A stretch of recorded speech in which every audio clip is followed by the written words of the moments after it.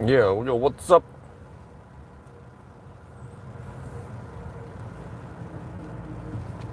I was actually live streaming in the Thai channel, but there seems to be low activity there, so that's why I decided to move over here.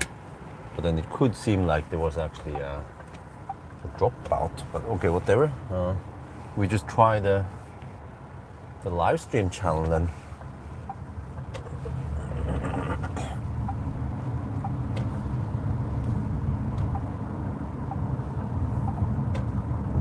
Well, I haven't live streamed in several weeks now.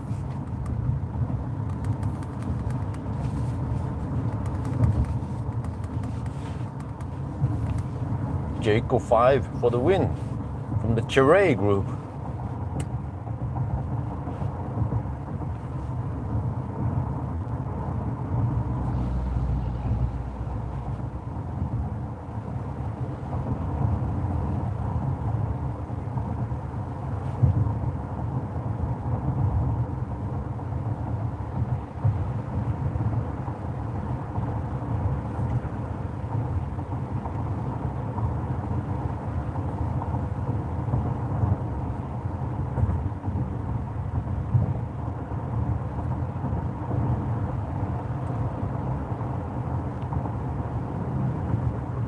We might stop at Campang Pit then.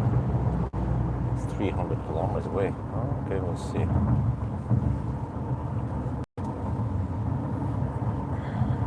But yeah, I don't expect crazy. Let me start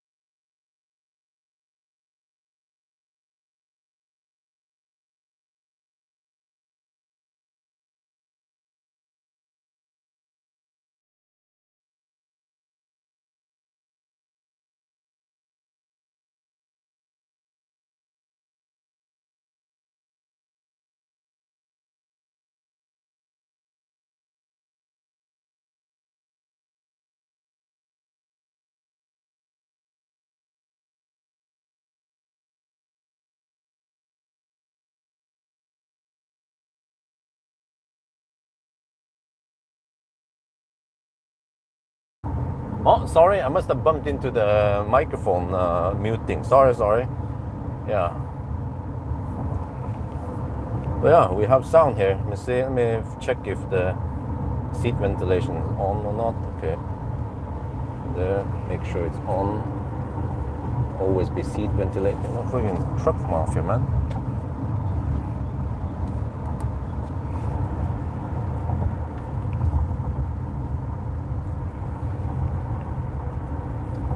Well, I was saying, I was live streaming in the Thai channel, but then it felt like it was a bit inactive, so I decided to come here instead.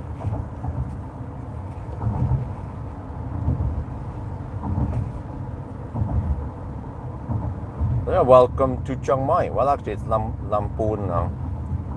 Welcome to Thailand, where it's nice and green. Well, you don't see it that much now, but at least see on the way back tomorrow. You just have a lot of sun in the face right now. But it's almost noon over here. 26 degrees Celsius, nice and warm. And we are slow poking at 78 kilometers per hour GPS speed.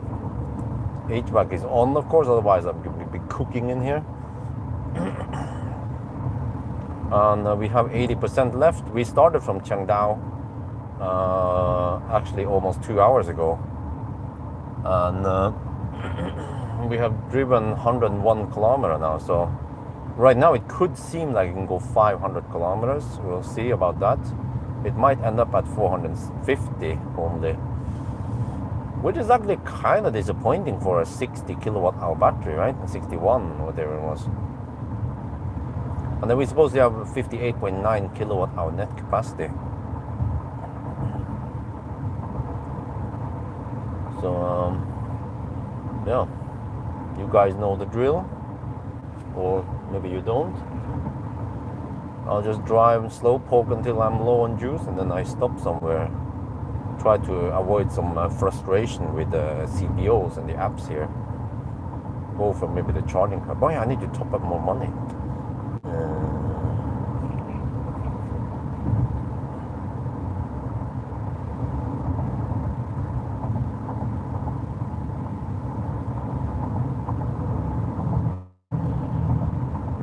See. This car has no tinting. I think actually many of the press cars I borrowed, they will have no tinting, so it's really hot, and on the way south I get sun in the face. So the phone already overheated once, so I had to blast some cold air towards the windscreen.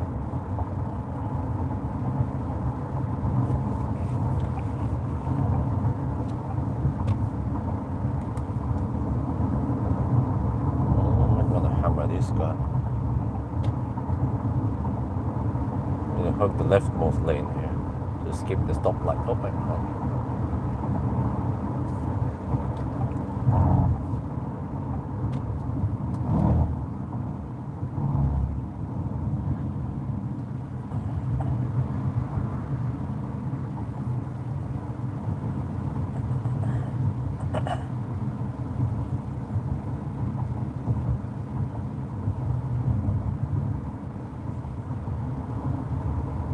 Of course, always be hugging the right lane in Thailand, huh?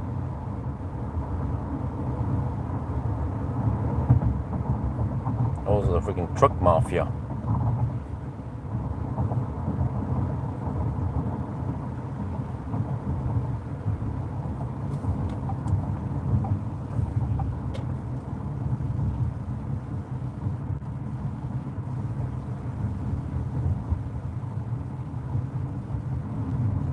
Go. Yeah, I forgot to tell you guys, I have Gitti tires. Freaking Gitti tires, man. I don't know how dangerous they are. All I know is that I get wheel spin at 60 kilometers per hour. Either it's the traction control that is not good, or it's the tires.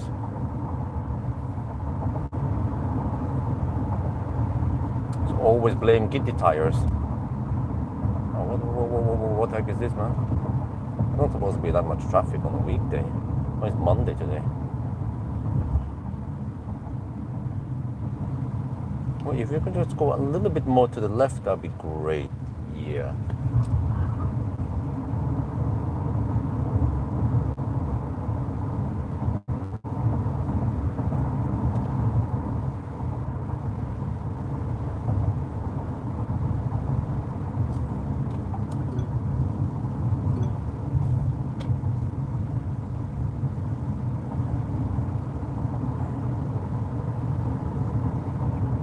So I already had one tea stop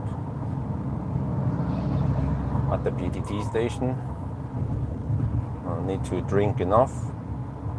I know in the past I tried to hold it or avoid drinking too much, but maybe that might have been one reason why I got the kidney stone. So that to make sure to drink enough and pee more often then.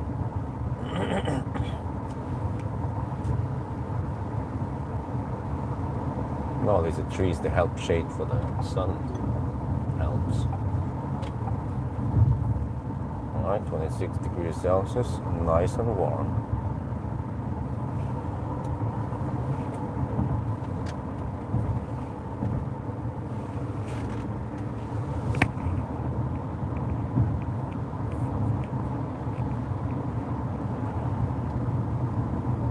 Hey, dude, why is the car breaking down now, huh?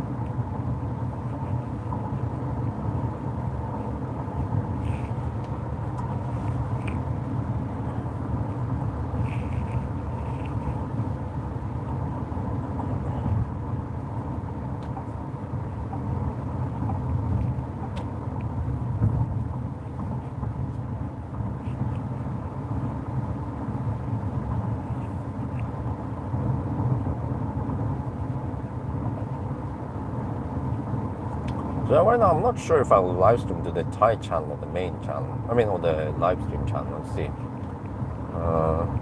Might have been a dropout earlier, and then I wasn't aware of that.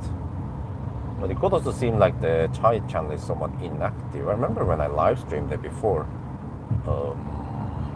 in Norway, several months ago, and there were very little activity there. So. But I would expect people to, Thai people to be interested in Jaecoo 5. So I'll see. If there's not much activity here, then I might actually go back to the Thai channel during one of the breaks later.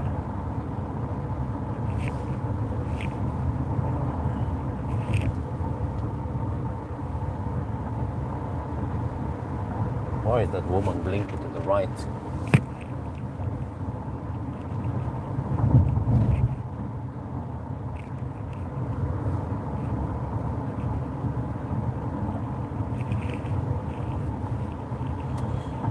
Yeah. Why is there one guy from India here? Looks like an Indian flag. Well, you are probably close to my time zone then. Maybe it's just 5 hours ahead of Europe, right?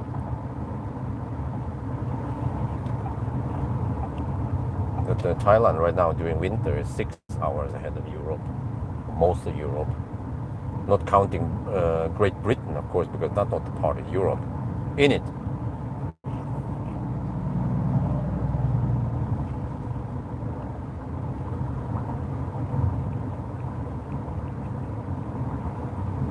UK. Yeah. Not sure if there's any technical difference between UK and the GB.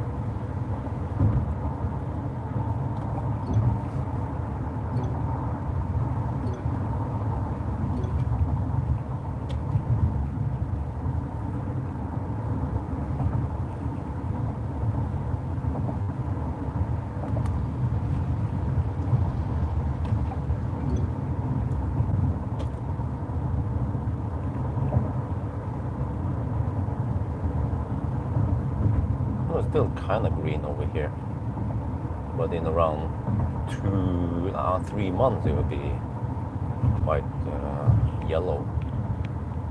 And then I'll be gone a long time before that.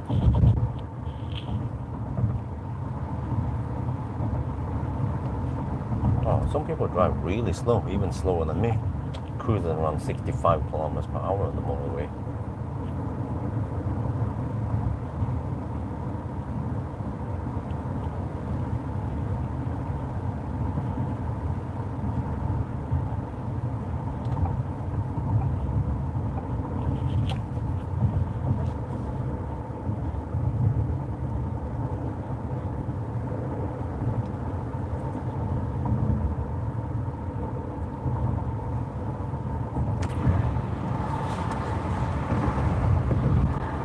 It's actually not that hot yet. 25.5 degrees only. Yeah, I'm good, thank you. It's nice to be home again.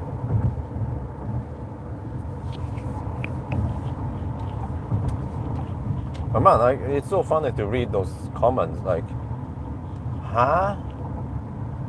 Did you buy an EV in Thailand? Did you move to Thailand? And they're like, but what happened to your Tesla?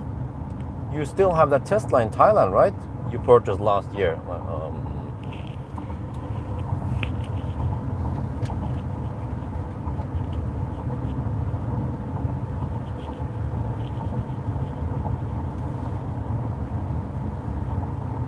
I can probably just go behind this truck.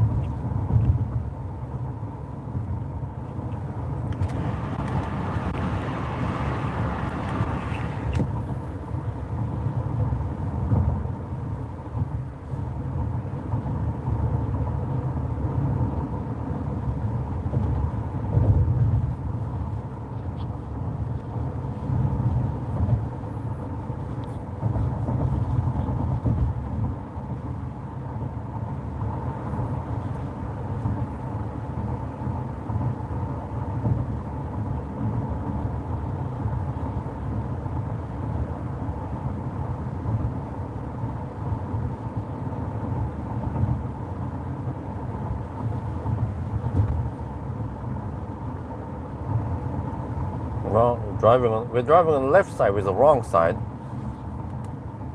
Should have been the right side with the right side.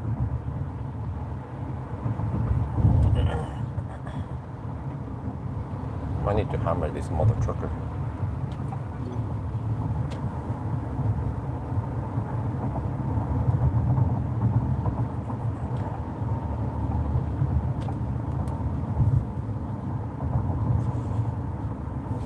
So yeah, it's gonna be a long drive back to Bangkok. I had this car for 1 week. Well, actually 6 days now.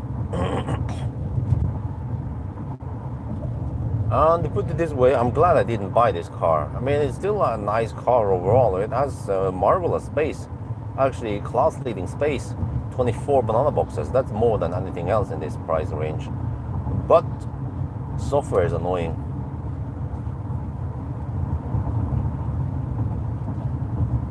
So it's actually better to buy MTS5 because you actually got more features there. Dude, the front car slows down in the curves like a Toyota driver. Come on, stop that.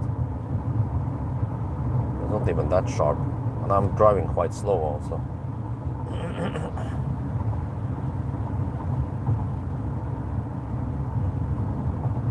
Yeah, and also, well, an MGS5 is a better car in my opinion. It's rear-wheel drive, not front-wheel drive like this car. I can feel the torque steer. Plus that the GT tires are not making things easier or better.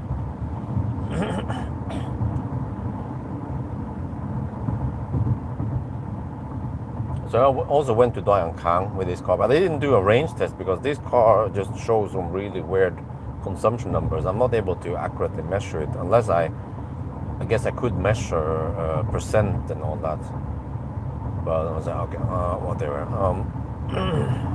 Actually, I might do it tonight. Yeah. I could do it close to Bangkok tonight on the 120 zone. Only problem is that there are too many right lane huggers there. So, well.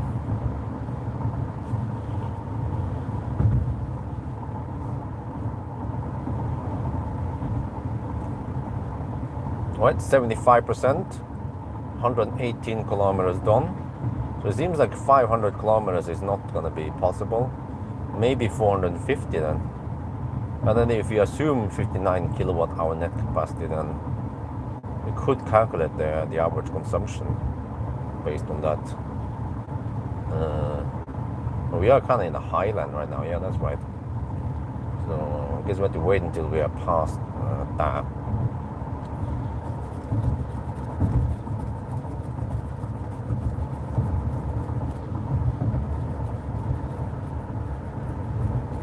Yeah, new live stream, yeah. Not freaking truck mafia. Let's see if the car slows down now. Well, it should, right? Well, we actually didn't slow down. Tesla would slow down like a mofo there.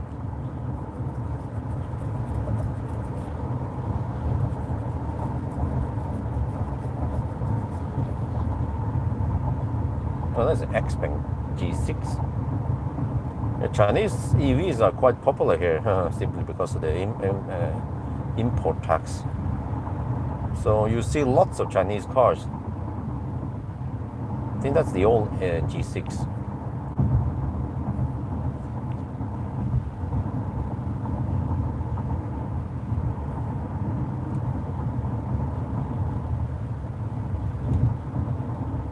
So I've been looking at the data after many years now with solar. So it's interesting. I calculated that well, the first year was kind of slow because we had to wait until we could sell to the grid. So first year kind of didn't count that much. It took freaking forever to get it approved. But at least the following years we had okay production, producing around 6 megawatt hour per year, totaling 22 megawatt hour now. But then we export around 5 megawatt hour per year. So there's not that much consumption when we are not there. When we are there, I try to charge the cars. But there's lots of interesting talk about the solar. If you guys are interested, I could tell you more about it. Or if you don't care, then I'll talk about something else. Netherlands, yeah. Good morning.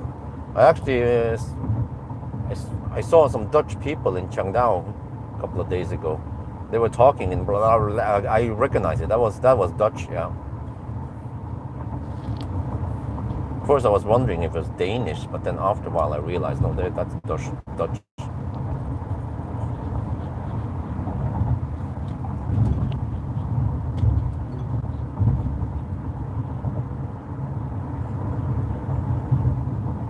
Oh, there are even people driving slower than me over here.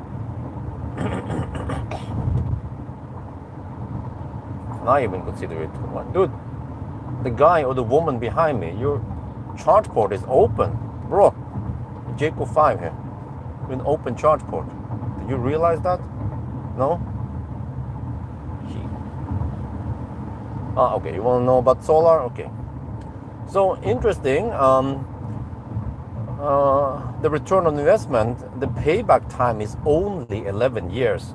And you know, the first year was a bit slow because the problem is that if you don't have any production, if you don't if you don't have any load, it doesn't produce. And it doesn't send to the grid until we had that approved. Then it sends to the grid whatever is not produced, whatever we're not consuming.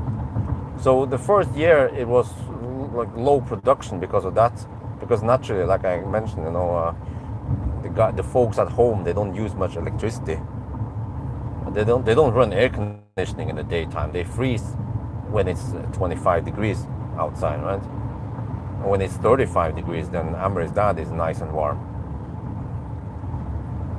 But I mean that's quite amazing that it takes roughly 10 years only to pay back. But there's some more aspects to it. Um,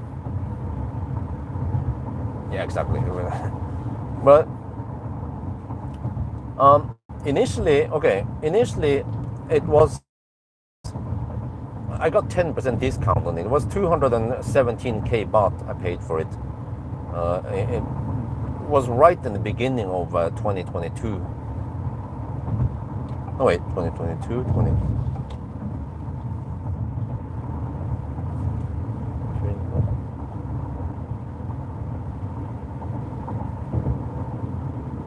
Wait, or was it 2020?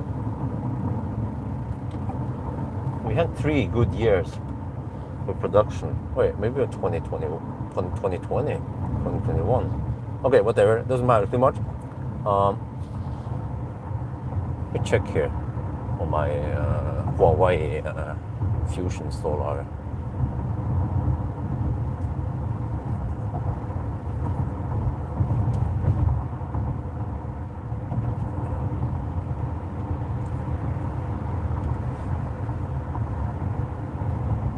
Actually, yeah, 2022 was the startup year. Okay. Okay, 2022 was the startup year. Only producing 1.9 megawatt hour. 23, 24, 25. Yeah, okay. Also, okay, okay. 2022 was the startup year. But just right after we started using it, this was during winter, January or something.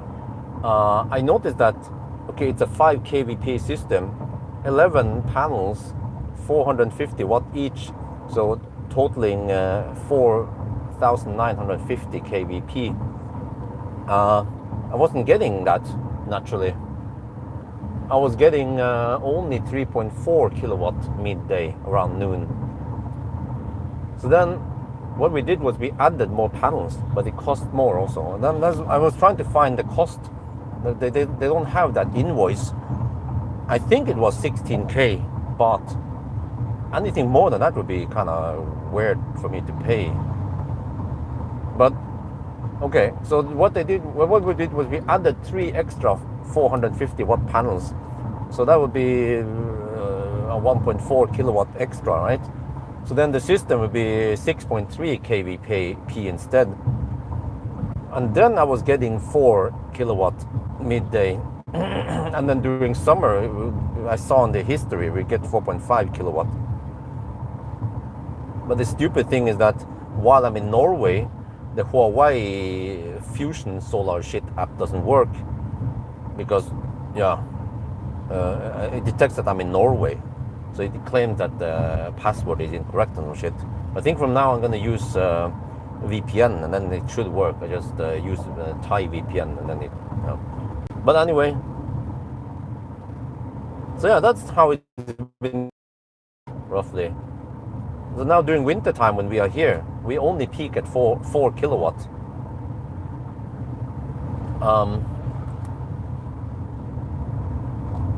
But now is holy shit, man! Are you serious, man? Nowadays, okay, I asked them, hey, what if I want to add more panels because I want to hit 5 kilowatt? Well, they don't use 450 watt panels anymore. They have 625 watt panels. So 3 times 625 watt, that's worth 1.8 and actually roughly 1.9 kVp extra will cost me 21.5k baht. And then I asked them, hey, how about I get some discount because I'm gonna promote you guys and make videos and all this, and I'm getting kind of big in YouTube, right, compared to 4 years ago. Well, they came up with a discount of 1,500 baht. How much is that in euros?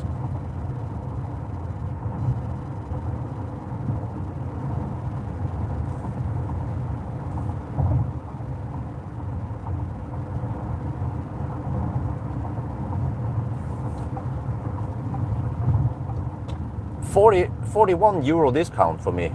I'm like, the fuck? Okay, thank you very much. I'll consider it.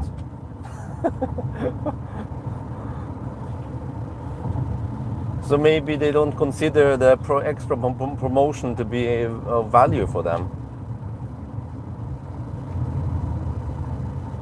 But okay,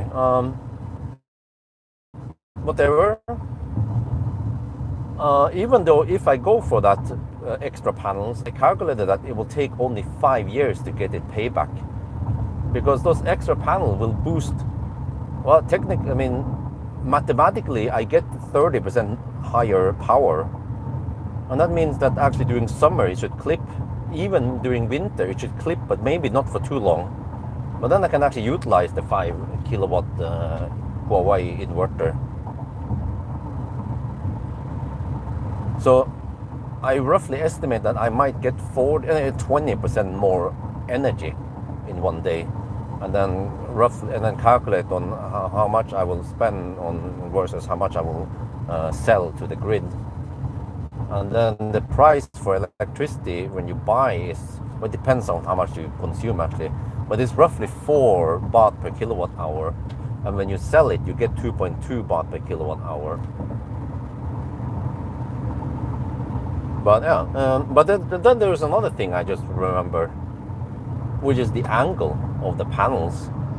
And I saw my old video from many years ago, I think 2 years ago, so 2-3 years ago, when I had MacGyver, the Model 3. I was talking about this app, and you can input your address, and it will tell you the angle of the sun based on which month it is. And actually in Chiang Dao, during winter months, you want to have ideal angle is actually around 35-40 degrees. It's crazy high because we are so far north. But then during spring and fall it's around 15-20 degrees, and then actually during summer it's 100. It says 180 degrees, but I think that's 0 degrees or flat, horizontal. So I'm like, wait, but the roof is only at 7 degrees. So they lay down the panels on the same angle as the roof. But I was thinking, hey, they can angle it, right? The mount should be able to angle it. So I asked them, is it possible to angle it higher? Let's say I want 15 degrees, because that means that during winter, when we have lots of sun but not much rain, actually I'm almost no rain now from roughly November until March. April, March is really dry, almost no rain. If we can hit a good angle on those months, the yearly production should be higher. So there's only one way to find out. We asked them to raise the panels slightly, and then we'll see in 2026 how the production is going to be. And that shouldn't actually cost too much, just a couple of thousand baht maybe. That sounds like the best deal, because actually until now, the reason why the panels are producing not so much is because they have the wrong angle. So, plus that I also read that the panels, they do slowly degrade, but fortunately in Chiang Dao it's relatively cold compared to Bangkok, so hopefully they don't degrade that much. And also the inverter actually has more wear and tear than the panels, but the inverter is in-house in the kitchen, so it's also relatively cold there throughout the day and throughout the year. I think it doesn't hit 30 degrees that often in there. So I find this interesting. I prepared the script for a video now. I'm still gathering more data.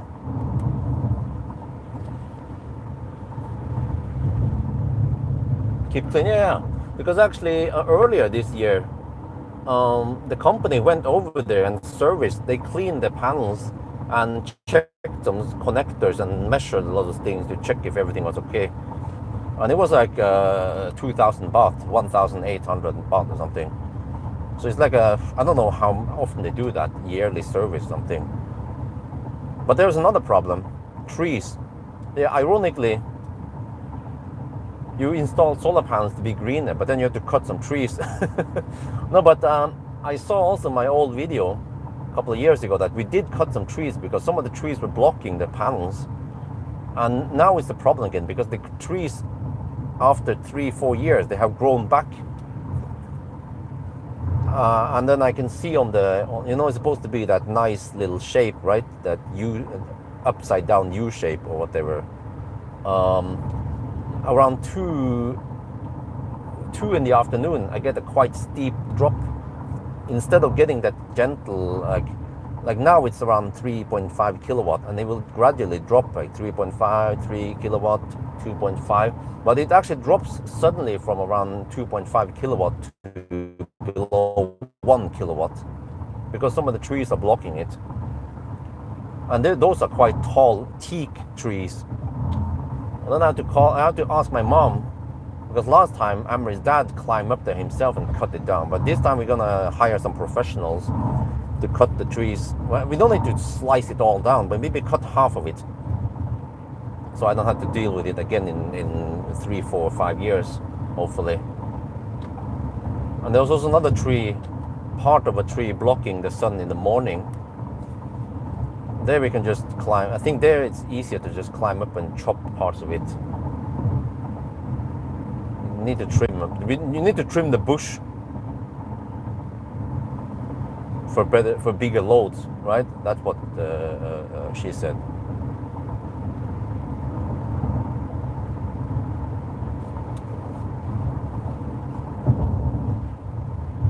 So yeah, but I mean, it seems like as long as I'm not there, nobody else cares. Amory's parents, they don't care. They don't have any insight in this. I noticed this because I look in the app and I see how the power grows and drops and so on.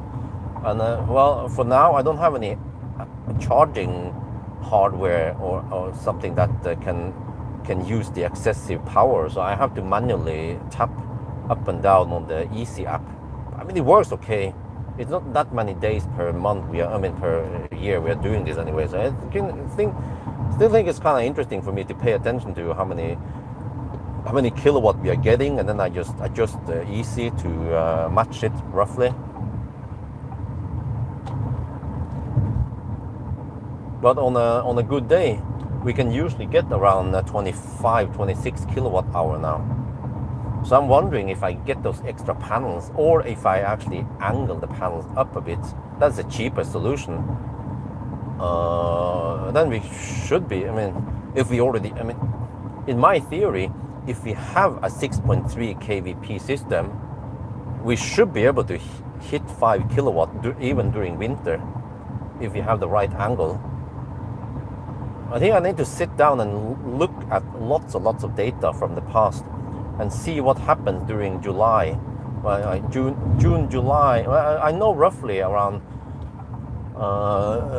June, July, there is slightly more rain and some more cloudy days. I've seen it on the graph.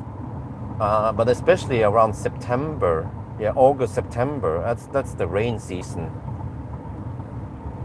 We can also see on the total graph to see over the years, how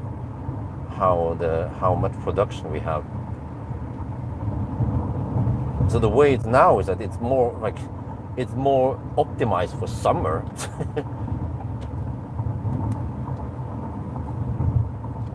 Which is in around March, April, May. So that'll be interesting. If we could just angle it up to 15 degrees, I think that would be the best deal.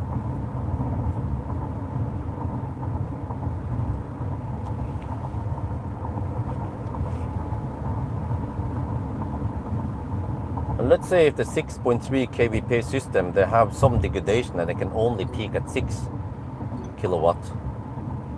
And with a relatively good matching angle, and 5 kilowatt should be possible.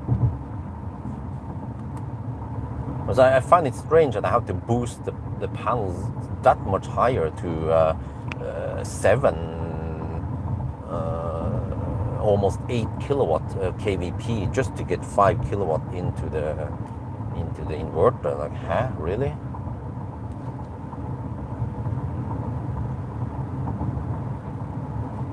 Oh, yeah, okay, so let's see.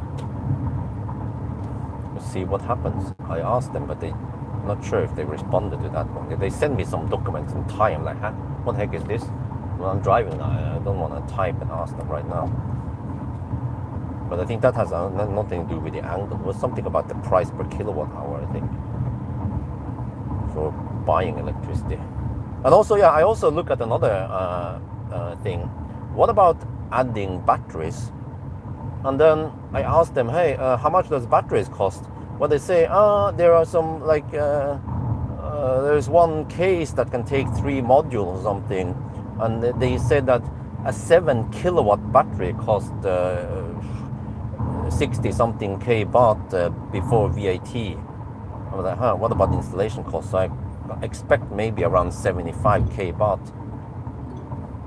total. But then what did she mean? 7 kilowatt battery? Does it mean that it's capable of delivering 7 kilowatt? Or does it mean that it's a 7 kilowatt hour battery? This is why you should not mix up kilowatt and kilowatt hour, especially when we talk about solar and batteries and shit.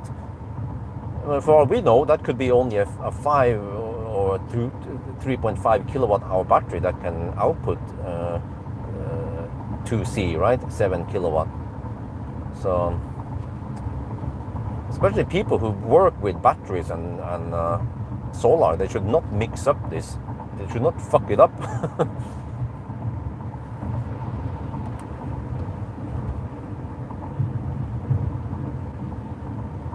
Yeah, I guess maybe something like that. And also, I look at that. We shower in the evening, and the instant water heater we have, it's only 4.5 kilowatt or something ish, roughly there. So I see the spike in the evening around 6, 7, 8 in the evening. We shower. And during that time, we don't have hot water, we don't have solar. So of course, why don't you shower 2 in the afternoon? Well, we tend to not shower then because you might sweat in the afternoon, right? So we shower in the evening after the sun has gone down. But I look in the app and we pull only 4 kilowatts, and I know roughly that we only shower around 6 minutes. So 6 minutes is 1/10 of an hour. So 4 kilowatt for 6 minutes is only 0.4 kilowatt hours. It's a drop in the ocean, literally, for each person that showers. So for showering, it's kind of pointless. And we also don't have that high consumption during the evening. Actually, the main consumption is car charging and Pilin making the drying bananas. She uses several of these dehydration boxes. It's basically just a heater with something, I don't know, maybe it also has a dehumidifier or something in there. But it goes in spikes. It spikes like 4 or 5 kilowatt for, I don't know, a minute, and then it stops, drops to 0, and then it spikes again. So it has these spikes all the time. Yeah, even electricians get it wrong. You know, even car reviewers, even Elbilforeningen, the Norwegian EV Association, even they fuck up kilowatt hour. And also, let's not forget kilo. They talk about weight and they talk about kilo, but it's kilogram, not kilo.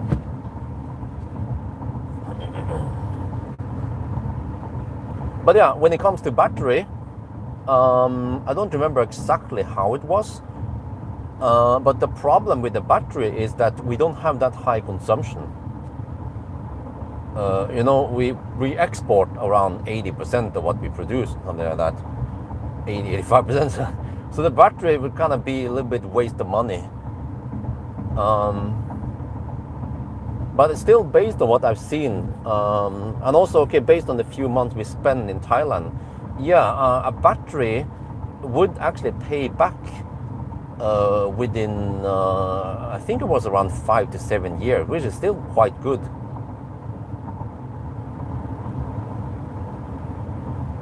But, I mean, do I care? would be great for me to save some money while I'm here, so I don't have to pull too much from the grid. But actually, it's no big deal because I'm here not for too long. And also in the future, once in 3 years, once Isabel turns 6 years old, she start school, and then we cannot come to Thailand for 2.5 months at a time anymore. It can only be for around 1.5, 2 weeks. That's it. No more of those long runs anymore. So in that regard, I probably don't want to invest too much on this. The only thing I'm really interested in now is to change the angle of the panels and see what happens. What I do is actually, what happened with the Jaecoo 5 is that when I arrived here 6 days ago in Chiang Dao, I was at 25% battery. I didn't charge during the night. I had no rush. I wanted to relax a bit. So then the next day, I let it charge from 25 to 60%, mostly on solar. And then the next day again, I charge it to around 90 something percent. So it takes roughly 3 days to charge up a car, right? And then also while we are in Chiang Dao, we have some local driving. We drive to the market. We drive a little bit back and forth, and also sometimes we drive when the kids love sleeping in the car. So we actually just keep driving. If we stop, they will wake up. At least some of them, depends. So then we also spend some energy driving midday. But that's actually the time when we had the highest power on the solar system. But as long as we have 2 cars, then one car can drive and the other car can stay home and charge. So the Jaecoo 5 was home charging most of the time, while the Pussycat, the Aura Pussycat, was out driving, right? But then, this case is quite complicated because the Aura Pussycat is freaking troublesome, man. I use the easy charging box, and when I start and stop charging on the easy, it actually messes up for the Aura Good Cat.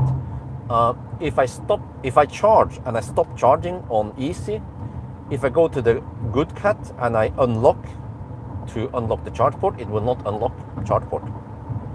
And I found out what you need to do is start charging.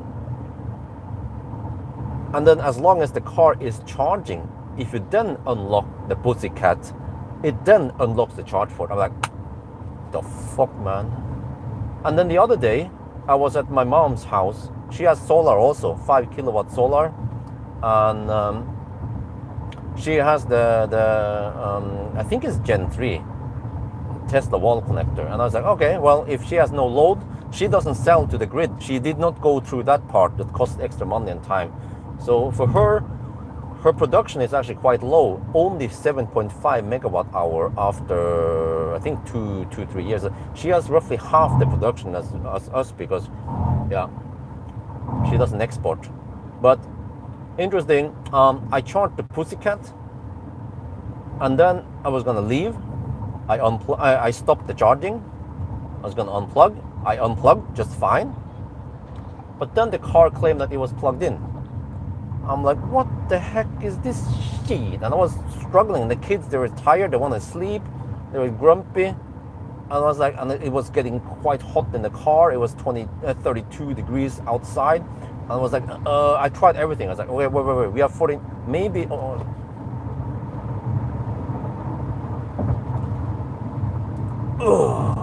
Taxi grunt. So then I was thinking, okay, it seems like the stop charging signal from the wall connector fucks up the Pussycat. So then I was like, okay, what if the car stops charging by itself? Well, there is no stop charging button in that stupid car. But if you set the charge limit to 50%, then the car might stop by itself. Well, it was at 47%, so okay, let's keep charging to 50%, see what happens. Nope, didn't help. Even at 51%, the car stopped charging, right? I unplugged, try to start. Yep. Please disconnect. Car is still plugged in, cannot move.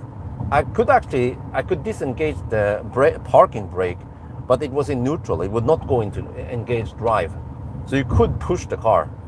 Well, like, Holy shit balls, what a piece of shit car. What happened? I had to lock the car, wait. I just waited, set the timer, waited 15 minutes, just went somewhere else.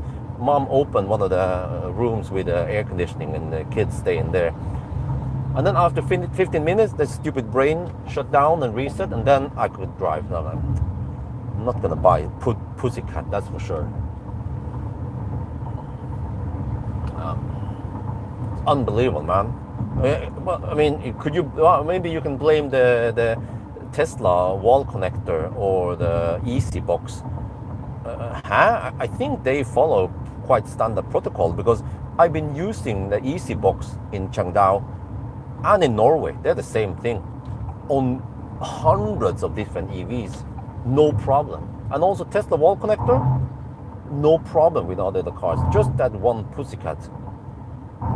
And actually a couple of years ago, also the pussycat died during the trip back to Bangkok. And I remember the solution then was just to lock the car and wait 15 minutes or 10 minutes, and then it will reset itself. Oh, man.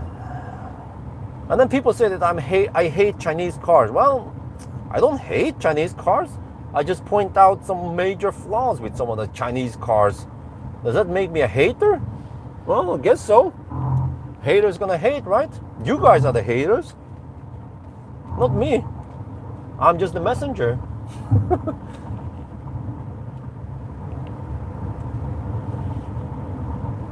Yeah, they're gonna set up a charging station. I see it, PTT station. There's a relatively new station 1 year ago, and I see they have put up chargers and there's some plastic bags over it.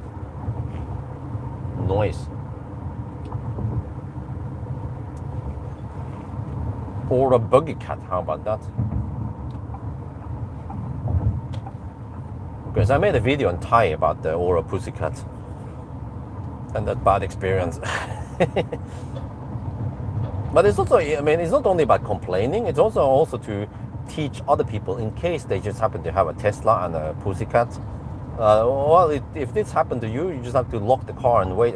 Actually, it means that if you have some trouble with the Pussycat, maybe just locking it down, wait around 10-15 minutes, could solve many problems.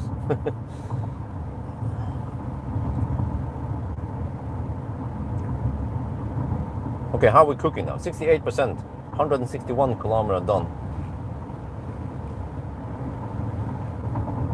Always buggy cat, yeah. Oh, shit, man. Okay, let me check the solar now. I'm manually adjusting the solar, charging the Pussycat at home right now. Wow, we are at 4.4 kilowatt now, not found. 4.4. So that's how high we can peak nowadays during winter. So man, I need to angle up the panels. Come on, we can just angle it up to 15 degrees. That should be a good compromise. But it should also still mean that during May, like March, April, May, then the sun is really strong, and then the angle, at least at noon, is around 0 degrees or 180 degrees. That's when we have the highest production and actually the most sun and most sunny days and almost no rain. But it's actually now during winter that I need a high enough power, because then I'm usually here. Because of course consuming is twice as good as exporting, because we will be saving 4 baht versus exporting it at 2.2 baht, right?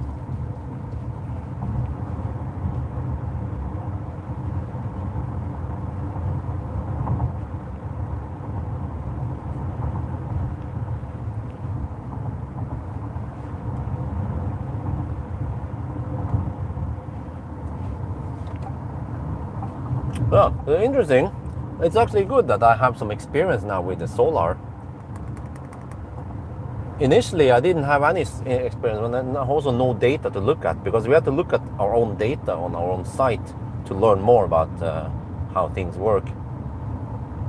But I also wonder, why do you need to, if they want to add extra panels, can we just add one more panel, 625 watt, or at least 2 panels, not 3?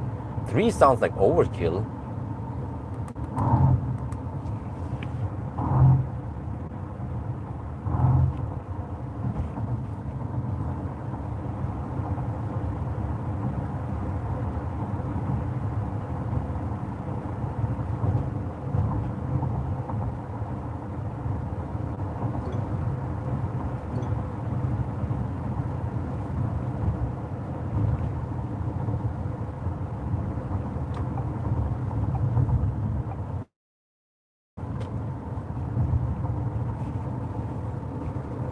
glad that they got MG4 as the second car instead of the Aura buggy.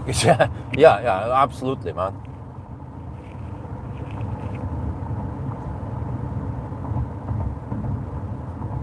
Also, I found that the Good Cat has quite poor space.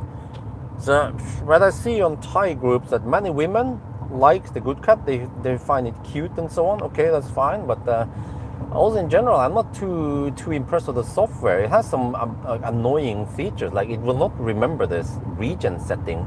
Wifey doesn't like high region. I like it, but also the region feel is not that great, but it resets to high region every time, which is weird. Because I think we are logged into a user there also. But MG4, in my opinion, is way better car. It's rear-wheel drive. It actually has okay space. It costs roughly the same. Yeah. And actually, the infotainment is good. Yeah. One thing about the Aura Slow Cat is that when you press, you don't see percent state of charge in the instrument cluster. So you have to go into the battery status screen, but you have to click. Once you click on the infotainment, and then wait, and then click on the battery status, there's like a 2-second lag. I was like, how can it be so damn slow? Click and then wait, and then, did I click it? Yes. Oh, there it comes. Wow. I complain if infotainment has maybe a half-second lag, but that thing is just beyond slow. But I guess women don't care about that. They just want a cute little car to drive around. They don't care about boot space or trunk space. One pedal drive. Oh. Why can't they just get it right? You know, just Tesla. Remember all the settings. Remember the state. Don't start playing the music if you muted it previously, for example. But okay, I mean, it's still, you know, MG4 is one of the less annoying cars out there, right? At least. And then the reason why I chose the ZS EV is because it's so cheap. It plummeted in price.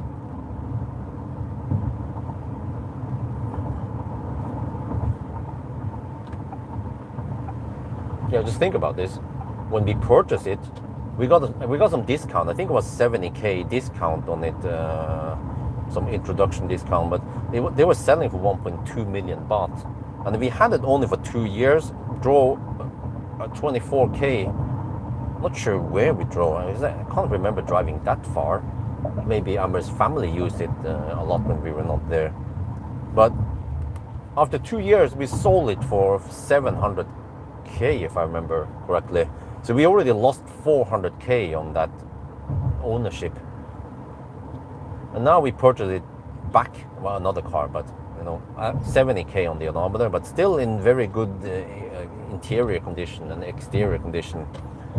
And okay, I had to replace some parts, 9,000 baht, so it was net 258K then total for the car. But you still get a pretty good car, okay, 88% state of health left, or I measured 88% left. Still have 37 kilowatt hour left, and that's good enough for driving around Chiang Dao. Plenty for that.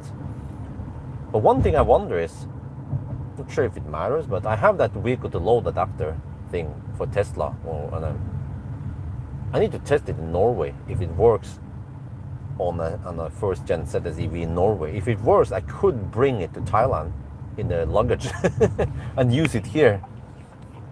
We could just use the ZS EV as a vehicle to load the car. How about that? But also thought, okay, maybe after a couple of years, maybe we can sell it and buy something else. Or maybe just keep it, use it as a stationary battery. Wait, keep left, it says. Maybe I should just go in here now.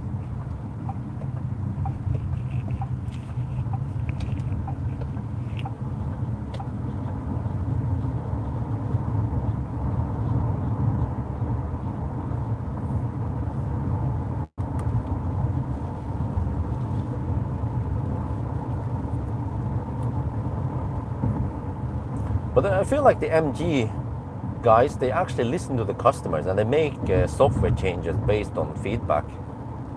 But the Or Good Cat, man, it's like German brand. They haven't seen them change anything. The software that I saw now is the exact same I had experience 2-3 years ago.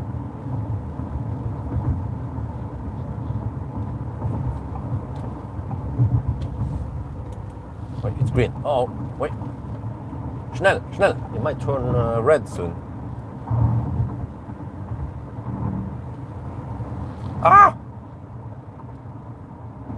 Taxi red. Oh, well.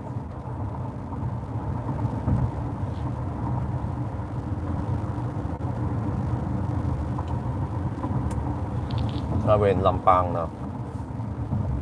Oh yeah, there was one of these places where I'm supposed to turn left and skip the LED light. Let's see if I remember it.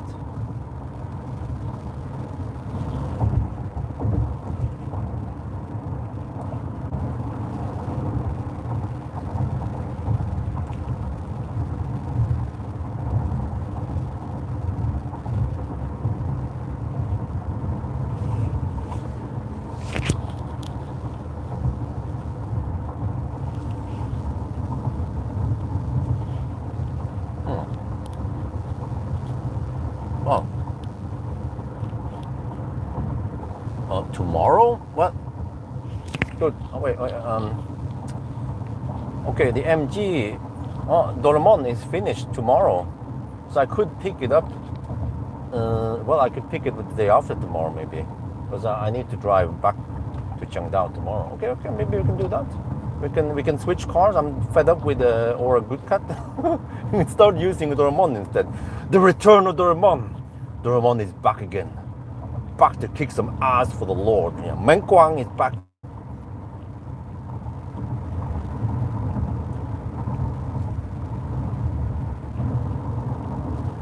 Okay.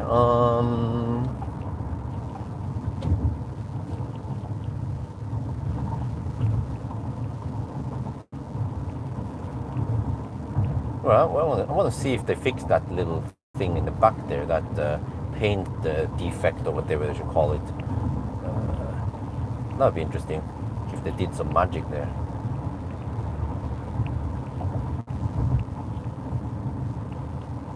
Wait, I think it was around here. I'm supposed to turn left soon. Slightly. No, in 4.7 kilometers. Okay, freaking truck mouthing again, man. Come on.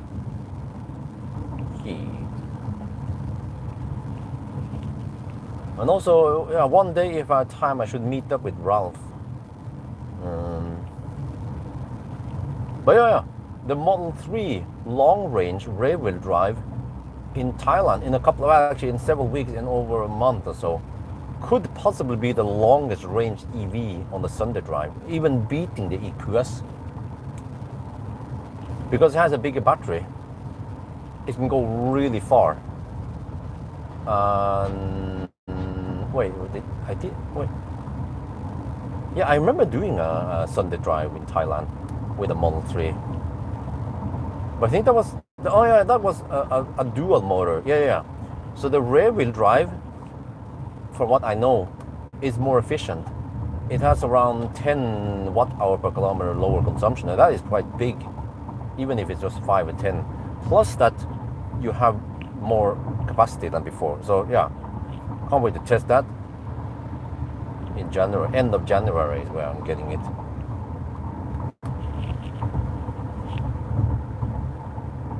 This is a thirsty EV. Well, I don't know, 65% now, 176 kilometers. Let me try to calculate.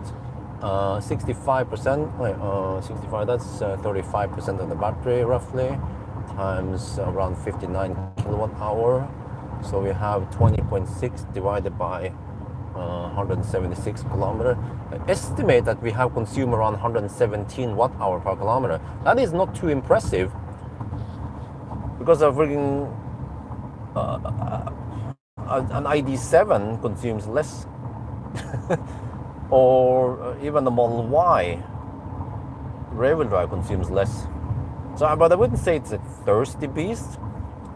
I mean, it's relatively efficient for this boxy shape. And we have also done some downhills, I think. Yeah. So it's not the worst, but not the best. But even when I was hammering it 1 week ago, it wasn't that thirsty.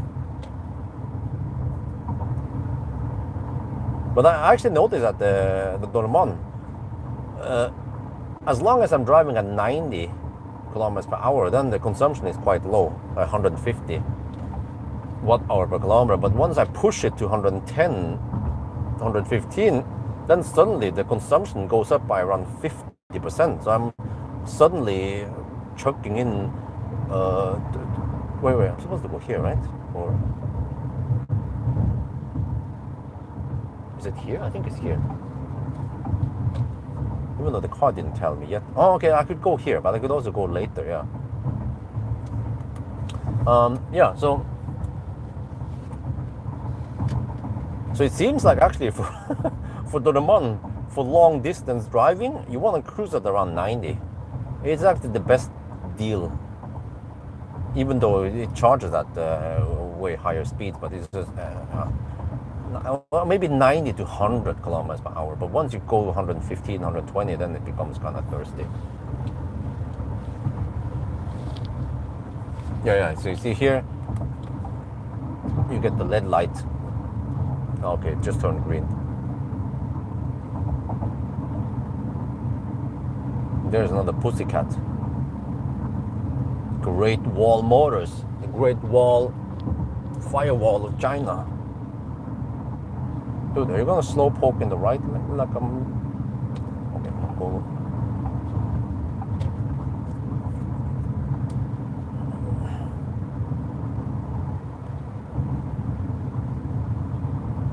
Entrance here? Okay, that's kinda well, okay, let's go a little bit further.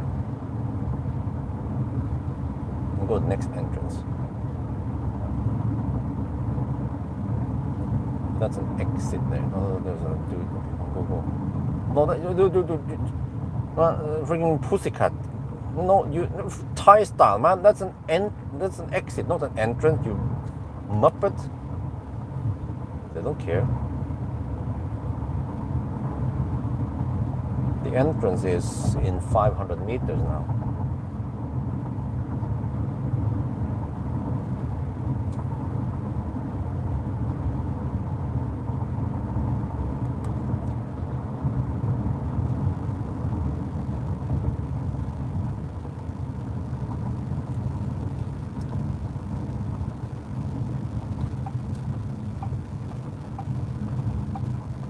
Let's do the moose test.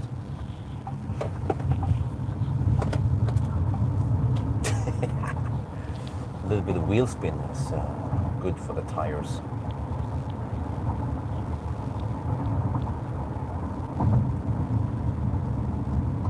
Alright, that was most of the traffic. Now it's just chill time. Past Lampang, heading towards Da. We have 64% left.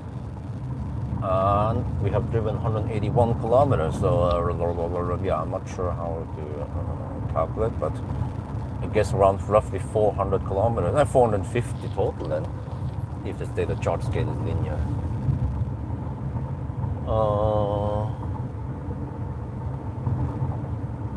Yes, this is also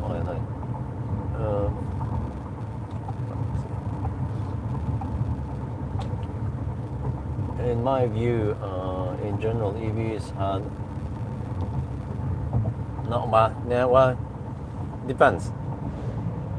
For example, efficient aerodynamic cars, they are not that much affected by high speed, like Tesla Model 3, you know, or ID7. As soon as go about 100 kilometers. No. Have you ever seen the Model 3 hammer it before? Man, it's amazing. Even in 1,000 kilometer challenge, it can slice through the air like Swiss cheese through butter.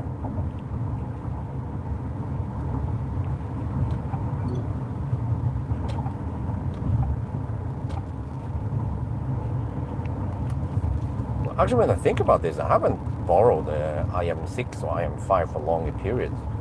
I'm gonna see how it actually works now on a long trip. Just borrow it for one day, a half day or something. So yeah, let me see. I have some food with me. Actually, leftover food from this morning. The Thai food is so cheap and so good. Oh, I understand why Chinese people come to Thailand.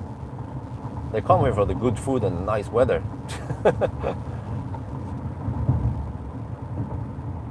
And you can have a great meal for €1. Yeah. With some rice and some fruit and some meat or yeah, protein and stuff and some drinks for just €1. Or around, I don't know, 30, 40 baht, maybe 50 baht. So €1 should be around 35 baht, I think.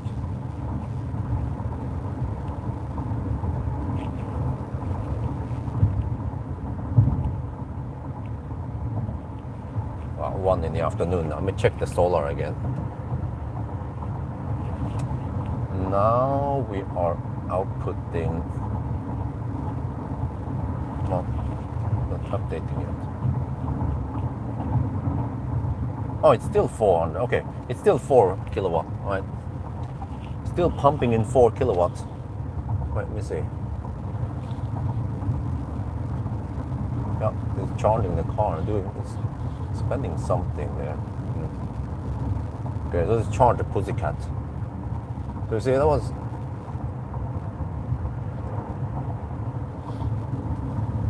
It's gonna. Tesla EVs are the best, especially the new models. Yeah, Highland is crazy good. Okay, it doesn't have stock, no problem. Just use enhanced products. Get the stocks. Oh, now they actually have the left stock, right? I wonder if the new car has it. It's like a Uniper stock, right?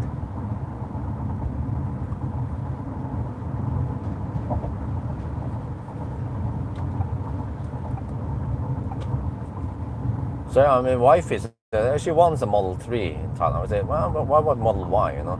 But actually, it's actually not a good idea to buy Tesla right now because in the past, the EVs, like the Chinese EVs in Thailand, they have been overpriced. Like the ZS EV, when it cost 1.2 million baht, that was overpriced, man. Way more expensive than in Europe and Norway, especially. But now, the EVs, the Chinese EVs, they are down to the level it should be. But then Tesla didn't lower the prices yet. The other brands, they have been slashing prices like crazy. We're not talking about just, 100,000 baht. It's like 300,000-400,000 baht. Like 30-40% price reduction. It's crazy. And of course, people who purchased the car before, they are frustrated because they still have to pay the loan for the car it was worth before. So. Like actually the owner of Good Cat, and also the owner of Good Cat and the Dolphin I borrowed from Ceramic Pro. I asked him, hey, when Good Cat, Dolphin now goes for around 300k baht only, second hand. A new car is around 500k, but for him he still has I think probably over 600k loan on it. So that. What can you do, right? If you sell it, you lose more than you paid. Oh, okay.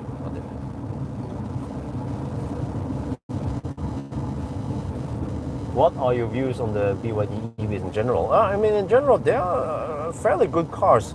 I still feel like the software is the weakest point on the BYDs. Plus, the hardware part, I mean, it works okay, but they don't seem to be the most efficient cars out there. I feel like the drivetrain is kind of thirsty. You're on the Sea Lion 7, for example. And also, software is a bit clumsy and outdated. Not that ergonomic and not that, not how to put it. But I mean, in general, good value for money. Yeah, also the hardware part, like the high delta between min and max and the blade battery, tends to overheat, So that's not ideal. but maybe no big deal, right? Depends what you're going to use the car for. But I also consider actually a Dolphin as a second-hand car. So that would be 320k baht roughly for a second-hand Dolphin. But I was thinking, okay, whatever. I don't want to spend too much on this car because when I think about it, we will not use it that much. We will use it while we are in Thailand, but it's only going to be the family car locally in Chiang Dao. And then if we would go to Chiang Mai, we'd probably use one of the press cars like a Jaecoo or IM6 or whatever, right? Tesla we borrow to go to Chiang Mai, like we've done in the past. And then while we're not there, then they will use it. For example, actually 2 days ago,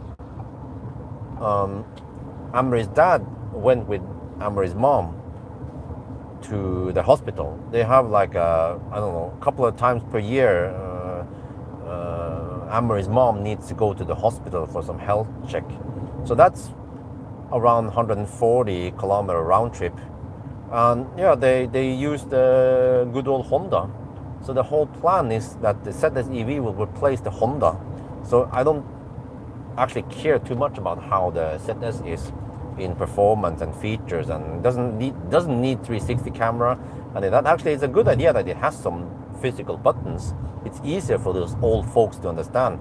It doesn't even have heater or automatic air conditioning. It just has a air conditioning strength in one knob and air conditioning fan speed. Very simple for the old guys to understand.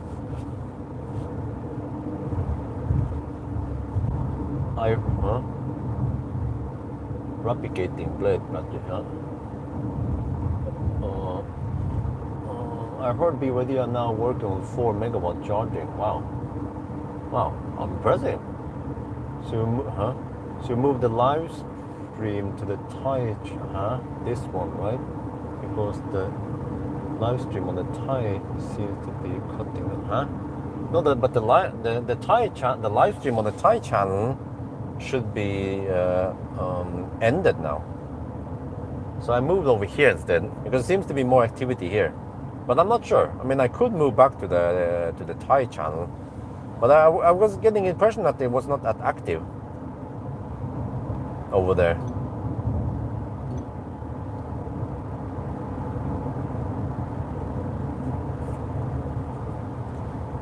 Okay, let's wait for 60% and then we can estimate how many kilometers we go. But actually for each 20% we've been able to drive around 100 kilometers. So even now it could seem like maybe we can go 500 kilometers. Even the GOM claims 300 kilometers left. That would be impressive. We'll see. But eventually I need to end up somewhere I can charge at okay speeds, so I don't have to dick around too long.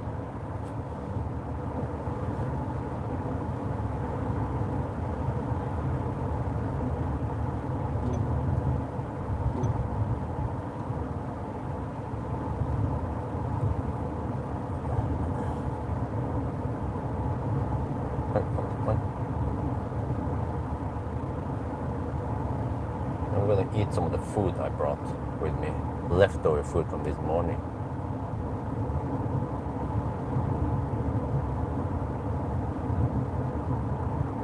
Yeah, it seems like the kids, they love sticky rice with some meat on a stick. Yeah, they like meat on a sticky rice. And then also they love spaghetti. Munch on spaghetti. Spaghetti monster. Axel. And now actually the kids, they are kindergarten now in Chiang Dao. But it's very different how they run the kindergarten there versus in Norway. I would say that the Norway is better. Because over there in the Thai kindergarten, there's maybe just like 6-7 adults and then around 100 kids. But in Norway, it's way less. It's like 1 adult per 3 or 4 kids, so way more adults per kid over there. And also in Norway, they are quite strict about giving the kids sugar, which is good. But over here, though, From time to time, the parents might buy some cookies for the kids, and those cookies, they have high sugar content, and they'll be like, okay, let the kid eat it. I'm like, the problem is that if Isabel and Aksa sees that other kids eat it, they also want a piece of that cookie. Let's see how it goes, if it's okay, or we just want to keep them home. But then if they keep them home, they tend to be a bit bored. Oh, 60% now, okay. 60%, 190, okay, let me see. Let me estimate the consumption, 0.4 times 59 kilowatt hour. And then divided by 197 kilometers. Oh, around 120 watt hour per kilometer, really? Okay.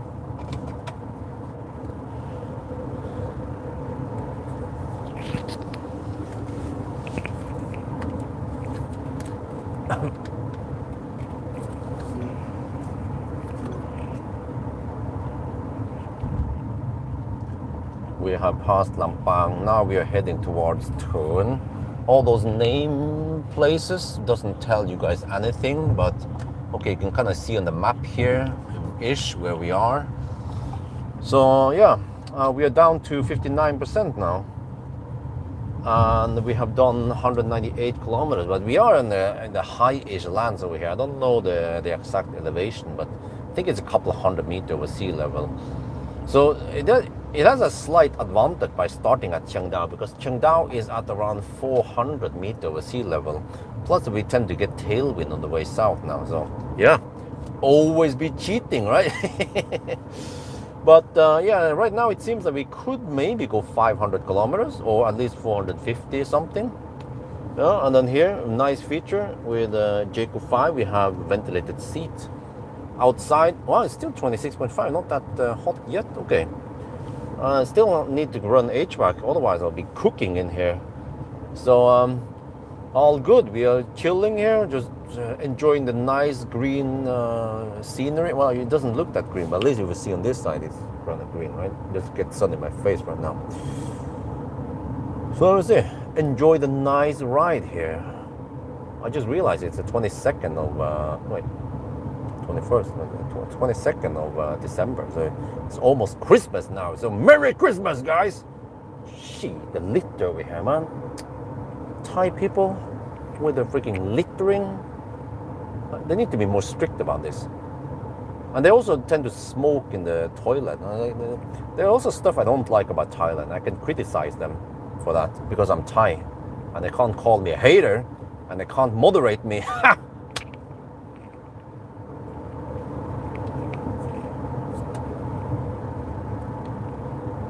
ตอนนี้เราผ่านลำปางนะครับกำลังขับไปทางเถินนะครับแล้วเราก็มี 59% แบตเตอรี่นะครับวิ่งไปได้200กว่ากิโลเมตรนะครับแปลว่าเราน่าจะขับไปได้เท่าไหร่เนี่ย600นี่เป็นไปไม่ได้อาจจะเป็นไม่ใช่600หรอก500เป็นไปได้450มั้งนะครับโอเคยังไม่รู้นะเราจะชาร์จที่ไหนนะครับก็ขับไปเรื่อยๆนะครับแล้วก็ค่อยดูก่อนนะแล้วก็ผมก็ต้องเปิดแอร์นะข้างนอกมันไม่ได้ร้อนมากนะ 26.5 องศาแต่ว่าเราก็ใช้ seat ventilation โอ้นี่สบายดีนะครับมี seat ventilation นะโอ้เย็นสบายนะครับแล้วก็เราก็จะขับไปมาดูอีกนานไหมเนี่ยเดี๋ยวอาจจะต้องเข้าห้องน้ำหน่อยนะ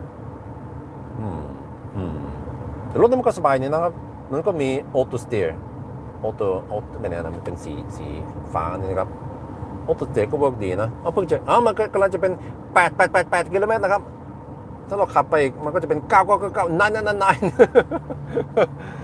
โอเค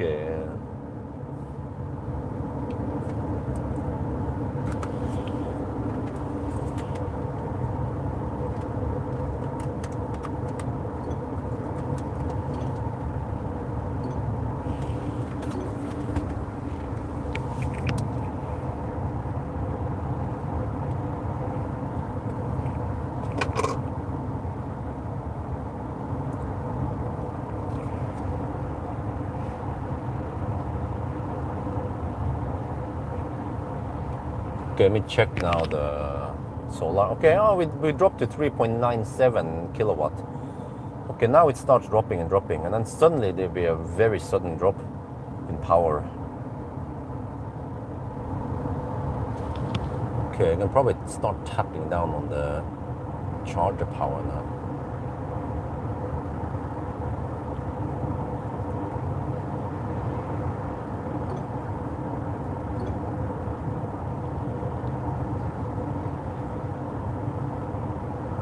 Yeah, over here, nice, smooth ride, chill ride. I don't have to pay too much attention to the road. Just let the autopilot steer for me. Yeah, let me grab the food I brought here. Let me see. 看你有冇冰?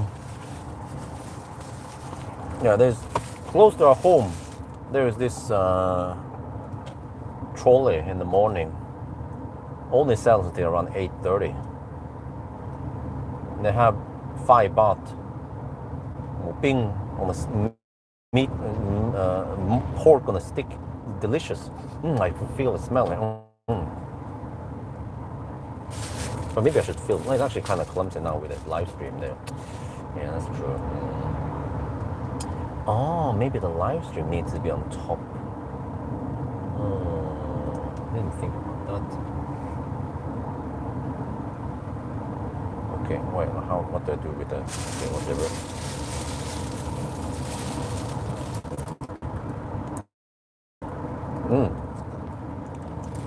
It has the coriander seed.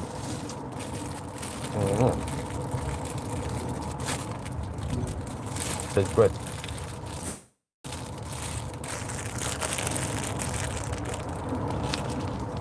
You just keep driving. Noodles, yeah, ก๋วยเตี๋ยว. I also like it.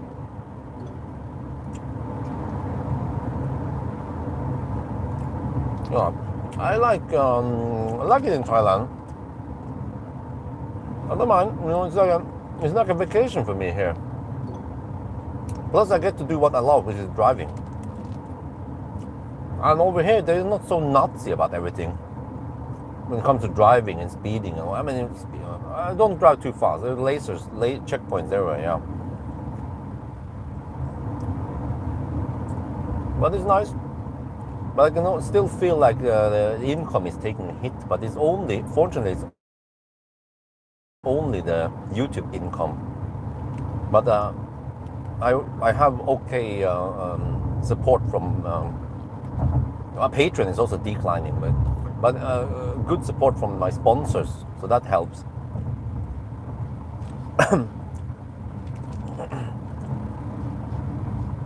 Just have to figure out what we'll do in 3 years once Isabel is big enough to go to school. Yeah, we can't take these long trips anymore.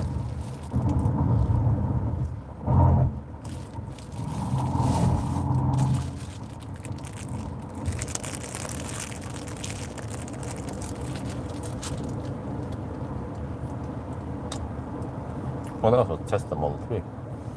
Well, I mean, we could come here in July.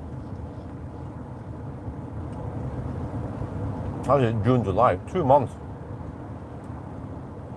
during a summer holiday. But I feel like it's like waste of nice weather, because in July it's nice in Norway. Well, we could enjoy a little bit Hamme, or actually this morning Isabel said, "Daddy, I want to go to this bike. I want to ride the boing, boing, boing, the bunny." I'm like, huh? You remember that? You remember it was this bike? Wow. So the kids, they probably want to enjoy Norway. So, but wifey wants to come here and do in July. I'm more like, I think it's perfect to come here in December now.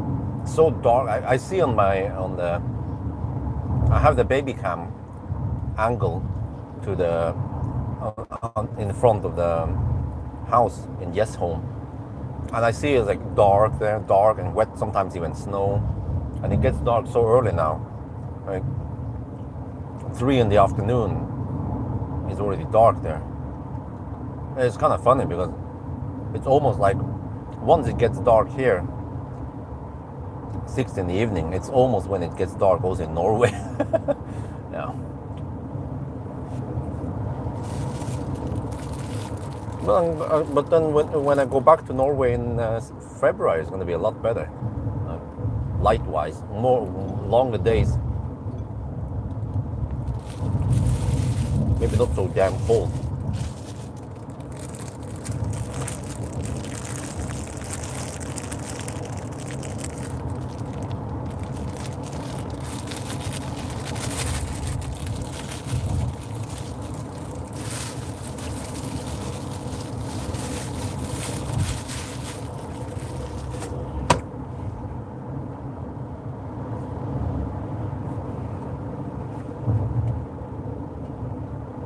Merchandise, oh yeah.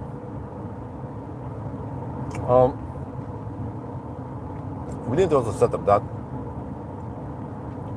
Well, we need to get the RS going. Go from Ankermannsvåta to RS. I'm supposed to do this once I'm back in February. And then, at least now, supposedly, I'm not, we haven't finalized everything, but at least so far my partner has connection with EcoFlow, and EcoFlow, they're willing to give me stuff. I'm like, oh yes, this is exactly what I've been waiting for. Just give me some stuff and let me show you how it works, you know.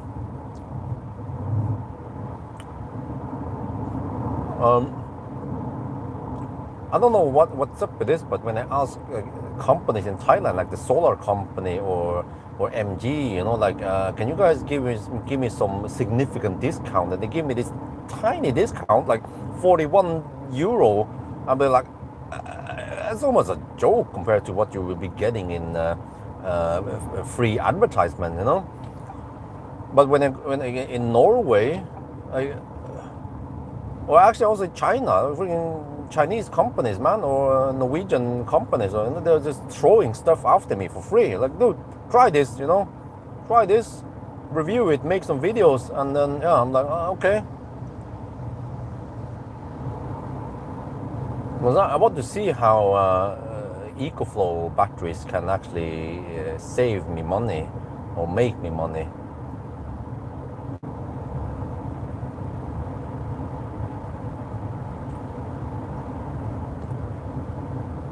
And I also want to know in Norway, yes, home, what kind of potential do we have with solar over there? But I feel like I need to get fences, and I still want to slap down that asphalt in front of the house. Can we do it next year? So I don't have to deal with the gravel there. That'd be great. Yeah, that's what I want. Wife here has other priorities, but for me, I can live with a cardboard on the windows for a little while. Well, we'll look at it, yeah, and stuff. And what about other stuff? So it would be better if the companies can just throw stuff at me, or even lend me equipment, and I can test it. We were talking about Pixie lending me a 20 kilowatt hour battery. They're gonna place at the house, actually outside the house. It's IP99 certified or some shit, right? And then it could just generate money. That would be great. It would be something like my solar in Chiang Dao, but then I had to pay for it. I just got 10% discount, but it would be something like solar. After several years, I can make some report about how much did I make, how much would it initially cost, you know, what is the payback time, so on. So for me, it's more like lost opportunities for the companies to promote their shit.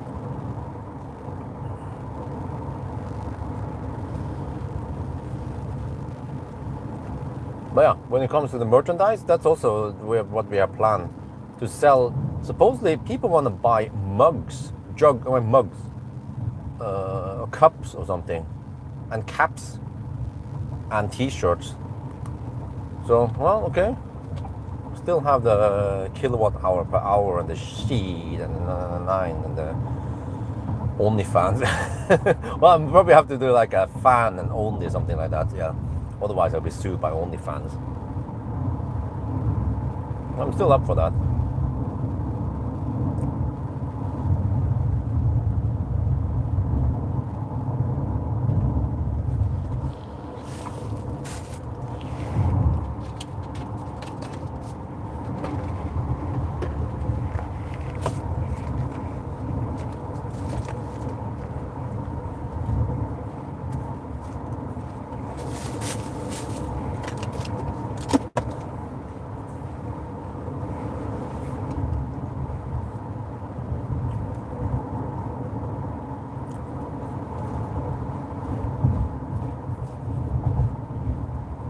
Well, I also need to promote the enhanced product, especially for Thai audience. It seems like we need to get more Thai customers here. Yeah, I see Teslas many places in Thailand, so they exist, but just probably they don't know how good the enhanced products are.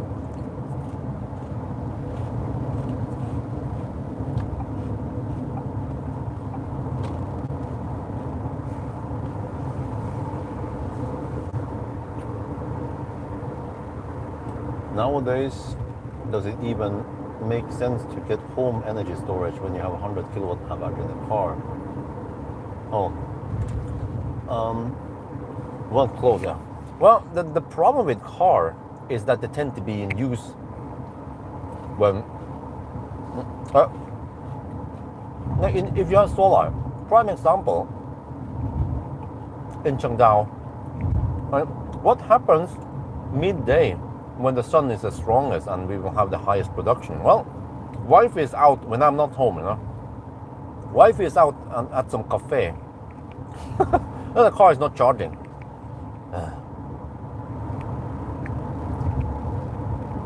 I think the clue is we need more inexpensive cars.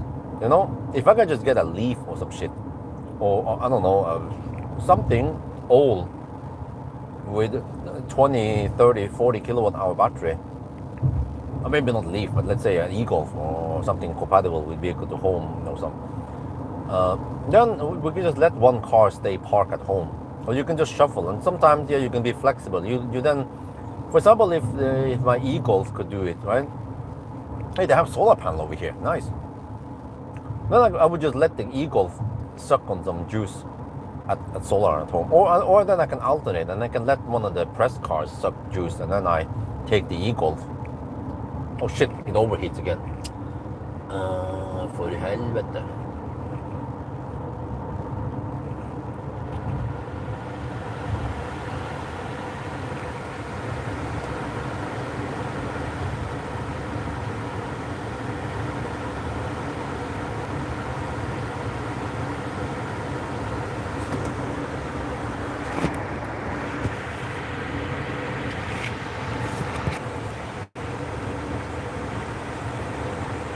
Is it even glowing here? There. I don't know.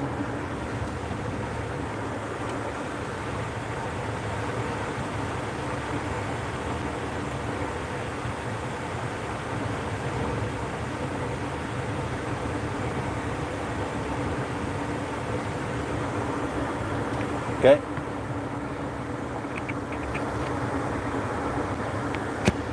It's unreplicated.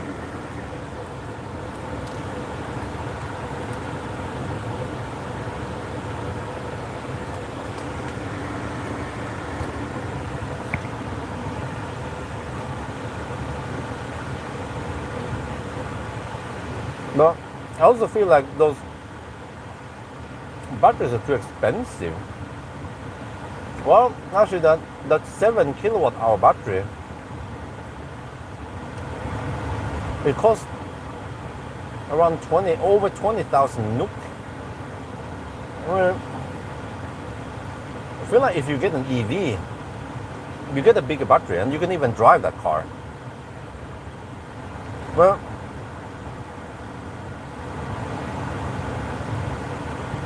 I'm going to lower the fan. Because I feel like second-hand EVs, they are cheaper than those stationary batteries.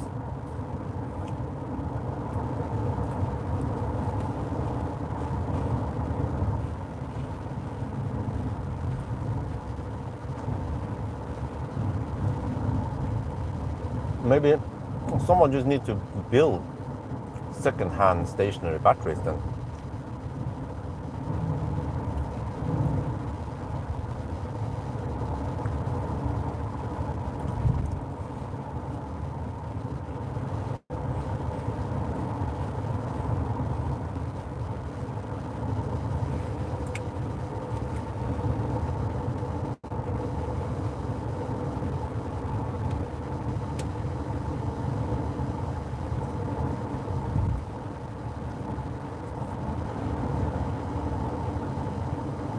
Unfortunately, the sun is not that strong anymore in the evening. Afternoon now. 1:30. Wait, let me check solar. Now that I don't have much. Huh? What? Are we still at 3.9 kilowatt? What? Really? Okay, I think it's at 2 in the afternoon the magic happened and then it just plummets. Or a good gun huh? Oh, upload, okay. You can use this over time to open the start thing.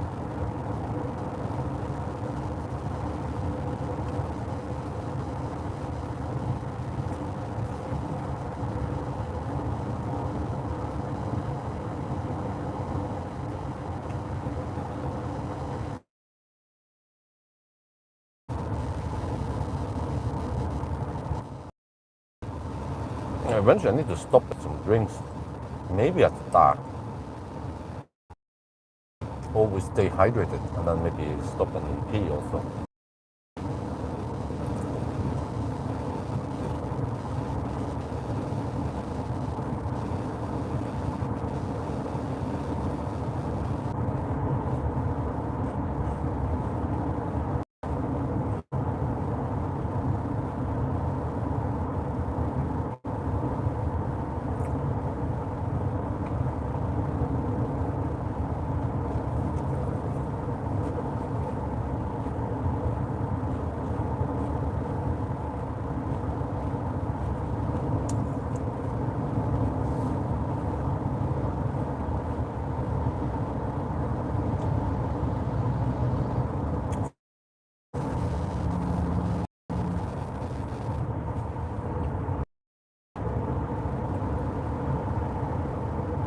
Yeah, you know what?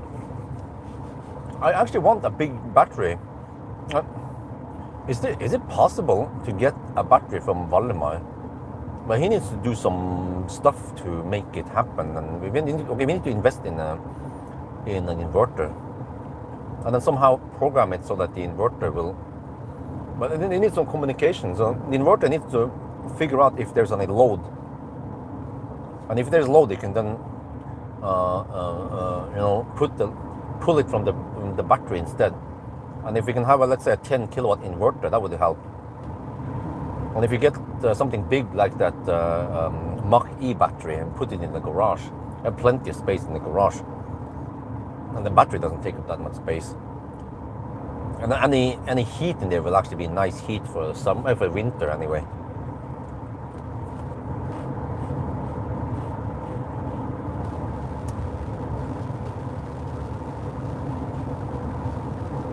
But I also want to be able to control it. But actually, maybe it doesn't matter. Since I have Norgespris, then it's just flat anyway. What is the point, right?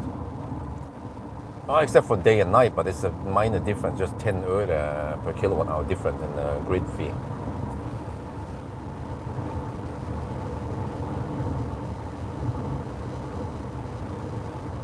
With hybrid inverter. Oh, I see.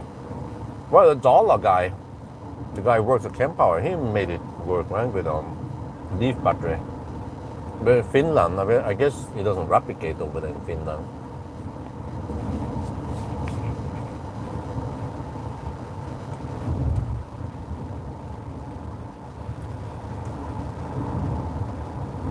But I mean, when I made the calculation on the solar in Thailand, in Chiang Dao, It was amazing that payback time is just 10 years, and even for the battery, it's only around 5 to 7 years.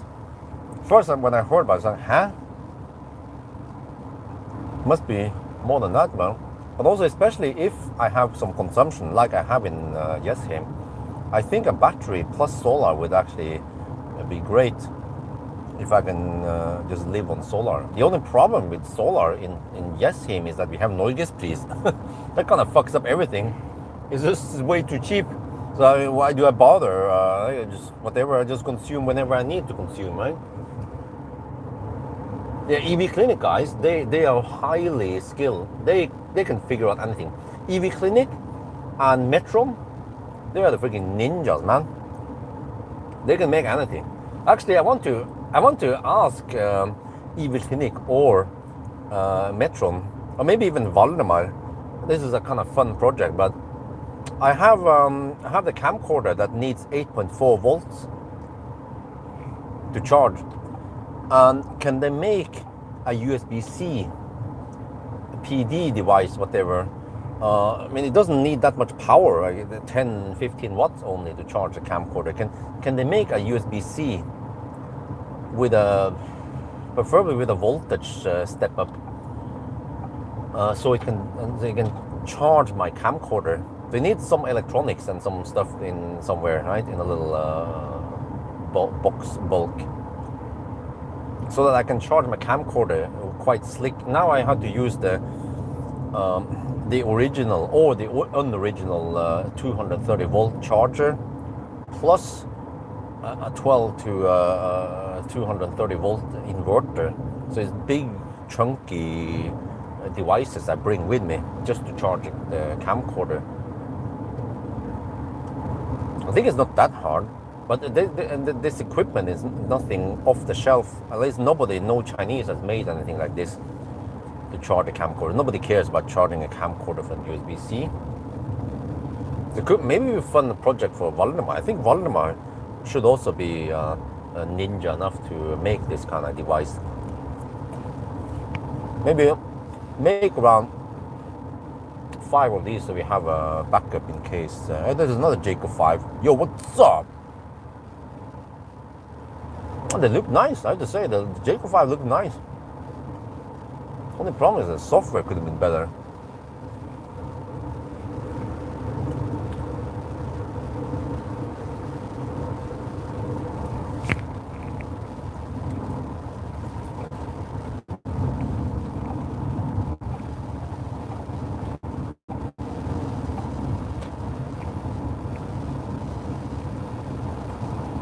Oh, there's someone on a bicycle? Holy shit balls.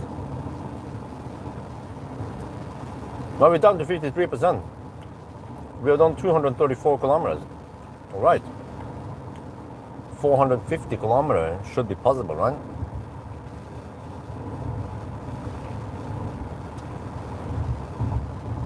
Thai Polizei. Achtung Polizei. ตำรวจ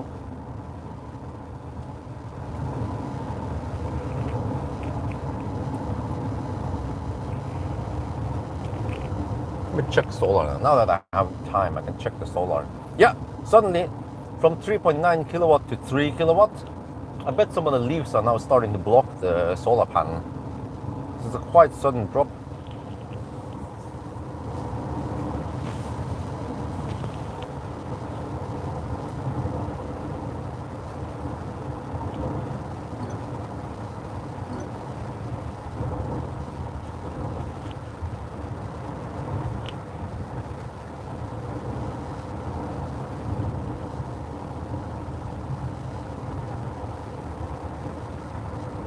I'm surprised that the car stays home for such a long time.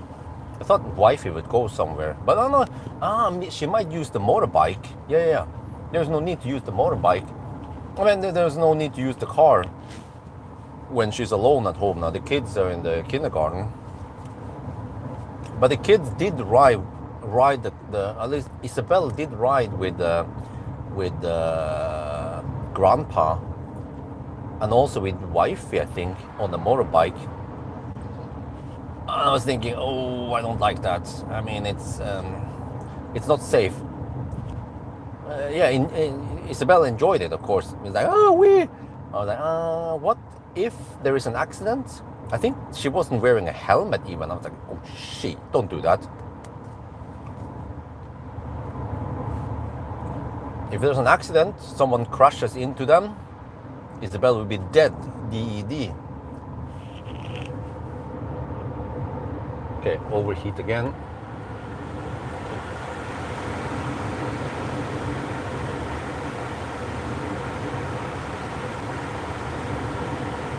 That's why we always use the car. Even for short trips, we use the car.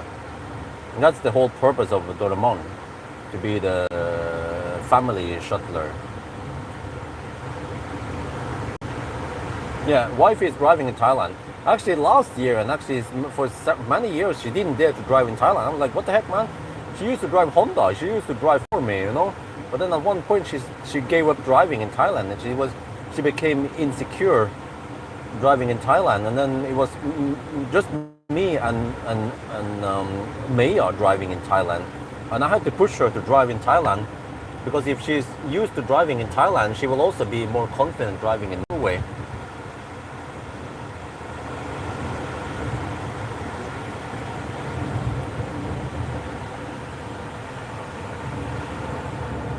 But eventually she will drive in Norway. So after we go back now in February, I need to allocate money. Whatever leftover money I have, I still have stuff I would like to ask Santa for, like an action camera, the Osmo Action, yeah. But I just put it on hold. Everything goes into the family for now, or the house, or flight ticket to Thailand or China, right? Well, actually, good news. The insurance company covered the expenses for the extra ticket and the hospital. So it was almost 15,000 NOK, or around 1,300 euros. They cover that because of me getting a health condition thingy. So that's good. But what was I going to say again? Yeah. So the plan is that next year she will start going to the driving school thingy, take driving lessons. And there is one driving school that the guy approached me many years ago, Amir, the owner, and he wanted to he wanted to maybe work with me somehow, a collaboration. I was like, okay. So I think he's up for it, that we get some discount, and then we promote his business, and we get the driver's license for wifey finally. But I'm up for it if I can save a couple of thousand NOK, or several thousand NOK. That'd be great. And it's very convenient if wifey can drive and pick up the kids at kindergarten.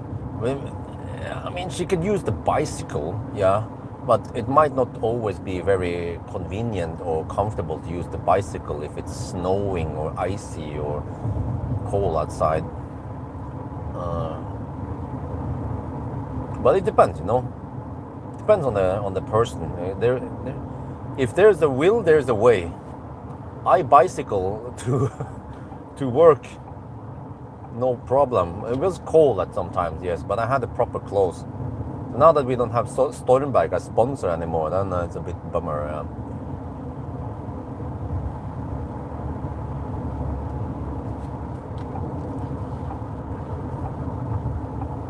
But I think actually there's room for one more sponsor, because at one point we have 7 sponsors. And now I think we have 6 sponsors. So there's actually one more sponsor that could fit in there. And the other bit, 7 is the maximum. Maybe I should ask if Circle K wants a sponsor. I should have to go for the big fish, something big like Circle K. Just a monthly fee, and they get the Circle K logo and me saying it in every video. That'd be great. Yeah.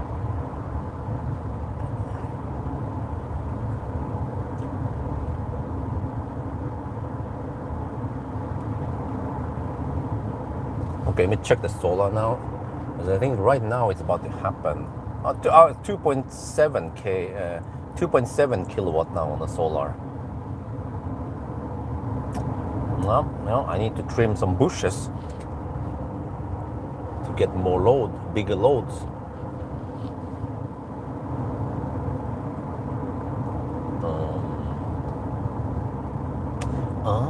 Okay. Well, I might have to climb the tree myself and then trim some bushes. But I'm waiting for a drone. I still have my Mavic drone in Norway, but it was too heavy for me to bring it with me. I'm gonna sell it in Norway eventually. I'm just too lazy. But I purchased a drone, a cheap drone, for only around how much was it? 200 NOK. Around 20 euros. Supposedly some Xiaomi drone. I was like, okay, whatever cheap drone that works. Just gonna fly around the house anyway.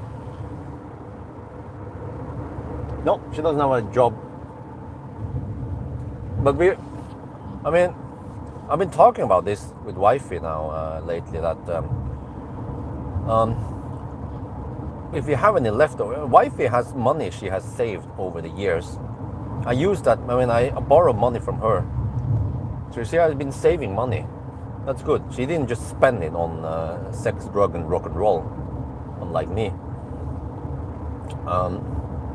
But if you have some money saved up, what do you do to? She's been keeping it in a bank, getting 3% interest. It's okay, but there's probably better ways to grow the money. And then we look at my mom. She invests in real estate. It was like someplace, example. She purchased something for 850k baht, and then many years later, I don't know how many years, 5 years maybe, she would sell it for over 2 million. Each of those units, so she would make profit on real estate growth. But we don't have that much money like her. But then she would also get some townhouse, they call it, or apartments or whatever, and just let people rent it, and she gets the rent, and it requires very little work. But for us who has not much money, what we could do is invest like 1 million baht in one unit, and then but then we want to go for Airbnb, because I believe that with Airbnb and some promotion and whatever, I could squeeze out more money from that unit, but it requires more work. So that's something wifey could be responsible of, doing the communication with the customer, make sure that everything is nice and tidy, no worms and shit like that. Also, of course, design it initially with the furniture, whatever we need, and the towels and soap and so on.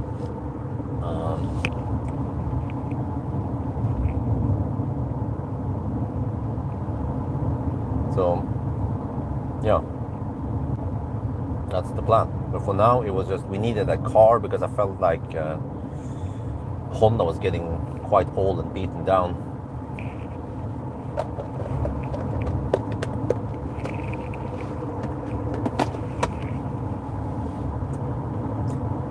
To be honest, I don't have time to promote that.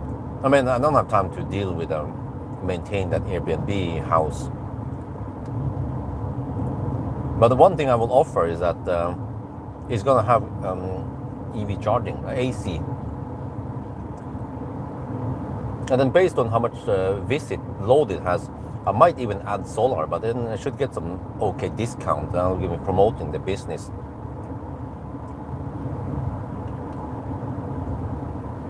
But yeah, at least offer EV charging. Probably a 32 amp single phase should be good enough. Or maybe 11, no more than 11 kilowatt. Actually, nowadays, many cars, they support 11 kilowatt anyway.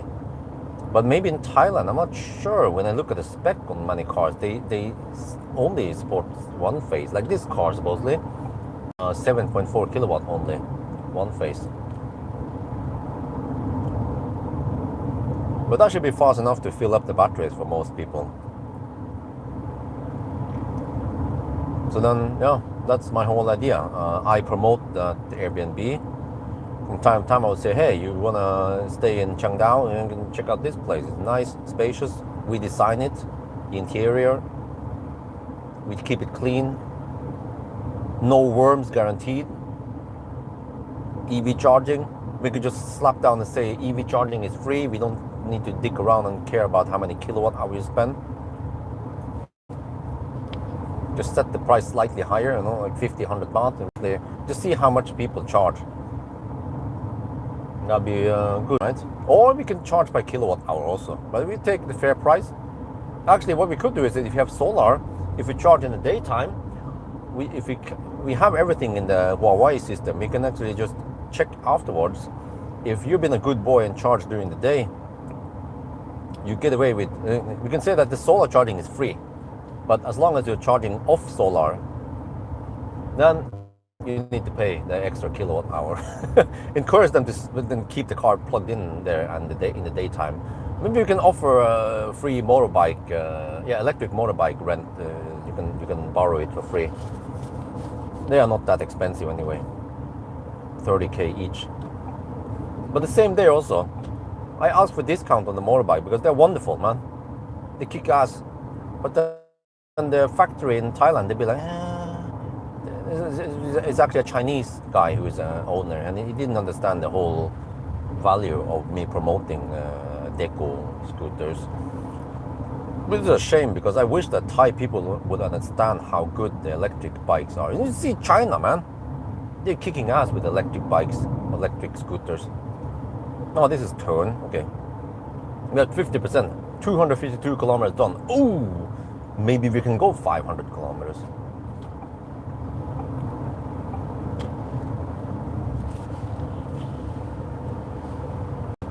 Yeah, but we had 4 electric scooters, or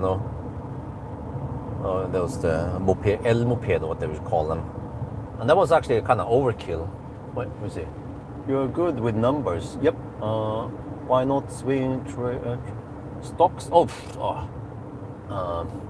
Well, yeah, but with stocks, you kind of need to understand the market and the company you're investing money on. Yeah. Like, is it safe to invest in NEO stocks? What about Tesla?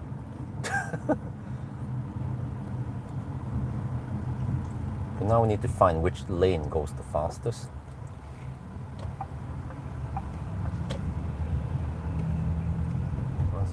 That's not always easy. I could hammer in the right lane here, but whatever. Okay, they went relatively fast off the line. Thai people, they tend to be dog slow off the light, man. Kind of frustrating because you're utilizing that green time, and then they get slow off the. Okay, there we go. Here's the place I was kind of struggling to charge during that part 2. Like, no, that was with the Jaecoo, yeah. Stock market, the thing is that it's kind of risky. I think it's safer to invest in real estate.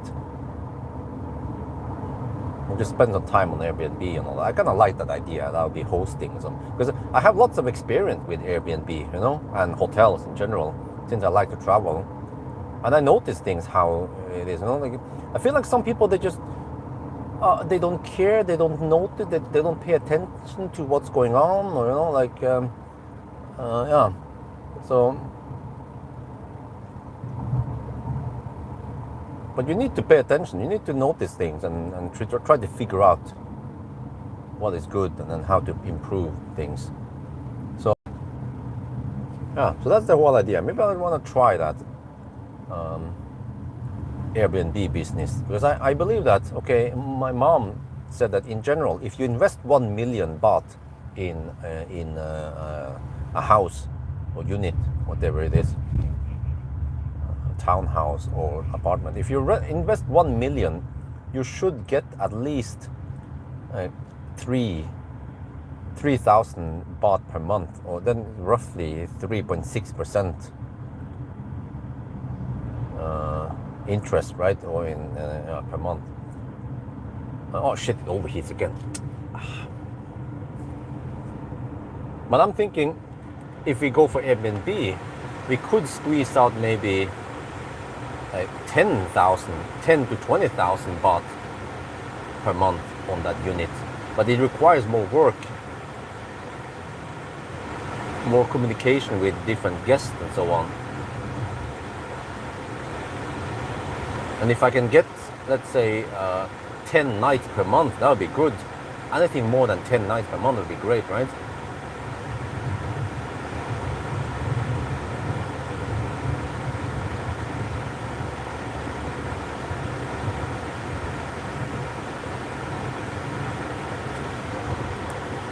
Okay, it unreplicated relatively quick. There's a Thai Baustelle here. I'm building a new, not a new, just resurfacing it, making it nicer, yes. When you go back to China, well, I don't know. I was struggling a bit to with language also. And when people say, well, dude, like, you go to a different country and you expect them to speak your language? No, but I mean, English is a quite common language across the world. And especially if you go to hotels or airports, right? And I remember that pilots, they use English. So if you're working in the tourist industry, you should know English. I mean, I think even Thai people, they know English quite well, as long as they're working in the tourist industry. But apparently in China, nein. Nicht sprach English. Oh, shit, man. Motorbike with hammer view.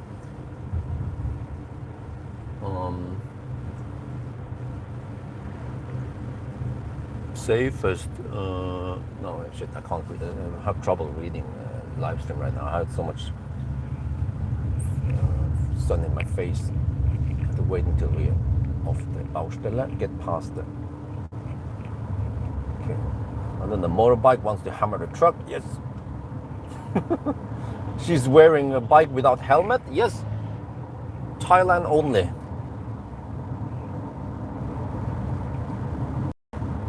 I'm not sure how fast these guys want to go. Okay, I'm trying to measure how fast they go. The bus might hammer me later, I'm not sure. The motorbike is already at the maximum 5 horsepower.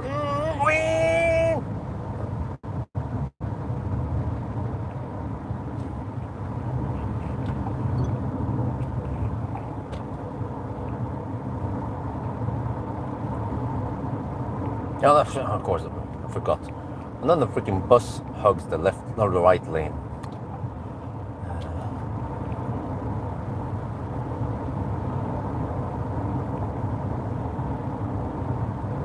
And then he flashes at me because I used the right lane in front of him. Well, I wasn't actually that close. Didn't need to pass that slow truck. Thai drivers, they can be somewhat annoying. These guys, the bus drivers, they're gonna hug the right lane all the way to Bangkok. That's how annoying they are. Maybe when your kids are older, it should be more convenient to move around. Huh? Move around? Yeah, well, absolutely.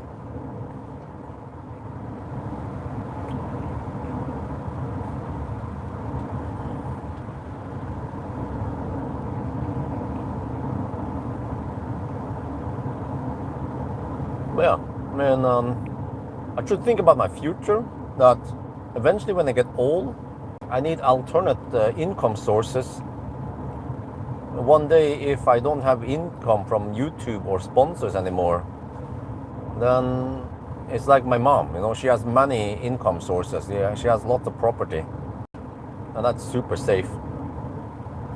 But it requires lots of knowledge, experience, and gut feeling also, I guess. And also money. She's been working many years. She knows her shit.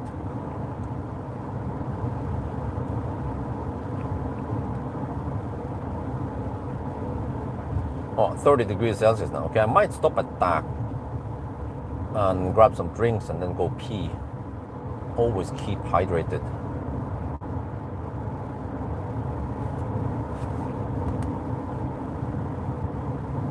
It's getting hotter now. Let me check solar now. It's probably plummeted now.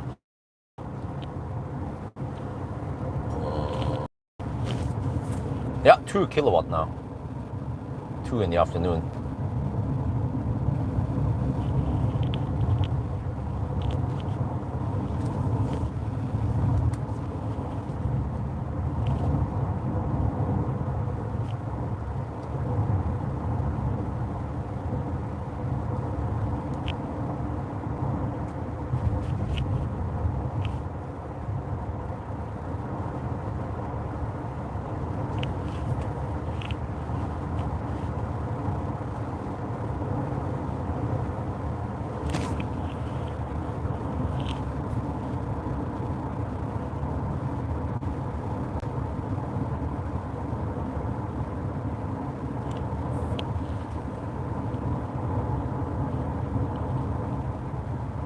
Oh, there's another Jaecoo 5. Those are popular in Thailand.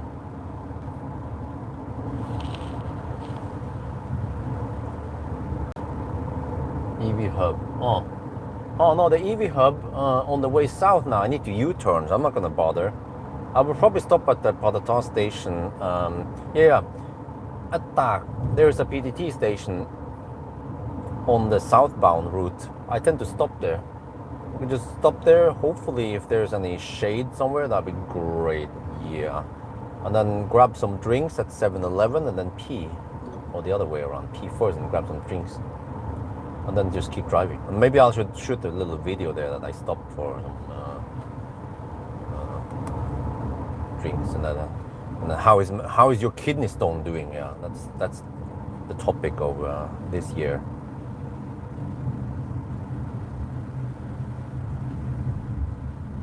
Always be reducing the kidney stone. Now, I don't know where the heck it went, or I don't know, but my pain went away, and also the constant need of peeing also went away about a week ago. So, but the fun part is that I haven't really changed my diet that much. I'm still eating meat like a carnivore. I also don't drink like excessively. I haven't drank or drink more than 2 liters per day. I still drink, I don't know, 1.5 maybe. Okay, I try to avoid some of the sugar drinks too much. Yeah.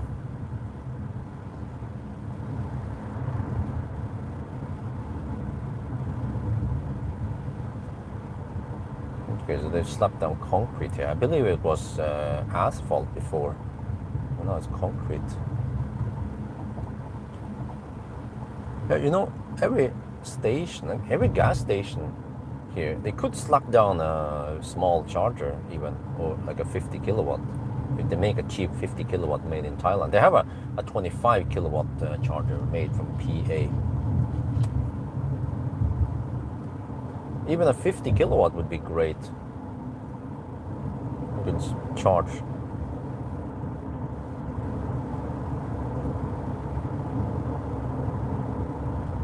And just have more of them. And if one is occupied, then no big deal. You just drive 10 kilometers down the road for the next available charger, maybe. Just like in Norway.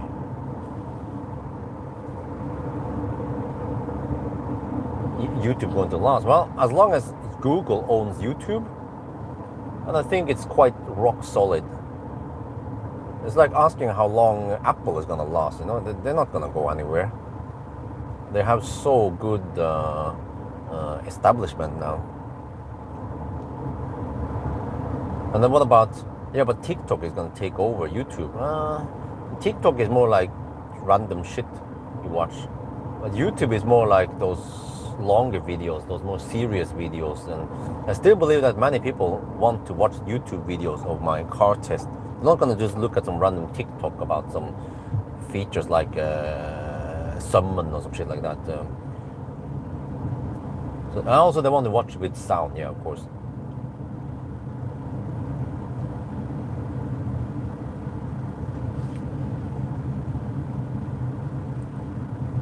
But I mean, anything could change, you know? Just like Kodak and Nokia. So, who knows what's gonna happen? The one day I might be unemployed.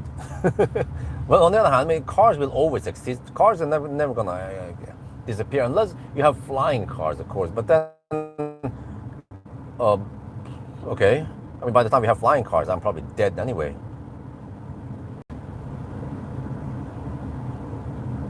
Unless there is some kind of anti-gravity device that makes flying more efficient. But as of today, flying will always be way more energy and intensive than something rolling on the road like here. So the whole fundamental physical, like, I'm not sure how to put this, but cars will still be the best choice for a long time.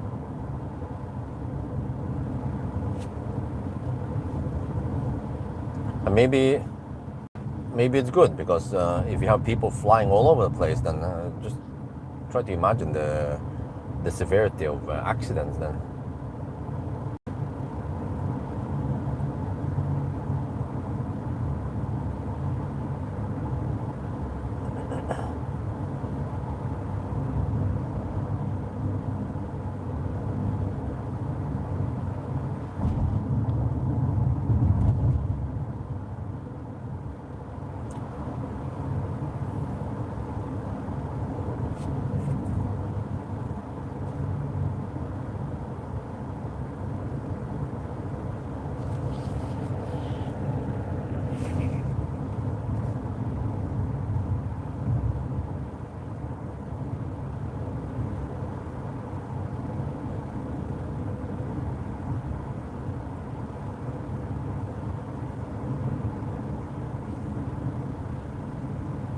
Thai Baustelle. Oh, Thailand. No, you guys saw it.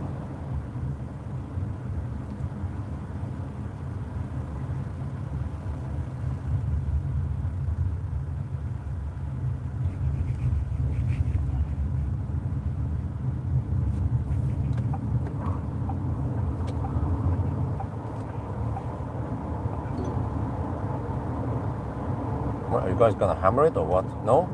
Oh, there's more. Oh, there's more Baustelle. That's why. I was wondering why they didn't go schnell.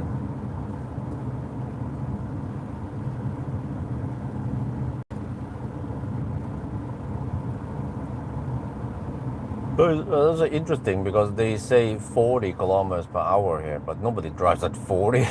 They go at 70 or 80 kilometers per hour. Yeah, that's Thailand.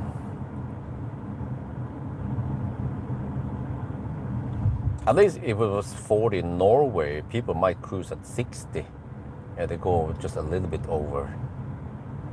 And then you have those Nisse that actually goes at 40, of course, and then there's like a huge line behind them. Okay, now it says 30 kilometers per hour. We are cruising at 60.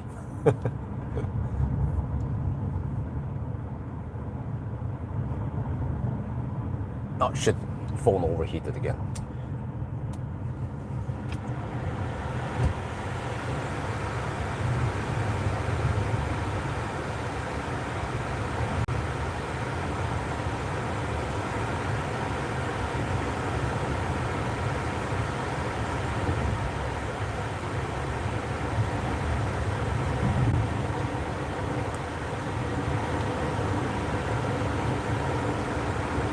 Okay, maybe I should cool it long enough so it doesn't overheat right away.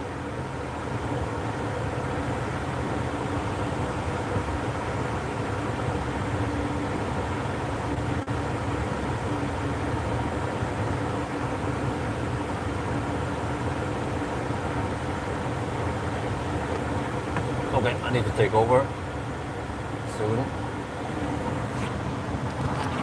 Wait for the Honda. Go.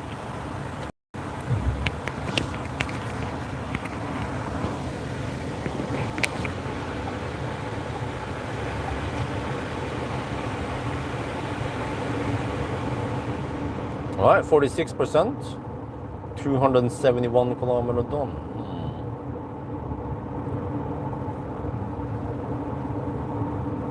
Well, if you overheat, it means that I need to run the fan speed slightly higher.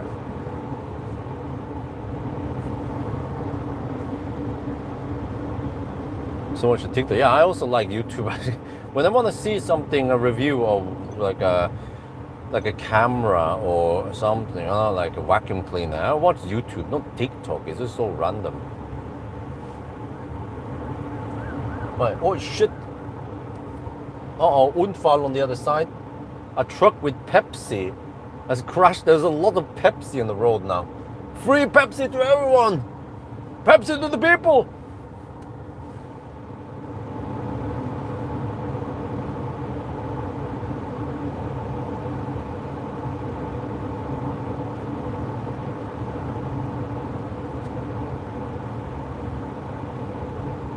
Okay, getting close to dark. Let me check here. Wow, 30.5 degrees Celsius. German precision. Okay, so I will probably stop at that. Need to get some drinks. This is the problem, you know. Me getting kidney stone because I don't drink enough. I hold it. I force myself to not drink too much so I don't pee too often. But that's not healthy, right? Just have to remember the pain of kidney stone.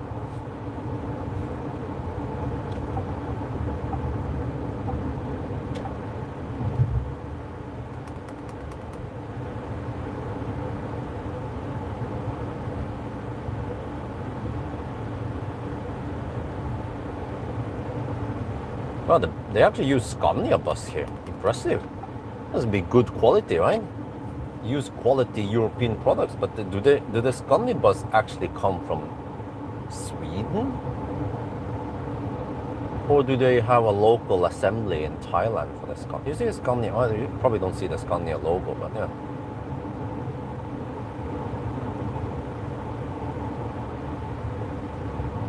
Well, as far as I know, they don't have a major.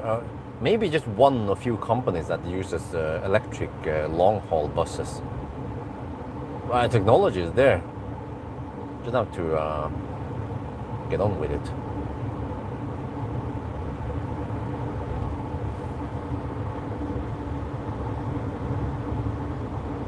$11 kilowatt in Thailand. Okay, good. Yeah, I think many cars can go 11. Maybe this Sea Line, no, this Jaecoo is like they just strip down. You know, they strip down the main screen also. And I don't know what else they stripped down. Like no navigation, nothing. You know, just to keep the price low. So then I guess most people they don't care if it's 11 kilowatt or 7.4 kilowatt.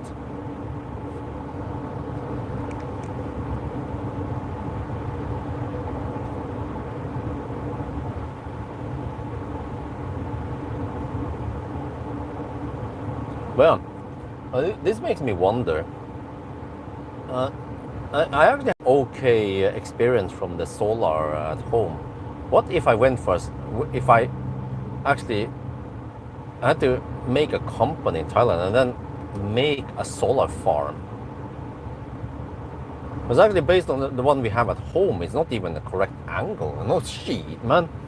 And the problem with Chiang Dao is that there is fog in the morning. We live in a valley where it tends to fog many days. I mean, very often it fogs, and then the fog usually clears around 10. Yeah. So there is actually some sun in the morning we are missing out on. And especially when I go to Dai Kang, I notice that also in Phang, there's also fog there in the lowland. But as I climb the mountain, as I go up 1,000 meters or 600 meters up, suddenly, whoop, it's like above the clouds, above the fog level. When then I go back down again, then I go into the fog again. You can actually see it in the Doi Kang video of this car, how it was. But yeah, I wonder if I make a solar farm like near Bangkok or south, actually it should be south, or pick a place where it has low rain, low clouds, mostly sunny days. And there, of course, we will have no trees in the way, clear, just on the flat place with the correct angle. Maybe even go for some solar tracker, but I'm not sure if that pays off. Probably too expensive to. Isan, yeah, probably Isan. Yeah, I've also heard that Isan tends to be dry and all that. So, and I also think that in the south here is way more solar potential than in Chiang Dao. Then I wonder, what kind of price do I get for export? Is it still 2.2 baht per kilowatt hour? Yeah, I mean, ideally, if I can get everything efficient, I could maybe have 5-year payback time.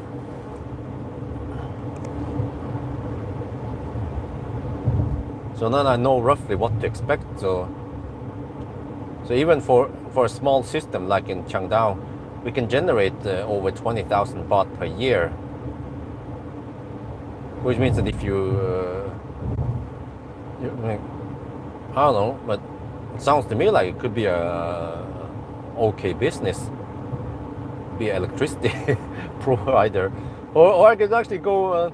I could actually make a charging station nearby.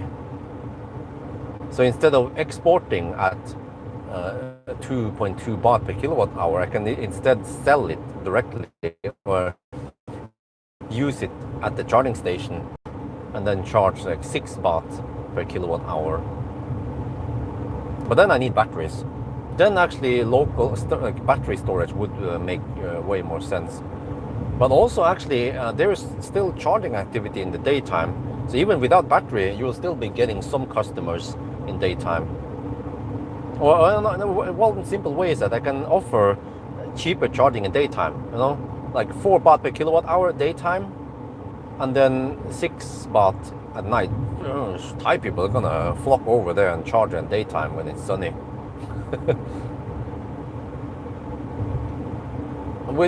with good enough software, I could even have like hour-to-hour rating, so that noon, 1 in the afternoon, where the strongest, you have the cheapest charging. Encourage more people to charge there.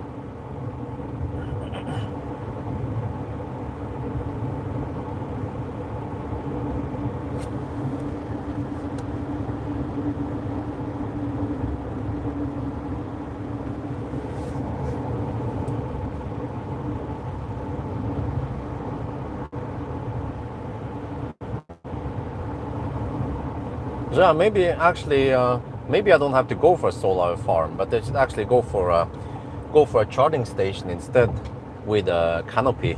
So of course we want to keep things cool, add lots of solar stuff there. I don't know how much, 50 or 100 kilowatts. So big enough solar canopy. So that would be great. Several benefits. It should also be good for the equipment, that it stays cooler, so it has longer lifespan and needs less repairs and replacement. And then of course nicer for the customers, so they don't get hot.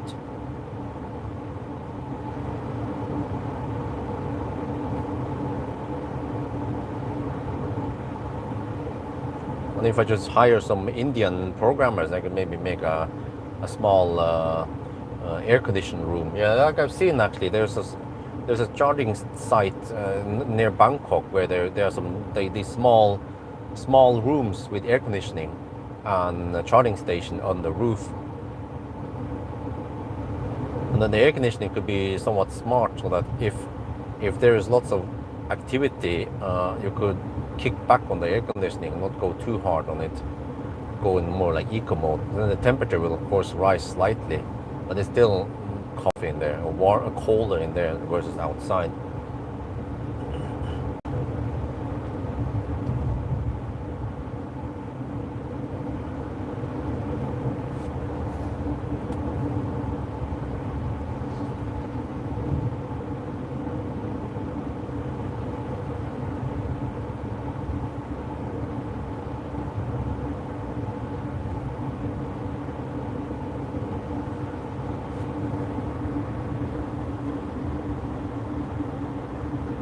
Oh, fruit. Well, I read that papaya is good. So I've been eating, not papaya, pineapple. I read that And ananas is good for kidney stones. I've been trying to eat ananas. And then actually a couple of days ago, 2 days ago, we bought some grapes. So I've been eating some grapes, it's okay. And some mangoes also. Yeah, I need to eat more fruit. But I'm lazy, so I will just buy the pre-chopped fruits from the vendors rather than chopping myself.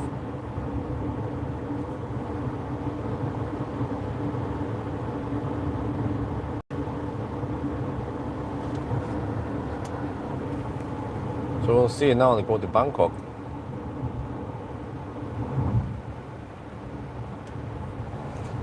Right, 43%, 285 kilometers. Well, 29.5 degrees now. Is the temperature dropping? Nice and warm. Oh, smoke.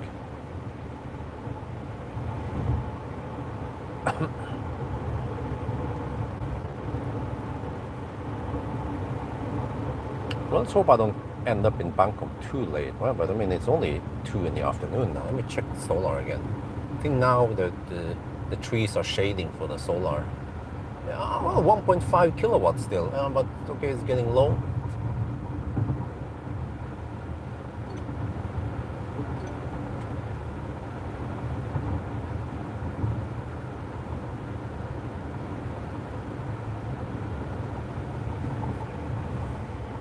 Oh shit. Smoke is in here. It didn't recirculate.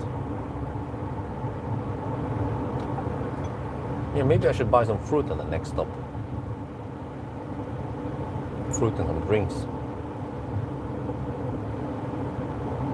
Oh, the truck mafia. Okay, he moved.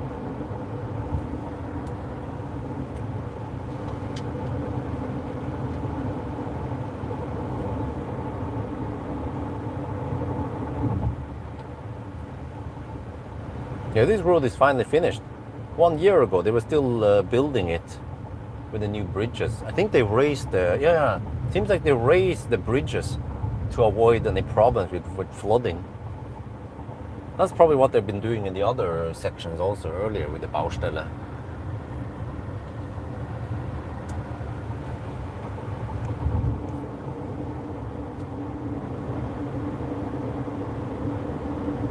You can theoretically feed your solar energy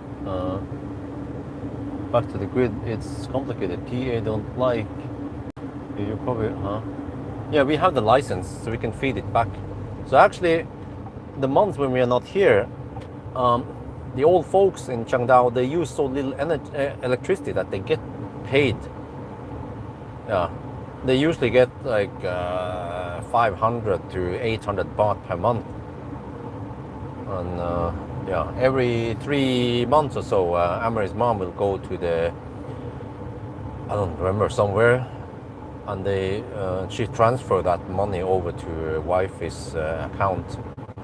So I've been making some money back there, but it's not, I mean, not that much. So it's actually way smarter to use that electricity to charge a car. So actually, I could even start in Chiang Dao. The only minus in Chiang Dao is that, you know, we have the fog in the morning and so on. But I see that, for now at least, the two 50 kilowatt chargers in Chiang Dao, they are very often occupied. So there's need for fast charging in Chiang Dao. But the problem is that if I want to go for, if I want to be like a CPO, I need to invest lots of money, which I don't have.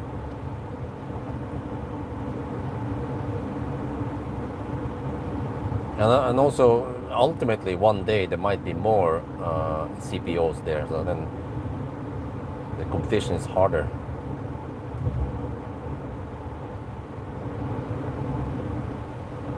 Well, maybe I'll become CPO one day. We'll see. I'll just start small first. Go with a couple of Airbnb first and see. Just get the money flowing.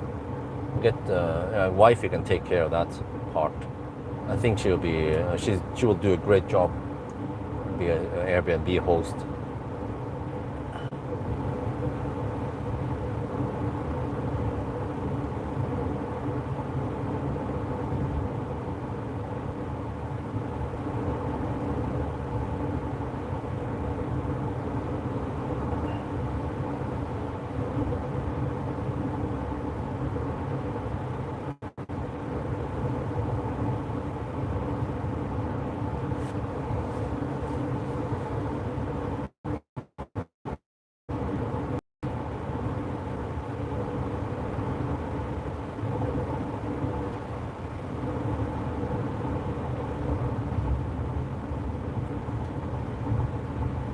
Now down to 42%, 291 kilometers done. Wait, you know, maybe I should check the distance. How can I do that? I don't know. The exact distance. Well, I need to know exactly where I drove. Okay, I could set it up on Google.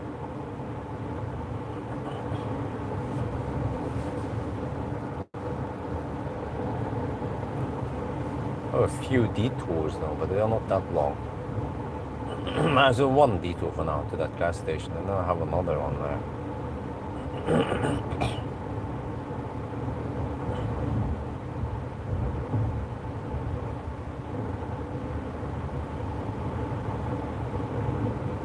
But even now, after almost 300 kilometers, I could try to estimate. See.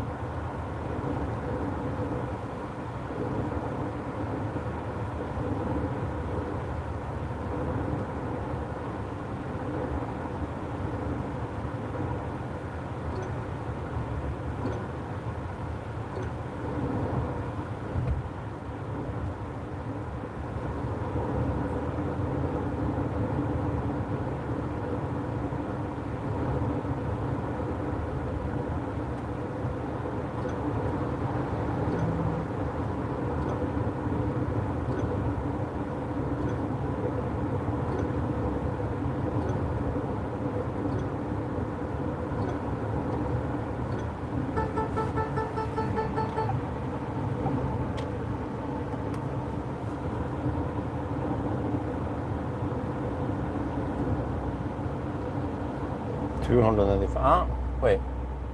It seems like this car measures distance more or less correctly. Okay.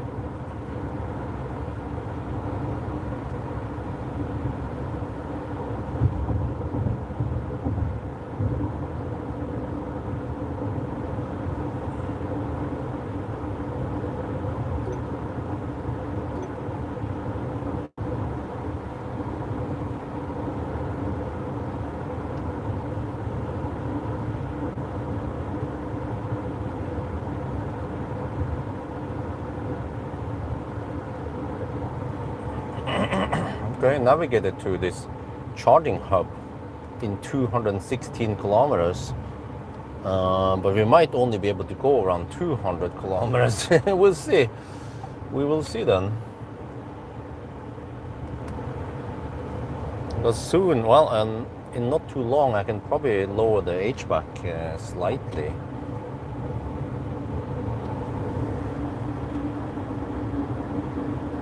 Average speed. Oh, what is the average speed? Do I see? Oh, average speed is claimed to be 68 kilometers per hour. I wonder if it also counted some stoplights. But we are cruising at 78 on the speedo at least. So when we are driving, cruising at 78, yeah. And then GOM claims 204 kilometers. I'm not sure how I can trust it, but okay. It is in that ballpark. So it seems like it might go 500. We'll see towards the end what's gonna happen. And I think in around not sure how much, 100 kilometers or maybe 50 kilometers. Yeah, maybe in 50 kilometers we'll be in Tak. So I have my second stop there.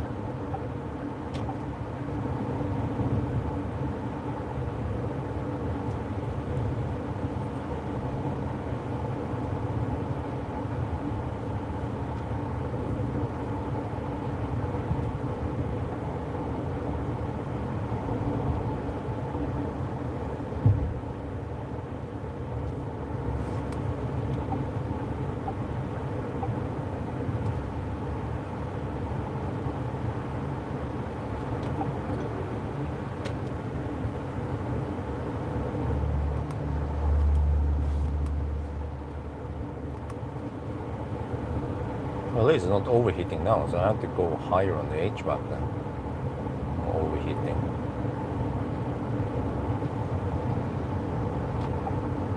Well, I guess the high temperature helps for drag. 30 degrees outside now. Should be low drag.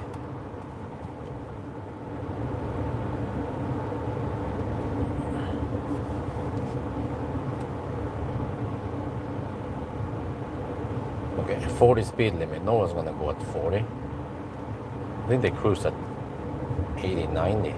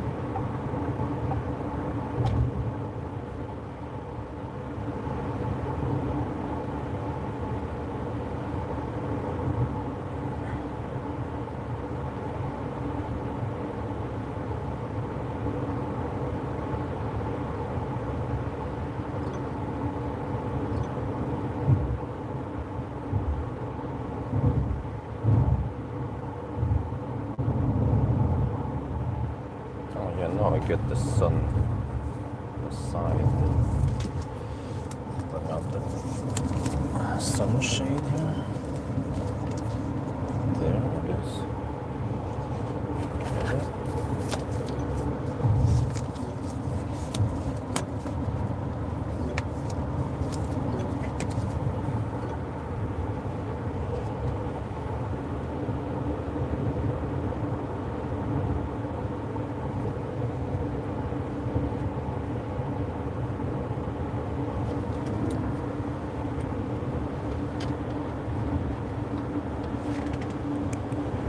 It's not that PDT station I stopped at. With the MG, I think so. Or Doloman, I mean. That's a relatively new charging station. EV station plus, yeah, I think that's it. We'll check here.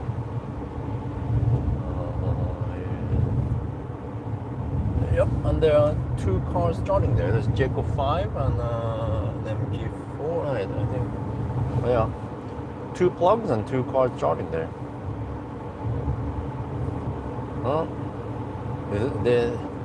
The charging revolution has started in Thailand finally, with the rollout of Pawel chargers.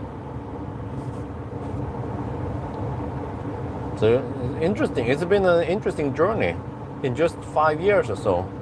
Ever since I purchased that ZSEV the first time, then there weren't even any 50 kilowatt chargers, and then PA rolled out a bunch of 50 kilowatt, double 50 kilowatt, and some AC.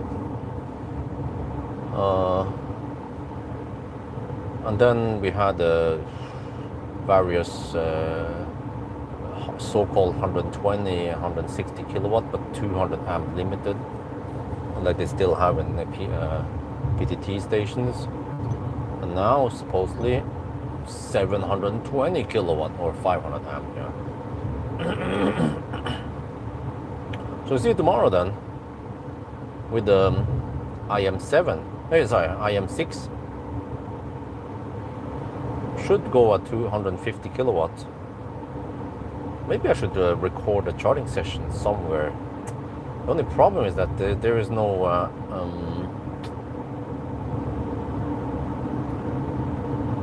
there's no screen I can record.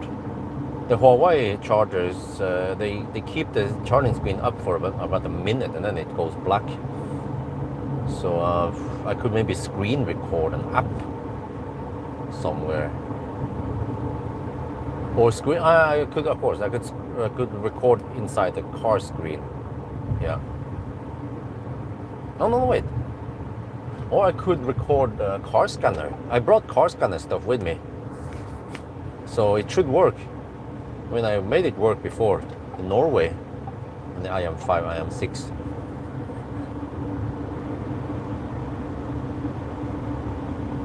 Yeah, exactly. In Thailand, it goes really fast. But also Thailand is adapting to EVs quite fast because of the proximity to China. And it seems like Chinese, they figure out that they can sell to Thailand. And also, great news, NIO is coming to Thailand finally. Also, Firefly has been spotted in Thailand on a flatbed, some test car probably. So yeah, that's great news. Getting some proper good cars in Thailand also. So far, I haven't been super impressed of the Chinese cars I've been testing here. Well, we'll see about Avatar. But okay, IM6 is fairly good. But NIO, man, they are just in a different league when it comes to the tech and the comfort there.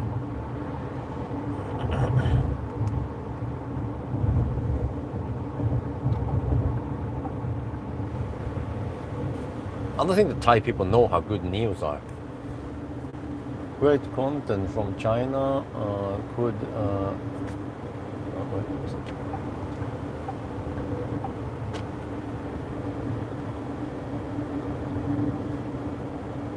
feel a little like you are guided by them, only showing the best part. Oh, well, I'm not gonna lie, I was censored while, some of the content there, I was asked to delete it. So I'm like, well, yes, okay, I will do that. I was thinking like, Jesus, man, I mean, don't take everything so serious. Why so serious? But on the other hand, I wasn't lying, you know? And I wasn't outright just complaining about everything there. But I mean, once I ended up in a hospital with pain, and I just went to the toilet, and I found a dirty toilet, and there was smoking in there. I was like, that is not acceptable. If they want to be on the Western level, the Chinese, they have to stop that shit. but also praised them for many things, like, wow, clean streets, quiet, the motorbikes, the electric motorbikes, you know, that was something I pointed out myself. They didn't tell me, hey, film this, no. So, yeah, I'm good now for now. Well, I mean, I feel like the Chinese, they are more sensitive for some criticism here and there about things. No, I mean, it's not really major things, you know. And it wasn't personal when I just complained about how the Chinese about things, you know. But it seems like they took it personal. I was just wondering, like, huh? I mean, okay, whatever. I mean, they they pay for my expenses, right? So I feel like I'm not in position to say no. I'm not gonna delete that. But I just kind of know how. Okay, and I kind of know how what kind of ballpark they are in. I was like, okay.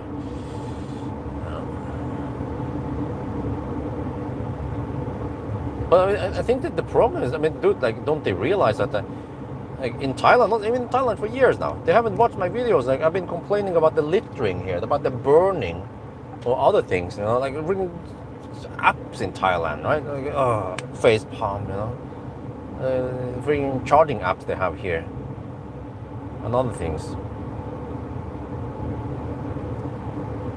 That's fine. Nobody no Thai company, I think, had told me to, can you delete that content? We don't like it. That criticism. No.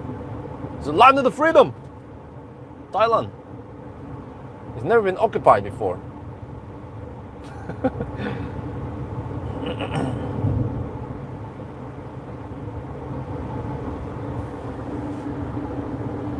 PA charger, huh? Hotel, huh? 904, okay. Oh, okay, where was that?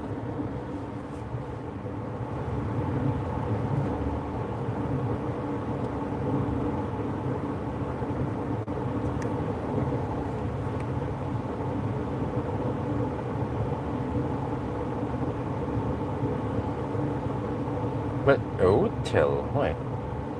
Sounds familiar. Where is it, Chinese made? Oh, Cherry. Well, they had a limit of 3,000 euros for expenses. Well, it's hotel and food and stuff. And I think that, oh, that's an IM6. That's the one I'm gonna borrow tomorrow. But I think the total expenses was only 1,800 euros. And then, okay, they had stuff they paid by themselves, like the hotel and some stuff, because for some reason the card payment terminal at the Hilton Hotel in Wuhu didn't accept my 2 credit cards. I'm like, huh? And then I thought, okay, maybe there's a region blocking. But then I went and checked, and no, there's no region blocking, so it's weird that it didn't work. But okay, whatever, they pay for it. But I think I had around about 3,000 euros in expenses. But also, while I was there was this company, Chinese company, they saw my video and they're like, we want to invite you to some Chinese city to check out our factory. We make floor mats for Tesla. I'm like, huh? They were willing to pay for the whole family, flights and hotel, and just for me to check out the factory and make and promote them. So I mean, the Chinese companies, man, many of them, they know the value of my promotion. And you can bet the trip to China, now lots of people know about Cherry Group, and probably, okay, they check out what kind of brands is on the Cherry Group. So they probably got the worth, you know, the value for their money for that trip. When it comes to Atlantics, to be honest, I feel like the Onvo L90 was way better than the Atlantics. The Atlantic software was a bit annoying, actually, in many things. Plus that the ride was kind of bouncy. And then once I drove the Onvo, I was like, whoa, that is so much better. And of course, Neo didn't pay me to say that. I'm just being honest.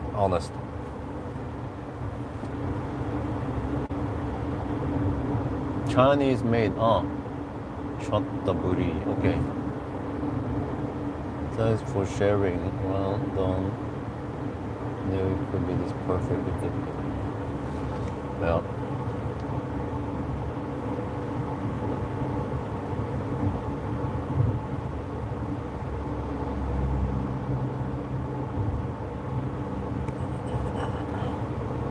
Okay, let me see. 3 in the afternoon. Let me check the solar, how it's going there. Oh, yeah, 440 watts only. I think I can stop the charger now.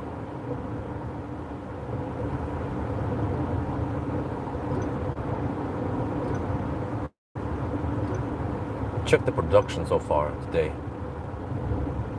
Well, we produced 17 kilowatt hour solar. I've been actually very closely following the curve of the solar today.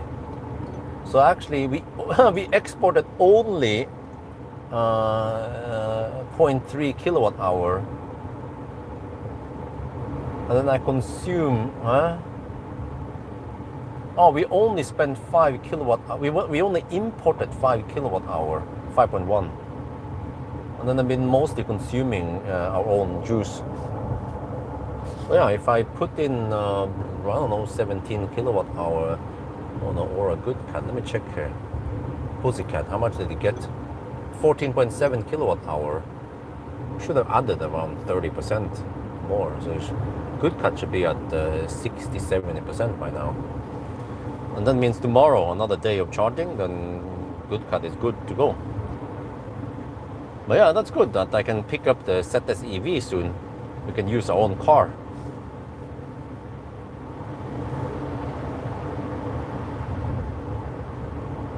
I have to make a video, of course, about the whole thing. So let me see. Okay, I have a plan. So on the day after tomorrow, let me see, 27th, the 22nd today. So on the 20 it's gonna be 24th. Okay, julafton, yeah, 24th, 24th of December.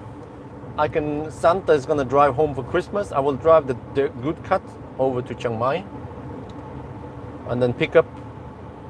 Just take everything out of the Good Cat, and then swap it over to the ZS EV. And that means that, yeah, I don't have to rely on borrowing cars. That was also the reason why I want to buy a ZS in Thailand, or a car in Thailand. I don't want to rely on borrowing cars.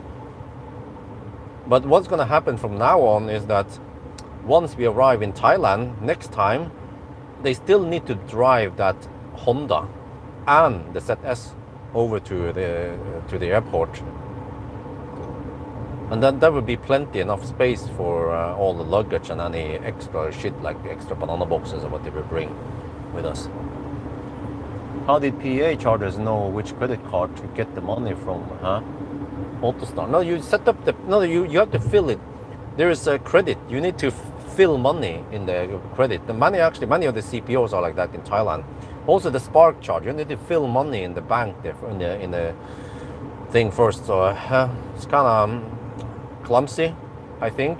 Versus I like the EV Station Plus or the PDT, where it just pulls from directly from the credit card every time. And also there's no confirmation shit like that. Alexa, man, it's freaking annoying. With Alexa, you charge, but then right after you charge, you need to pay. And then you need to choose which payment every time, and then confirm, and then good to go next time. Every time, man. I'm like, seriously? The Western CPOs, the apps, they don't work like that. You know, like Grønn Kontakt, Fortum, Ionity. You just set up payment and then done. I need to make a video rant about how bad the CPOs, the apps in Thailand are still in 2025. I don't know if they have done any improvements actually since last time I bitched about this. Well, we need to keep pushing them until they make something better. And also, I think I need like comments from the main channel because there are many tourists who come to Thailand and they experience this bad experience with apps, and they don't also like me, they can't figure out how to start charging, and they give up and they go to another CPO.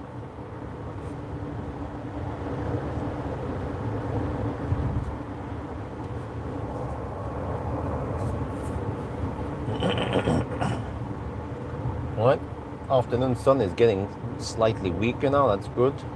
But still hot on the tarmac. Appreciate live stream.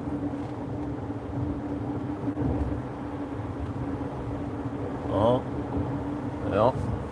Okay, what is that? Okay. I remember.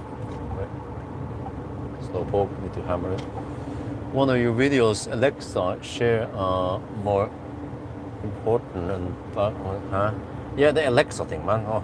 And the chargers they use, like seriously, the left side, like, it's so-called 150 kilowatts, but the left side has priority, the left plug. But then if someone is charging at the left plug, getting only 50 kilowatt, then you would think that, oh, but then there is remaining 120 kilowatt on the right plug. No. Then suddenly the right plug gets 30 kilowatt. Huh? So you pull 80 kilowatt from the so-called 150 kilowatt.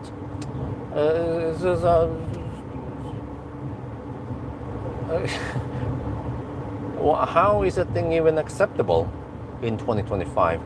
And then people think that EVs suck, but the EVs, they don't suck. They are good. It's just that the CPOs and the hardware is bad. Just look at Power and Alpitronic and Tesla. They kick ass. Would actually be great if Tesla could open up the network. Come on, what are you guys dicking around for? Huh? Just open up the charging network. But the only problem in Thailand, Tesla in Thailand, is that those superchargers are in so weird, awkward positions. I don't want to waste time driving to some shopping mall far away, 10 minutes, 5-10 minutes away from the main road. So I feel like,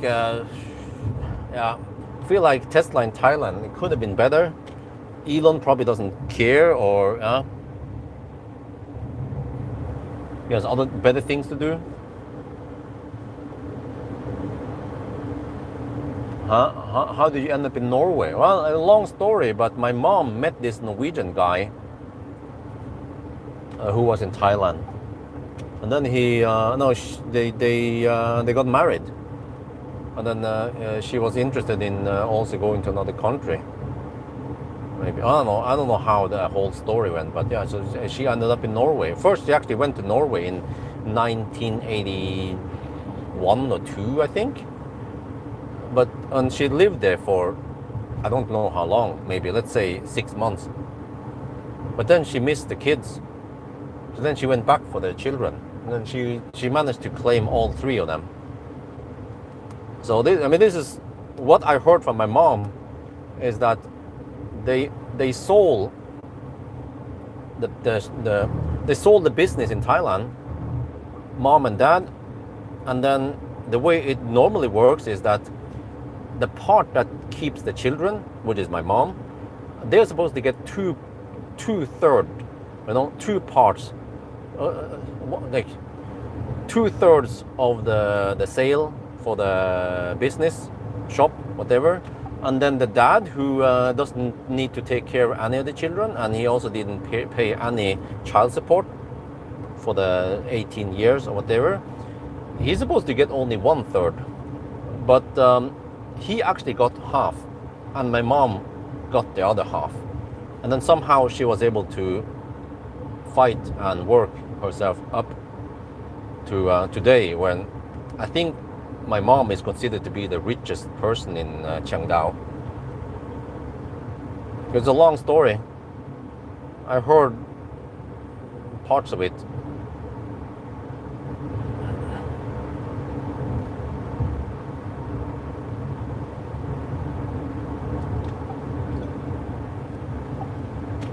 And it was actually a lot easier, almost 40 years ago, getting the kids to Norway. It wasn't like today. It's so strict with the immigration here.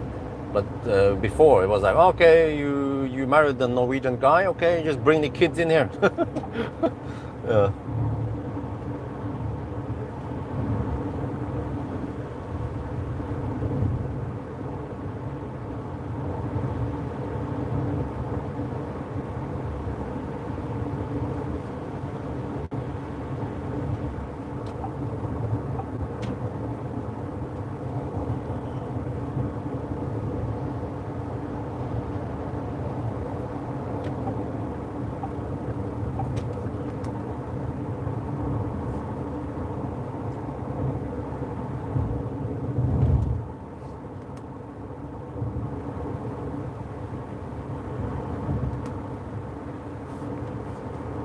ID Polo, no. The German cars, don't even mention it in Thailand, man. They're hit by the big taxes here. That's also another thing I have to complain about Thailand, is the stupid tax system. And it's not like in Europe where the Chinese brands, the EU, I mean, the EU, they have some tax on the Chinese brands, but it's not that many percent, right? But here, like, European cars, they are hit by around 80 to 100% tax, so they become twice as expensive. It's just ridiculous how high it is, which is the bummer, because there are so many good European cars, like the MEB platform or the BMW or whatever, right? Nope, no soup for you. Go buy the Chinese cars instead. Which means that it's not good free competition here to get whatever products you want, the good products. No, so here it's like they have bolletak. They Thai people, if they don't want to spend way too much money, they are more or less stuck with Chinese cars. Nothing wrong with the Chinese cars. There are many good Chinese cars. I'm just saying that they're also good German cars. But fortunately for Tesla, they have a factory in Shanghai. So then they can omit the import barrier. How did you get the name? Well, Nyland, my mom picked Nyland because it was a new country, new land. And then Björn, I don't know, it was also more or less random. She picked Björn, Johnny, Willy, or Björn. Johnny is the oldest, and then Willy is the middle, and then Björn. Yeah, I don't know. I just got the name from my mom, Björn. So, nice name, Björn.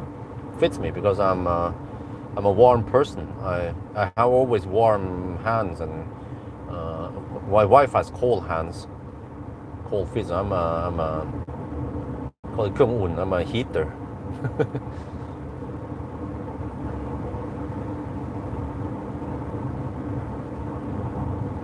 And then Isabel and Axel, they are look me.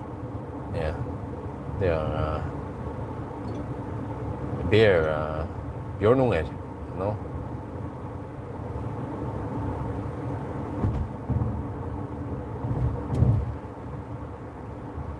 I think we're getting close to dark now. I can feel it. Kjenner på gikta.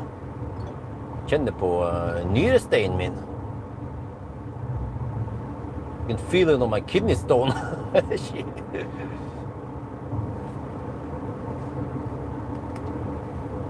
34% now. We've done 2/3 of the route, of the drive. And we are at 337 kilometers done.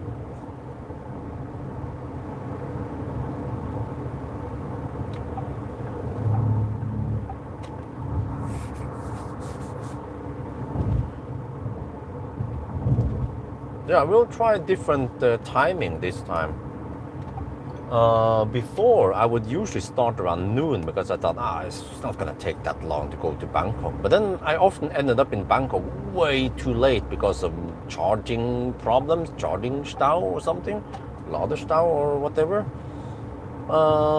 So this time we will hopefully be in Bangkok with not totally empty battery. Maybe before, I don't know, 10 tonight, so I can get a good night's sleep and wake up early tomorrow. And then try to start early. Yeah, that was another thing. In the past, sometimes I start like noon or 1 in the afternoon from Bangkok. And then I come home really late. So I want to start, I don't know, if I could start around 9 tomorrow, that'd be great. Or at least before 10. Because I'm planning on going to Home Pro tomorrow on the way back. Yeah, that's the thing. The cobblestone in front of the house is now very dirty. It has not been cleaned for 5 years. And it has some moss and some dirt and schmutz and whatever on it. And I bought a broom and I used clean water and tried to rub it. Holy shit, man. After 1 square meter, I was like, okay, it hurt my back. The broom is too short and the broom is also not wide enough. I like big brooms and I cannot lie. So I need to get a machine instead. And then I look on the pressure washer. I could buy from Lazada for around 30 euros only. 150 bar, 180 bar. But then I also need this round thing, the surface cleaner. They call it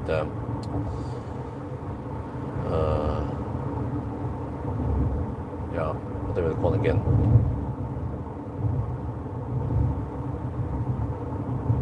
Driveway cleaner, I think they call it. But it's like terrace cleaner. So it's a spinning thing that has high pressure in it. So I need to buy that also. And I'm not sure which to buy from online and if they fit or not. So I need to go to Home Pro and make sure that everything fits. And then, yeah, probably pay a couple of thousand baht for it. Maybe like 100 euros-ish for that whole set. And they close at 8 tomorrow. And if I do that on one of the trips to Chiang Mai, it's gonna take up space, precious space in the car that we might not have. So yeah, that's the plan tomorrow. How the most loaded i5, you should do 1,000 kilometers with it. Okay. But I've already done 1,000 kilometers with the i5. So the ZV Thai version has different coding. You can, oh, you need E set as app. Not, okay. So I can still use the OBD adapter. Yeah, that was a guessing. Okay, and I just need a different app. Well, I hope it's available in the App Store for Norwegians. Because that's also another very frustrating thing in Thailand is that I scan the QR code at some charging station and then there's an app there and then it says this app is not available in your country. Freaking facepalm, man. Dude, like, why do they make it Thai only? Like, don't they want customers from other countries? Don't they know that we have Falang coming here to charge? Yeah, I can make a half an hour rant video about the Thai apps, the Thai charging apps, I mean. Okay, I think we are in dark soon. Get ready. I'm gonna put on my flip-flops. I've been driving barefoot. Always barefoot cruising. Yeah, ABC. Okay.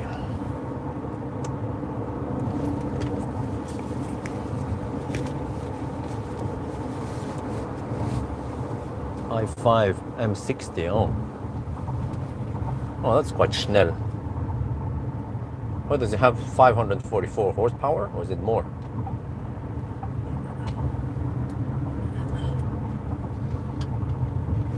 Oh, there's a stoplight ahead.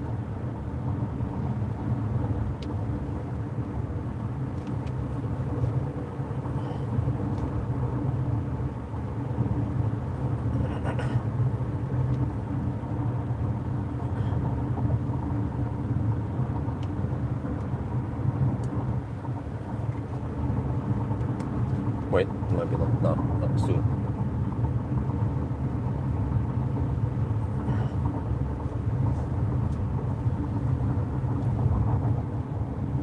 Hey, autostay is not working. Yeah, the autostay has problem with these shorter lines. It doesn't detect the line suddenly. Google Play, okay. Best regards, Sri Lanka, okay. I wonder how AFSD. Oh yeah, that'll be interesting. Okay, I need to pay attention now to the traffic. There's supposed to be a stoplight soon.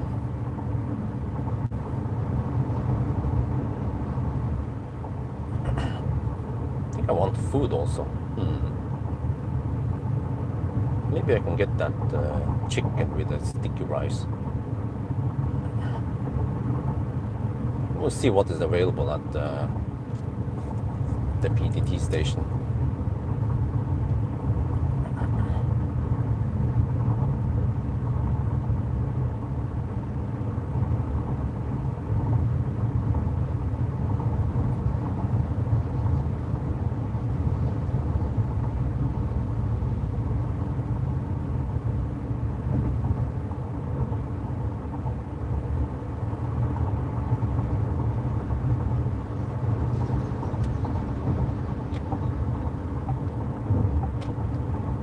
Oh, it's green.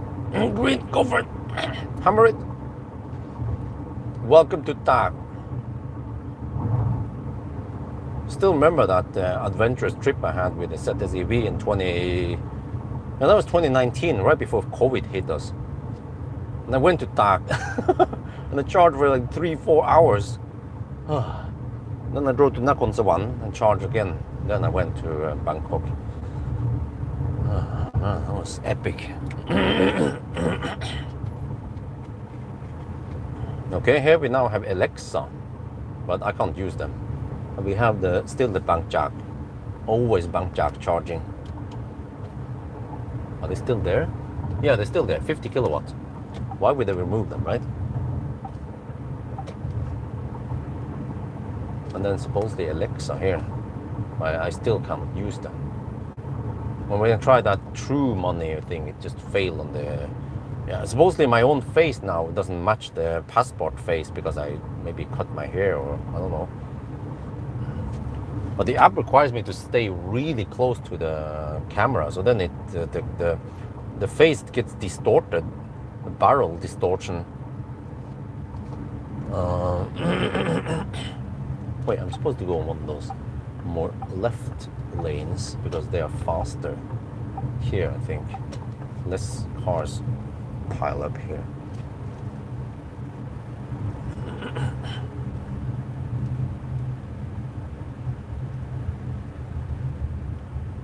Here, you see, nobody uses this lane, or almost no one. There's a guy selling something, I don't know what is that.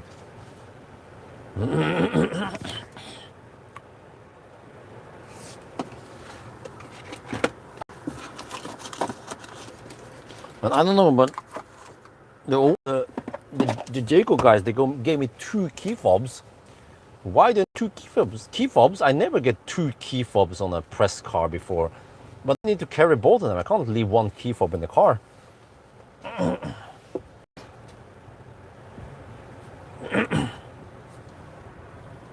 People have money for new cars, huh? Yeah, these sold Sri Lanka. Okay. Geely, I don't know. We'll see. I need to check my emails. I think I requested to borrow some Geely, and they're gonna check out the availability. But then they just went on Christmas holiday maybe. I still have some time. It's just a slot by the end of January that needs to be filled in. 1 last car, and then I have some time left over. Like actually 5 or 6 days before we travel back. I could go and test some cars in Chiang Mai. I'll see, but it's just not yet another Chinese cars. I'm like, go.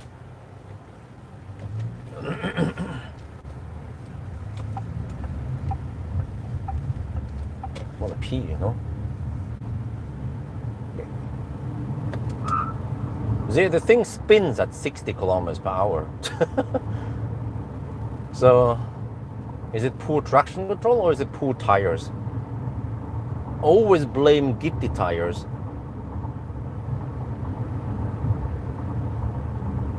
Okay, it's about to turn right here.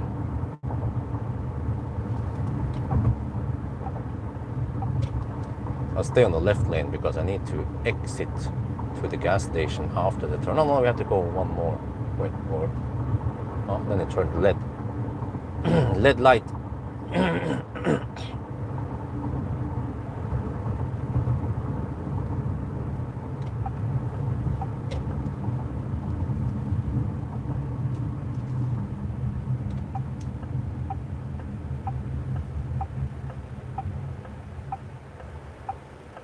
Well, supposedly you can go on the other side of the river and go straight here. You still end up in Bangkok somehow. Okay, I'll on that break soon.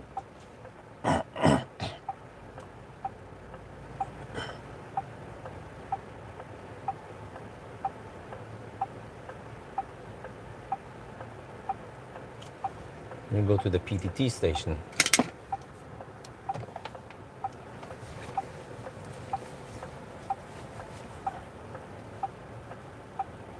It's 32% now. 348.5 kilometers done. Well, it seems like we can go another 150 at least. Or, yeah.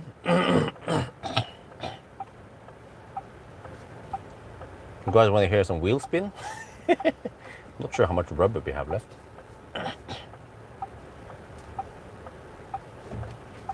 Don't worry, the kitty tires are so cheap.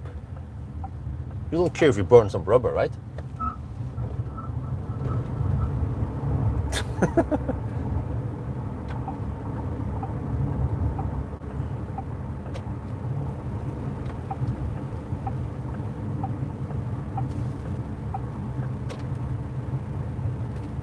Okay, here it is.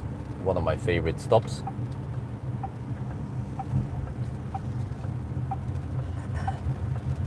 PTT for the win. Now if I can stay on the shade. Oh, that would be perfect behind that, on that, where the van pulls out. Oh no, I have a better place. Okay, there. Oh, place in the spot in the shade. Perfect.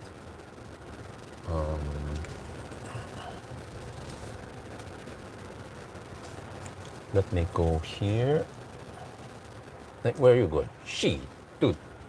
I was gonna take that spot. Okay, I'll take this spot. These spots here is fairly wide.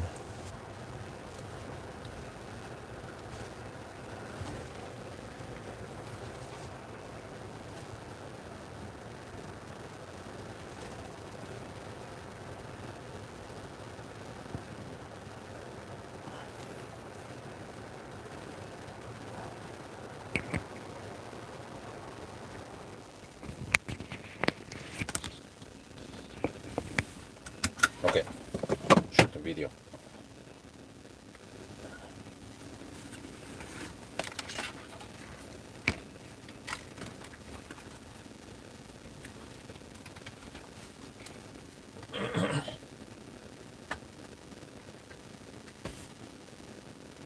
All right, we're now outside the.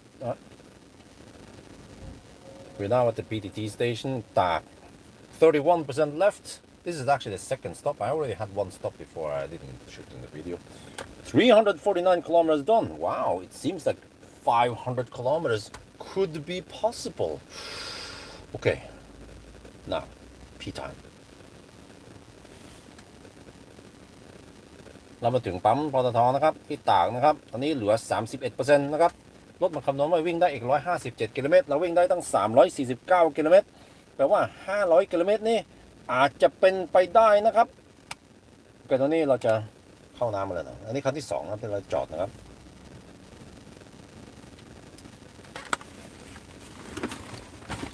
Okay, I'm gonna take some trash with me and then I'll be back.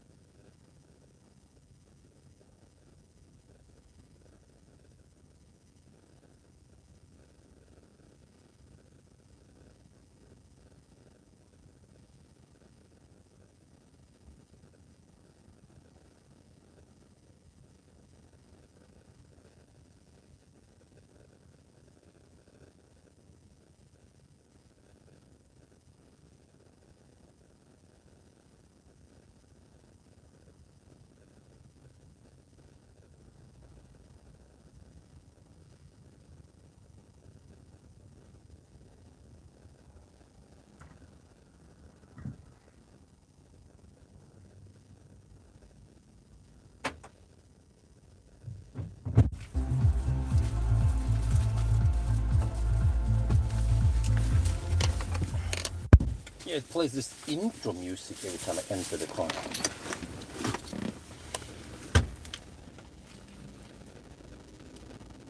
Not available in... shit. Well, what the heck is that shit? Wait, why did the thing overheat while I was sitting here? What? Really? Okay, let me cool down the phone.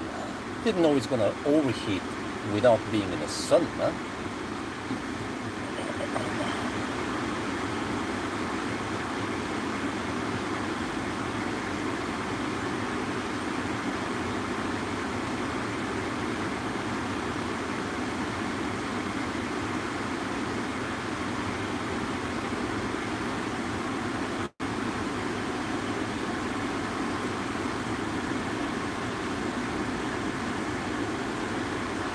There, okay.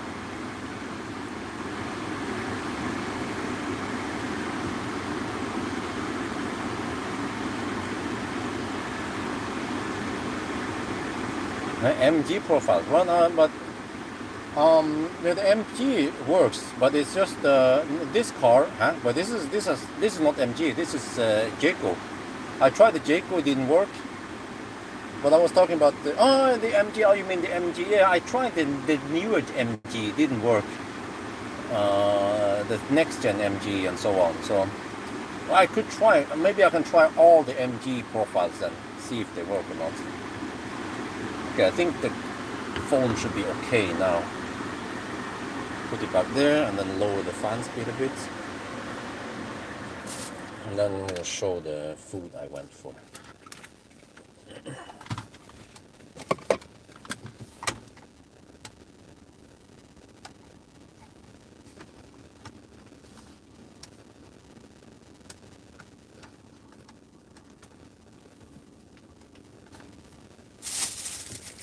Look here, 100 baht. These are 30 baht each, and I had to ask the lady at the shop which drink is pure, like pure fruit, and they said this. So this is pure fruit. I'm gonna try one of them now. Pure orange. It has a weird taste, as if they added something. Okay, it's not great, but I guess it's the best I can go for, right? But at least, okay, I feel like they added some salt. They tend to add salt on stuff, man. And then, ananas, yes. Oh yeah, always, ananas for the win. Always buy ananas.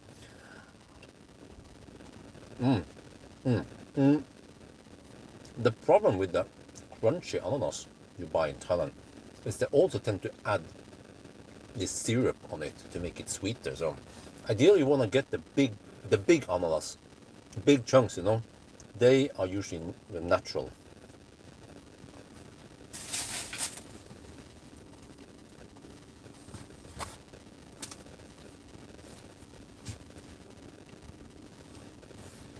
Okay, ผมซื้อมา2 ขวดนะครับอันนี้นะผมต้องถามเขาว่าอันไหนที่มันเป็นส้มแท้นะครับก็บอกว่าอันนี้นะครับโอ้ขวดละ30 บาทนะครับแต่ว่า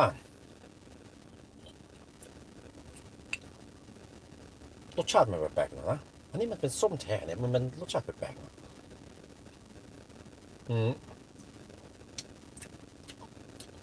ไม่รู้ว่าเขาได้เติมเกลือแต่ว่ามันไม่ใช่โอเคไม่รู้นะโอเคช่างมันก็อันนี้ดีสุดแล้วครับแต่ว่าถ้าเราอยากจะกินอะไรที่มันไม่ได้แบบจืดไปนะครับแล้วก็สับปะรดเนี่ยก็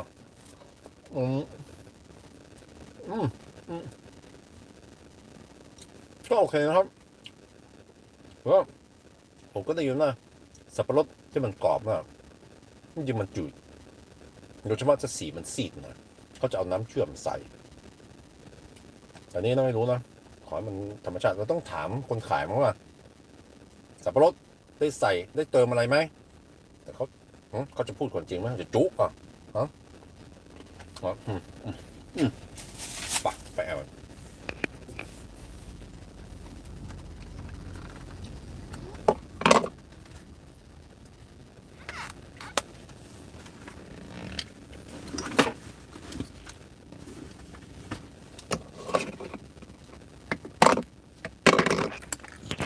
Because I have some food now, I have a fruit. Let me see.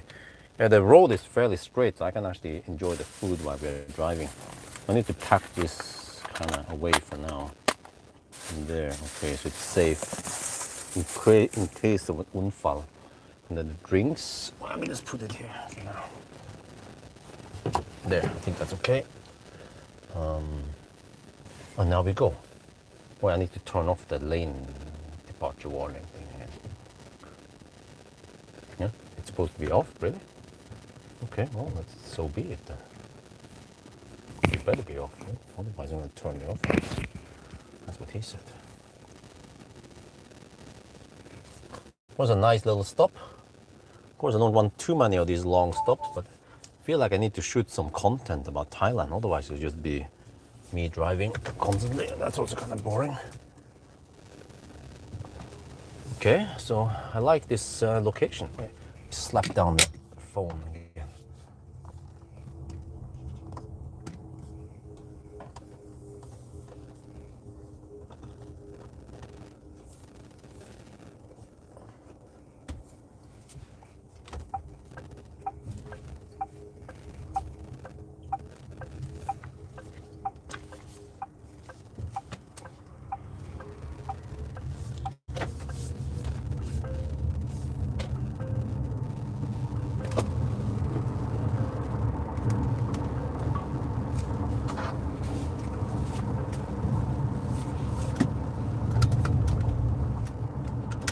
Man, how did I forget to buckle up, man? I've been too busy with other things.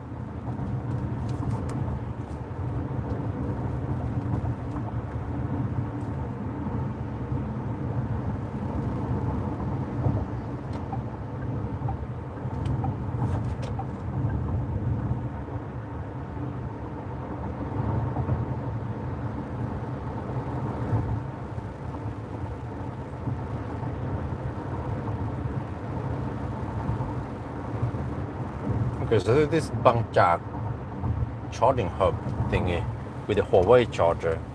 That's 164 kilometers away, but we have only 146 left on GOM. Yep, I don't think we can make it there. You have to aim for something else. Not sure what that's gonna be, but I could just charge just enough so I can get over there. Yeah. Oh, that could also be a solution. Whoa, whoa, whoa, I need to get over to the leftmost lane here. To skip the LED light. Yeah.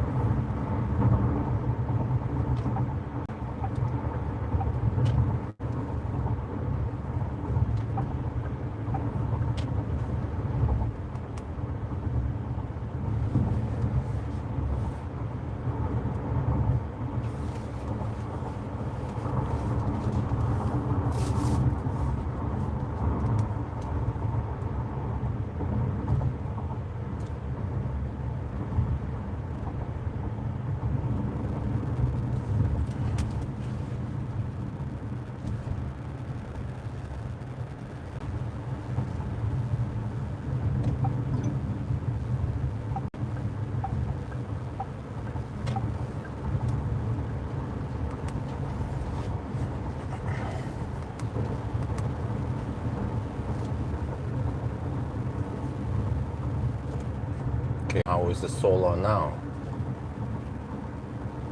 3:30 in the afternoon. We have 400 watt solar only, so I'm convinced that it's the it's the trees. I need to fix some stuff here. We need to cut the trees, but also the angle, because now in the afternoon we should be still getting okay solar. If we cut the trees and so on and raise the angle a bit, maybe 1.5 2 kilowatt would be possible still.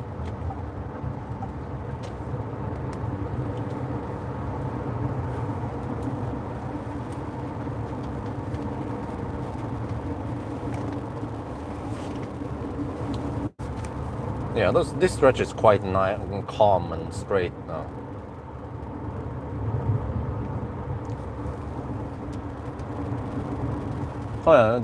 Yes, there will be a video about it in a couple of days.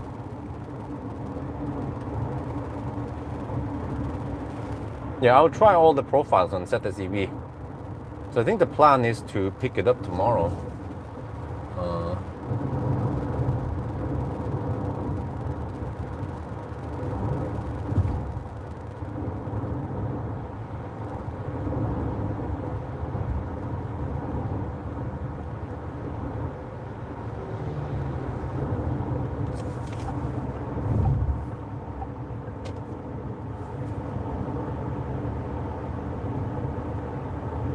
Oh, they are patching up a pothole sheet.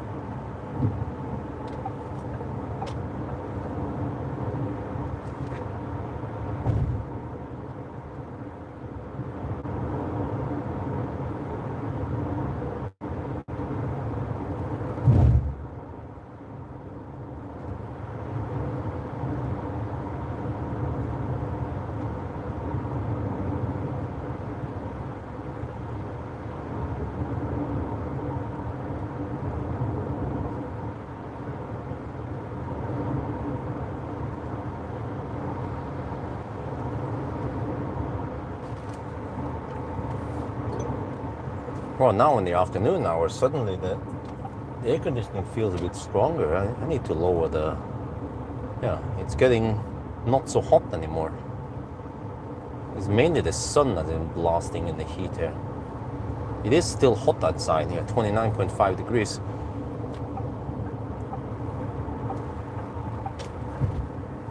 Okay, so I need to drink enough liquids.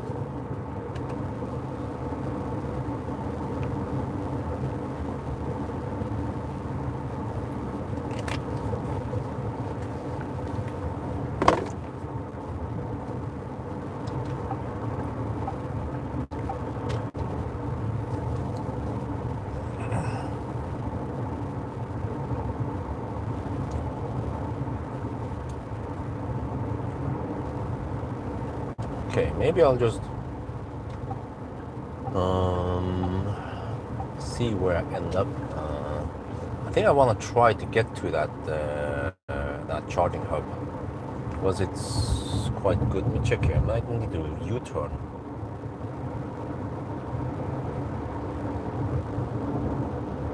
Ah, it's a very short U-turn. Okay. All right. But once we get closer, I'll figure out where to stop. I could even chuck on some 25 kilowatt PA charger. Probably need just a few kilowatt hour just to get there.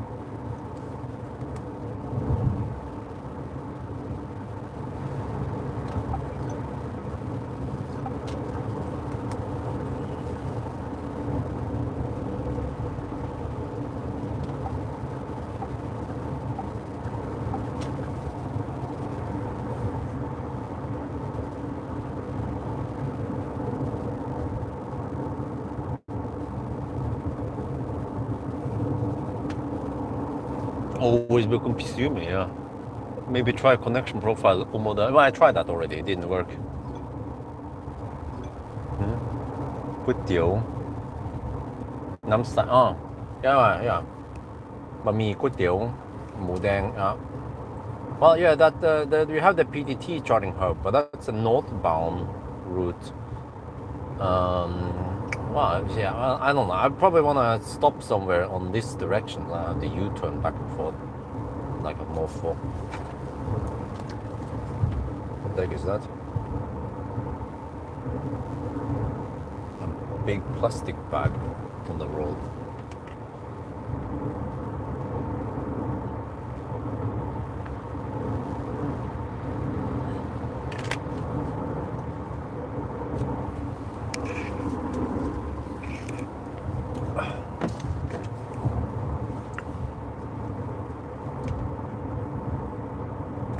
I'm not sure. I think next time I will not buy these random so-called 100% orange juice, because there must have been something they have added there.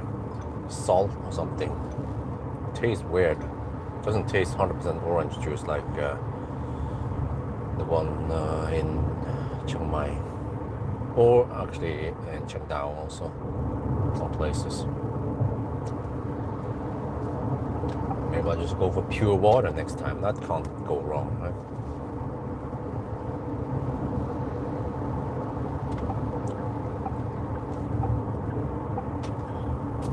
Well, at least I'd have some ananas. Oh, steer for me, shit! Come on. Come on, come on, lock on. Dude, what are you dicking around with? Come on, lock there, lock on. It takes forever to lock on to the lines.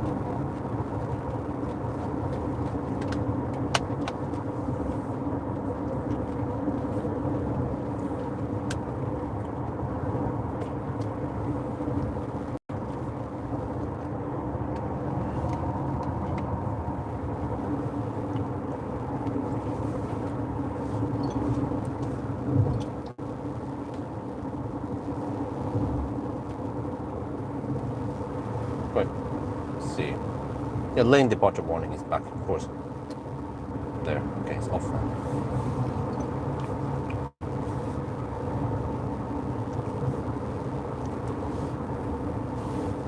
Alright, nice and chill in the afternoon. Oh, it's almost 4. How, what? We've been...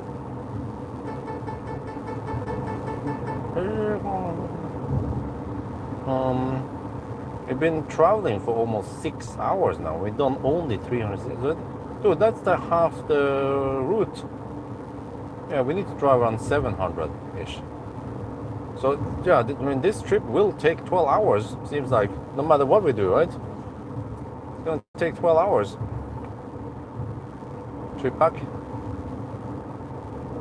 Which means that if I start at 10, I'll be there around 10-ish in the evening. If I start at noon, I'll be there at midnight.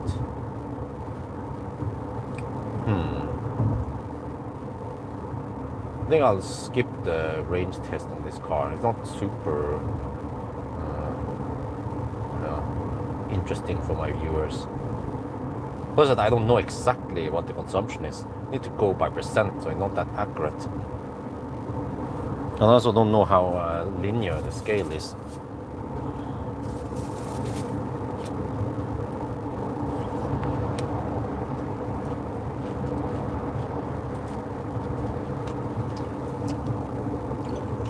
It's 27% now.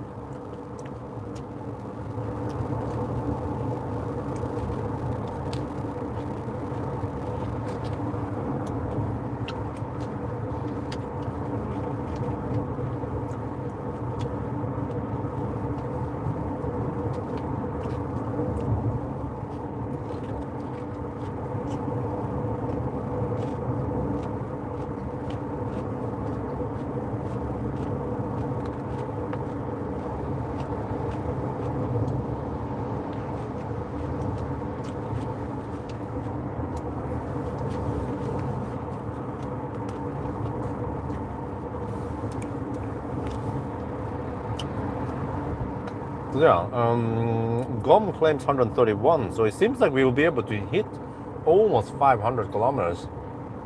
And then based on 59 kilowatt hour, not sure how that translates. Actually, it is in this part that the consumption tends to drop slightly. And the mountainous parts, it will be not super efficient, but here it's just so flat and straight.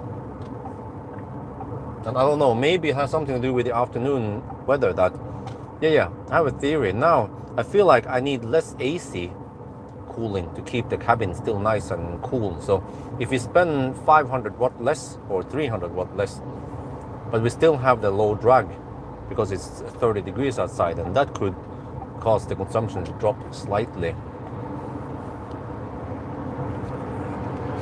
Maybe 5 watt hour per kilometer less than the previous section.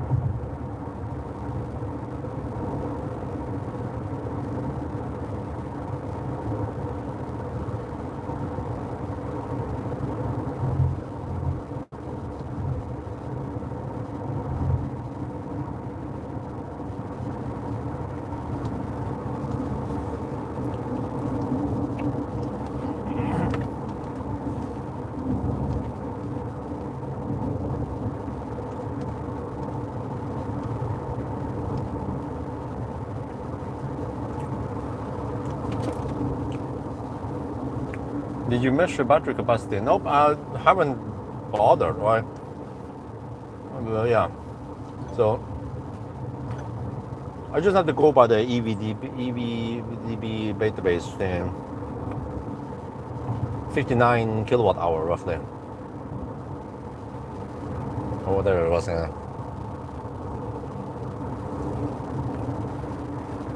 What can hit Thailand?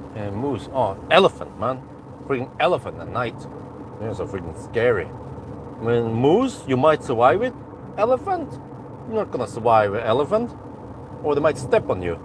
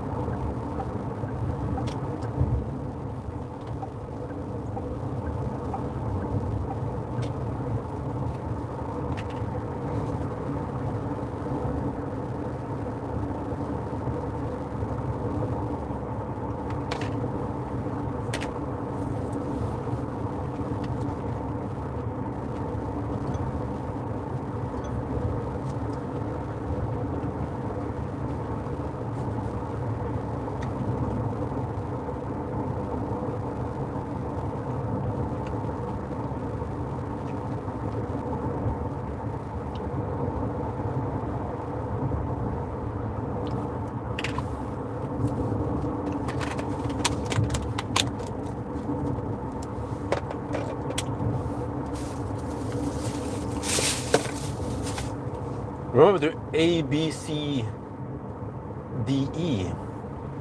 Always be constantly dodging elements.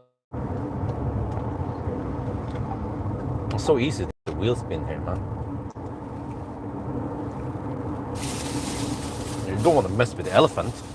The elephant always wins.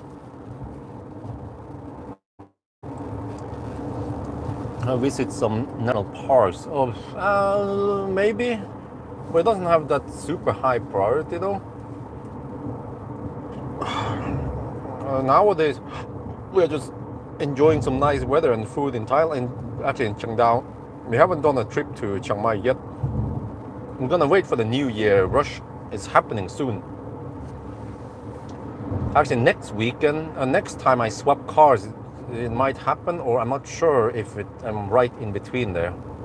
But the roads feel quite empty now, but right around New Year is gonna be crazy, man.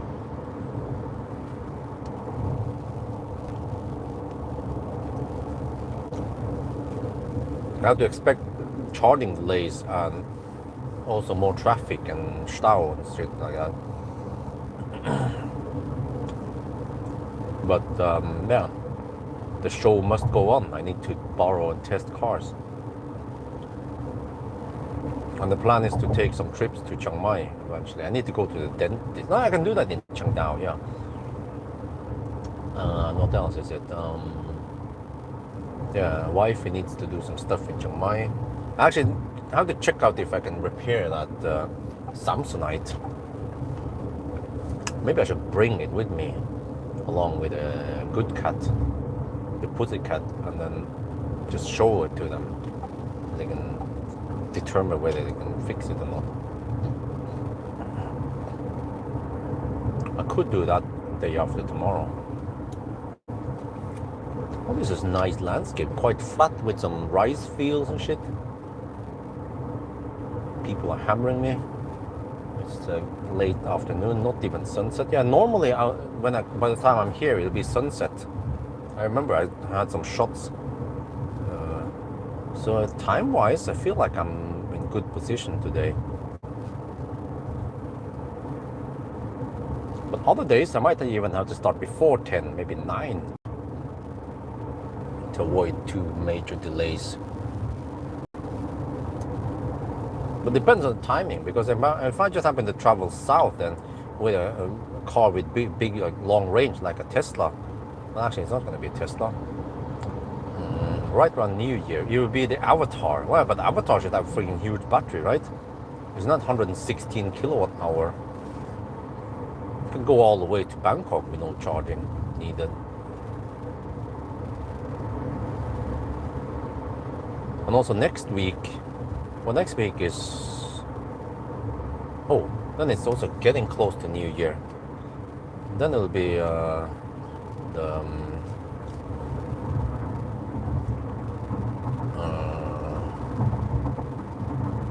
the IM6 75 kilowatt hour. Are you guys gonna hammer it or what?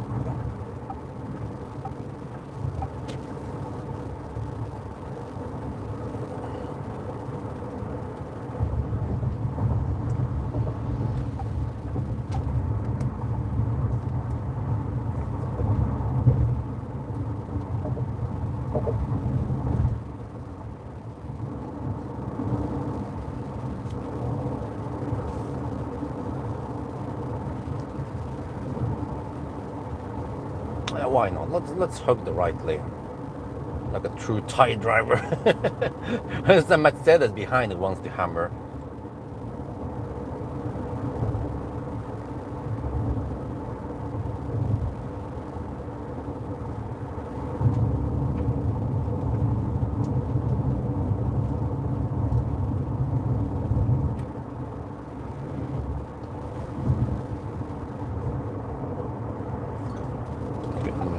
Here.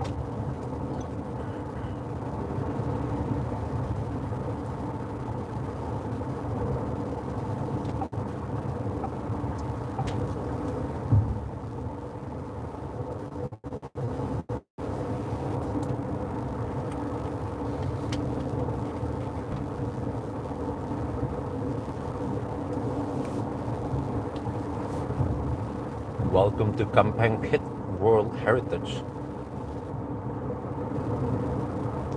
The diamond wall, right? Kampeng Pit. Pit is diamond, and the Kampeng is wall.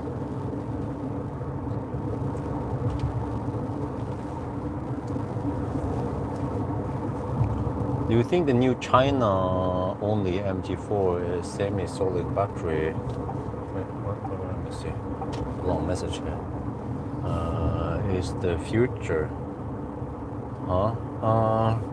What's up with that car?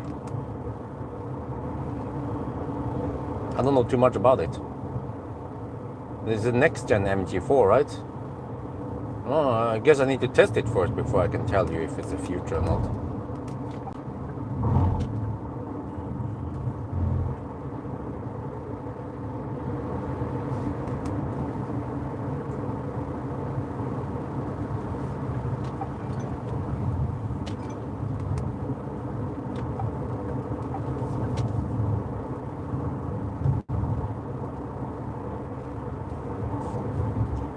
Oh, 4 in the afternoon now. We had mostly nice days. There were one day we had some rain on them, then sunny every day, some cloudy days, but not that much. Mostly just sunny days like this. So nice weather here in Thailand. This time of the year, of course.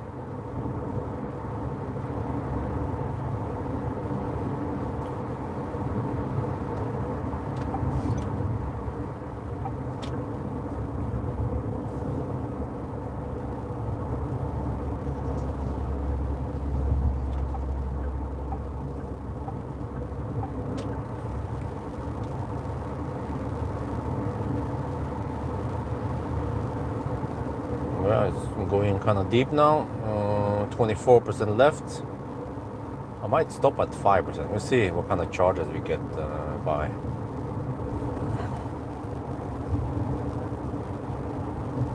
That looks amazing. Yeah, it's nice. Lots of controversy about solid state claims of solid state probability. Okay, all right. Yeah, Norway nowadays, Pawel talked to me about stuff and he showed me. So yeah, he took delivery of his Model Y performance Uniper now. Yeah, he got a good deal on it, so he couldn't refuse it.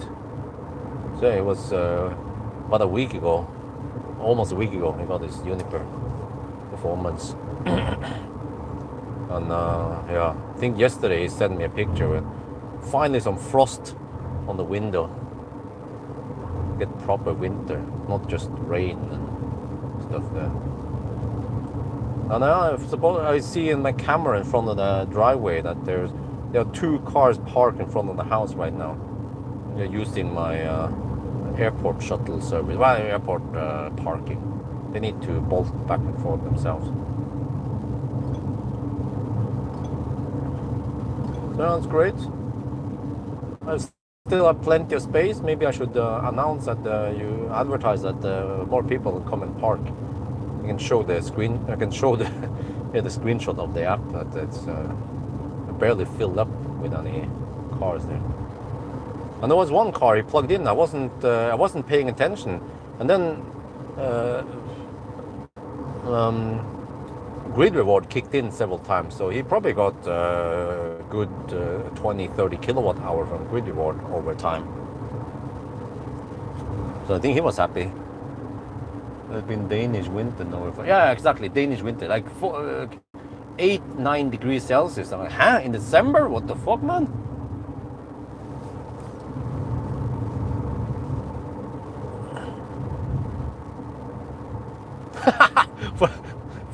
For a second, it showed 132 kilometers per hour. I'm like, huh? Where did you get that from? I was driving so slow that the speed measurement was incorrect.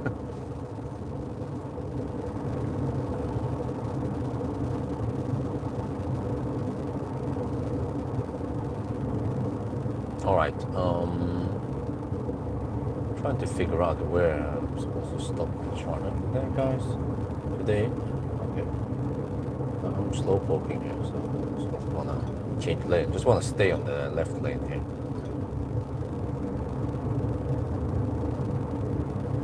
A nice flat landscape. It's so flat here. This would be perfect for some hypermiling. Only problem is it's so damn hot here. Like if you drive with no HVAC during daytime, we're gonna cook. It's gonna be maybe 60 degrees Celsius in here, unbearable. Maybe I could hypermile at night. Yeah. Yeah, that's maybe that could work. But then why hypermile here? You can do it somewhere else. Well, I remember there were some roads around Isan. There was also like this flat, no traffic, almost no traffic. It was after I went to that floating solar farm. Well, I bet that project must have been really expensive. I'm not sure how long it would take to pay back that money. Well, maybe the advantage. Wait. The floating solar panels, they must have local inverters on the floating site. It would make no sense to send low voltage DC all the way to the shore, right? But there was something about that they share hardware with the hydro dam. I wonder what kind of hardware that is. It must be the local substation then.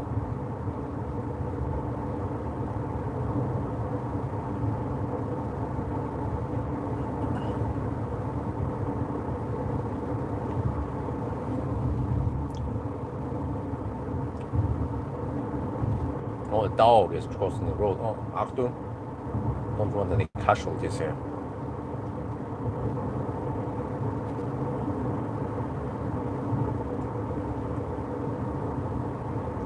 I like the idea of a solar farm.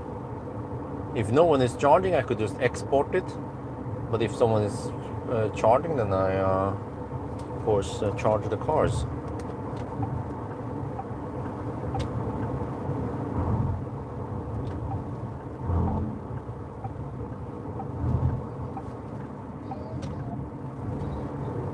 What the heck, man?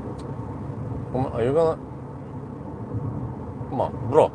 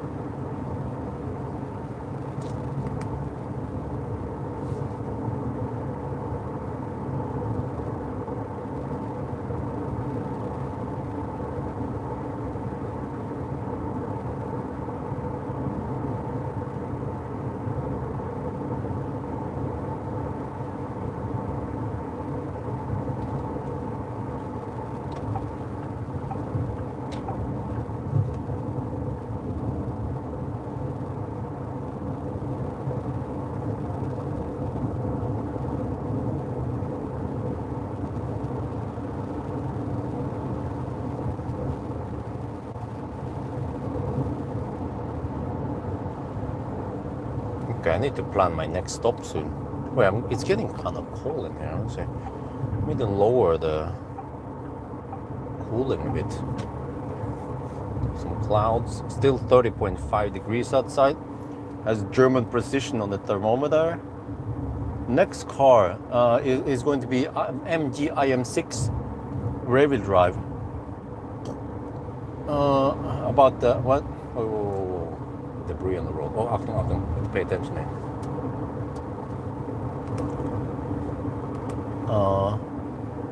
But fat, huh? 2 banana balls, okay. So the procedure is to I'm going near. I have booked hotel near the showroom where I borrowed this car. So that's normal procedure. I go over there tonight, get enough rest, eat. I need to prepare breakfast for tomorrow. Just a quick, light breakfast, I think. And probably want to try to go to bed around 10 already, if I can, if I'm there that early. And then tomorrow wake up early, return this car, get over to let me just merge now. Everyone is merging way too early, but okay, whatever. But yeah, tomorrow not take Grab, but I found out that Bolt works in Thailand.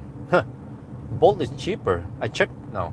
From Chiang Mai Airport to Central Festival with Grab, it's 250 baht. With Bolt, it's only 160 baht. Oh, okay.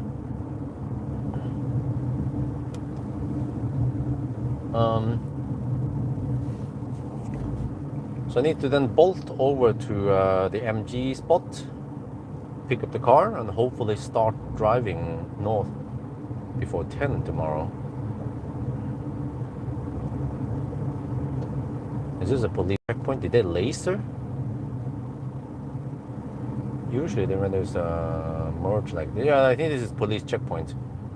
They've been lasering earlier, so they're gonna filter out the bad guys, the guys who hammered. Wait, or okay, maybe no one. The checkpoint is here, but they are not. They didn't laser.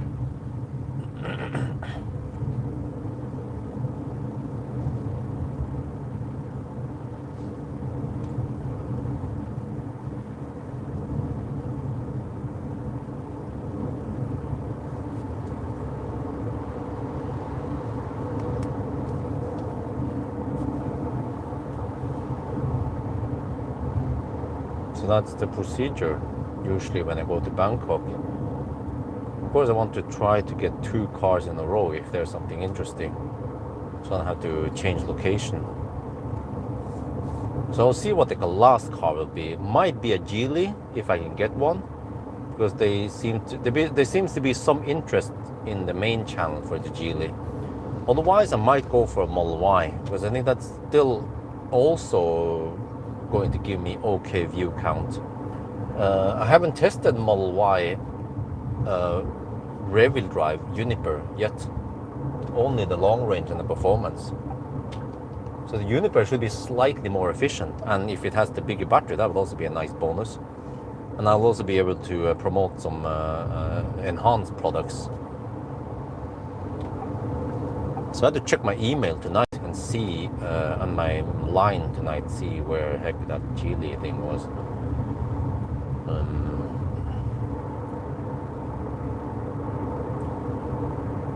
Okay, 22% left, 105 kilometers left, 119 kilometers to that charging hub. So we're not gonna make it there, but we might be able to go 500 kilometers because it's 396 right now.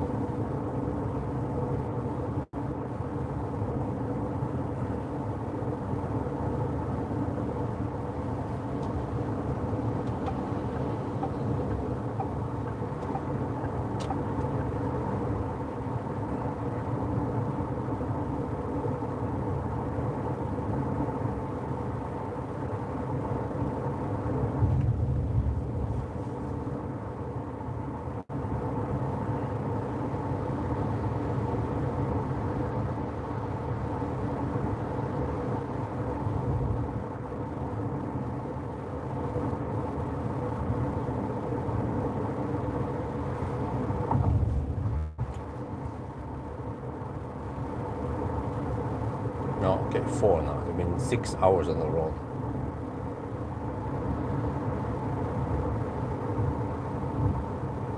Hours.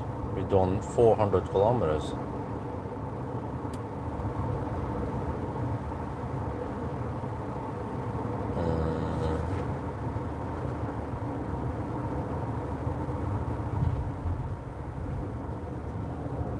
That's only 66 kilometers per hour, roughly. How much is the solar producing now? 4 in the afternoon. 32, I mean, 0.3 kilowatt only. Yeah, I believe that there is some inefficiencies here.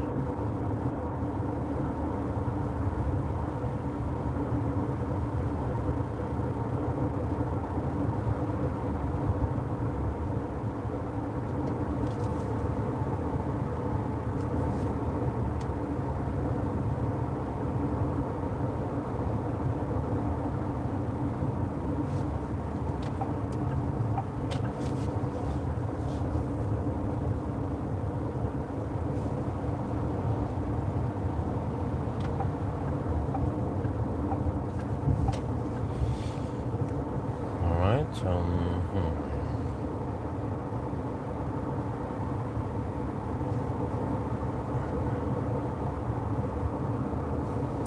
The new FSD supervised, yeah, I heard it. They've been testing it now more places in Europe.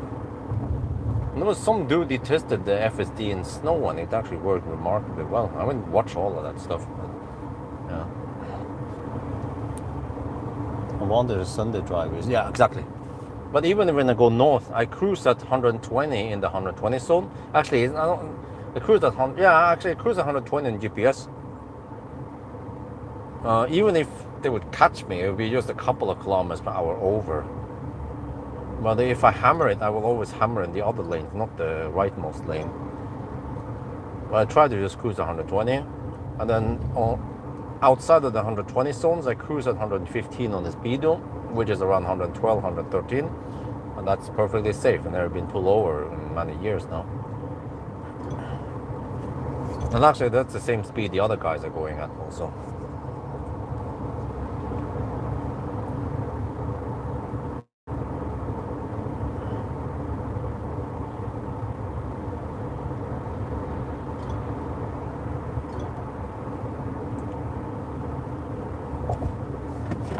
Okay, let me drink the other bottle here when it's still cold. It tastes really weird.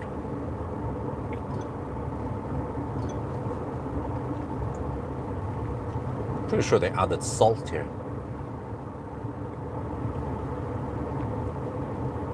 Which is not ideal for me to drink.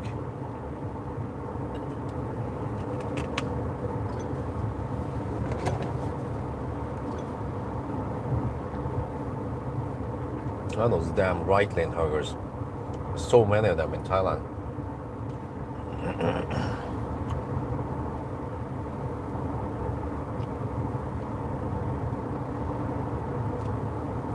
Because I think I bet many of these right lane huggers, they don't know that they are doing anything wrong. Because the driving education here is so poor. So they have no idea of how they should drive in regards of safety or traffic flow or any of that.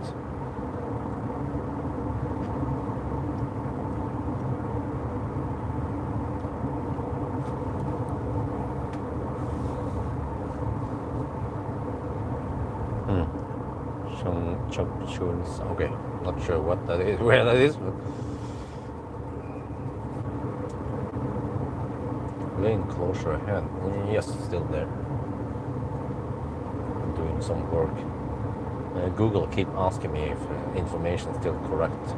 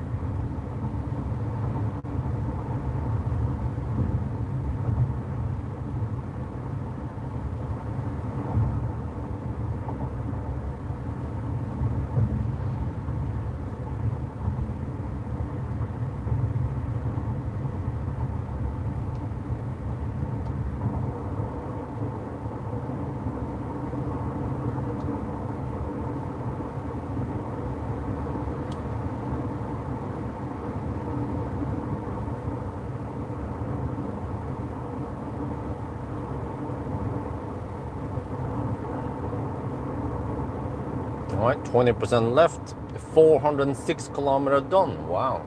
Let's see if the thing stays linear towards the end then. Because if it's true, then we can actually go over 500 kilometers.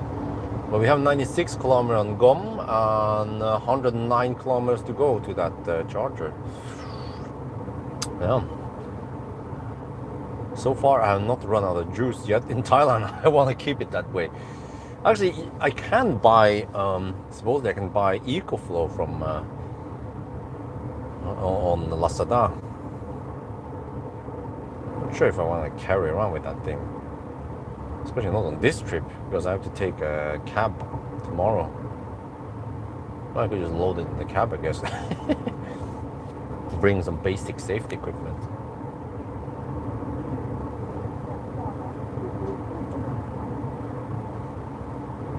But it's quite ultra rare case where the car just shuts down at 0 kilometers, 0%. Most cars will actually go past it. But I just don't want to try to challenge it and go that deep. So try to stop with at least 1%, right? 1 to 5% left.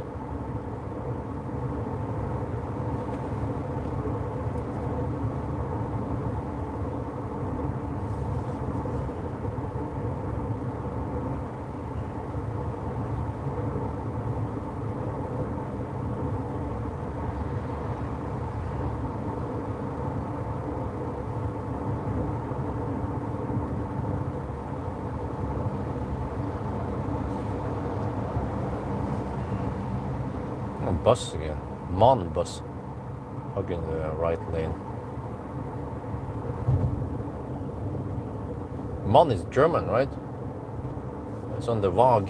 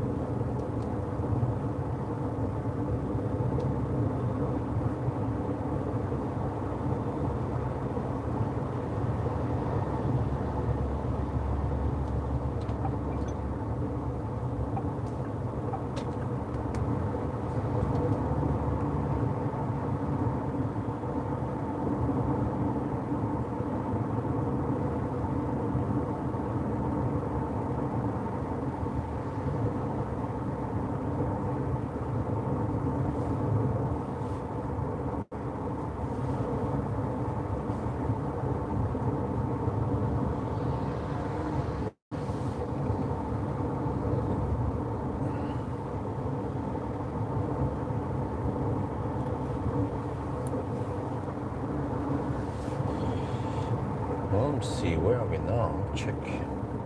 South of Dao. Okay, getting close to Kampang Pit. Also, getting close to Nakhon Sawan. So eventually, wait, 500 kilometers? Yeah, I need one charging stop.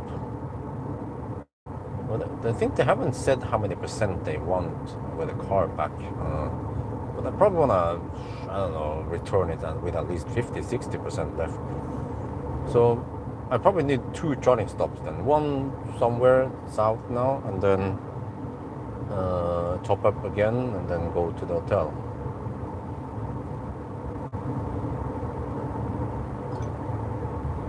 I remember there was one of these providers. They claim that I need to return the car with more than 80% battery. I'm like, huh? What the heck, man? Need to charge quite slowly, because I usually need to charge past 80% and then drive a while before I'm there. So that becomes clumsy. Let's say at least more than 50%, right? How about that?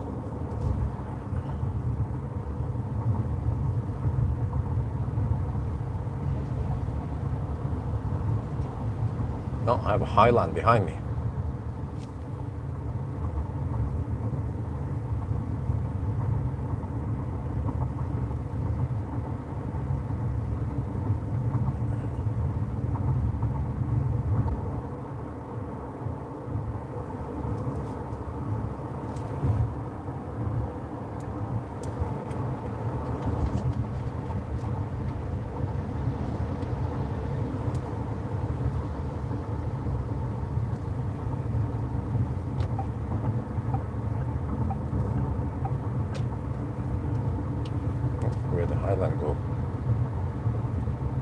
red light.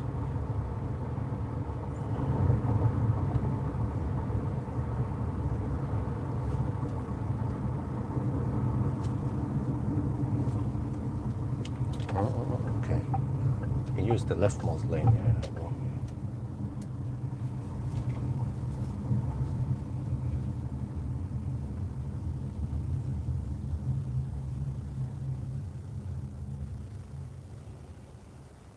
Mercedes C300 AMG. Fancy. I wonder if it's assembled in Thailand. I think it also has an expensive license plate. It has only the whatever letters and then 22. Now some of these license plates might be worth as much as a car.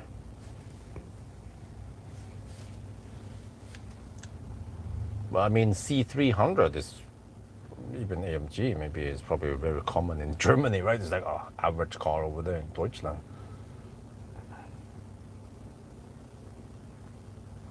And there's another Jaecoo 5 over there. You can't see it from here.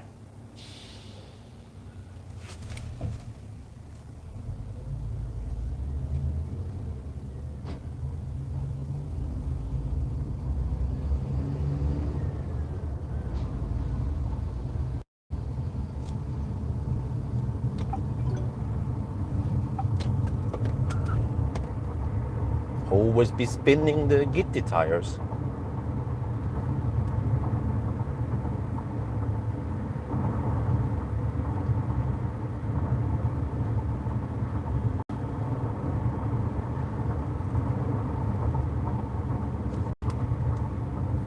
Well, I feel like I need to pee again soon. I have blooded like a pregnant woman. Gee. Okay, let's drink some more weird orange juice.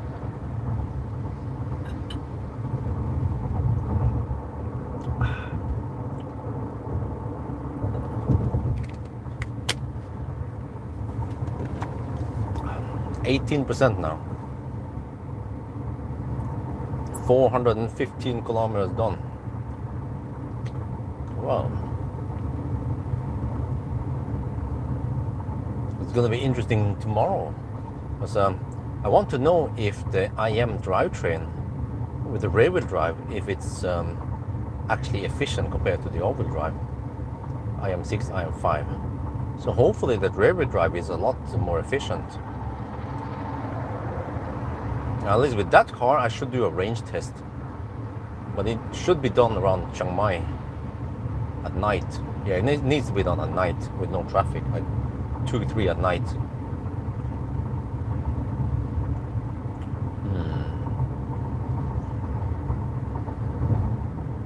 Yeah, this is nicer. I should start early because now I can actually film some stuff. It's not pitch dark like it tends to be with the other cars.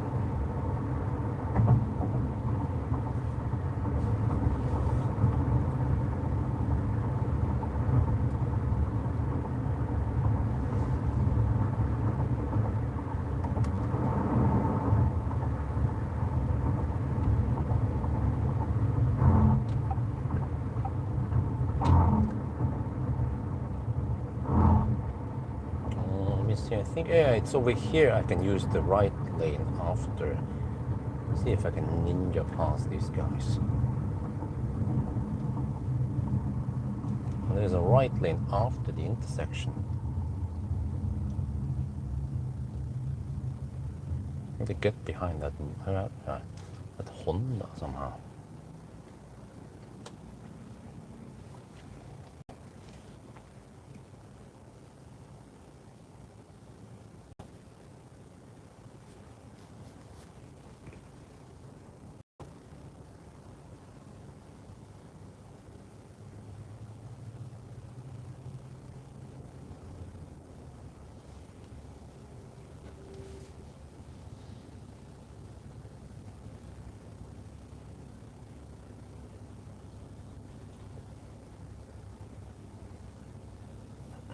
Well, this is also the reason why the average speed is not that high. Because you have a stoplight in the middle of the autobahn. Yeah.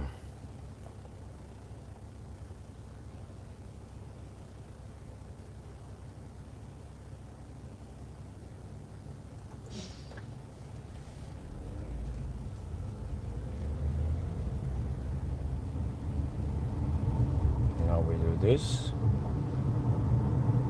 Wait, come on. Need to go faster. Do this.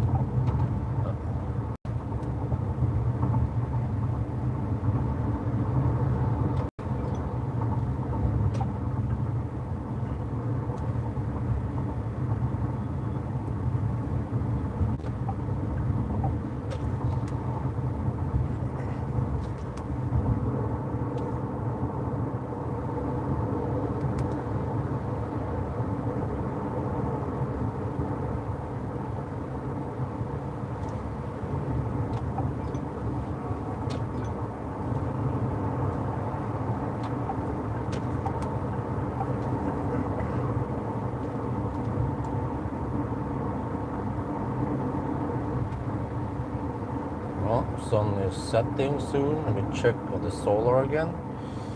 Yeah, 270 watt now. What? This is not the greatest day, right? No. We produced 18 kilowatt hour only. It seems to be more or less almost perfect day. Oh, I wonder if it's because it's... wait. When does the sun... Is it the same here?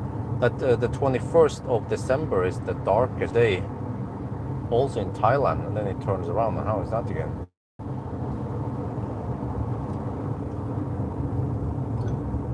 If I do this... When is the shortest day in Thailand? Ah, it is. It was actually yesterday. Ah, okay.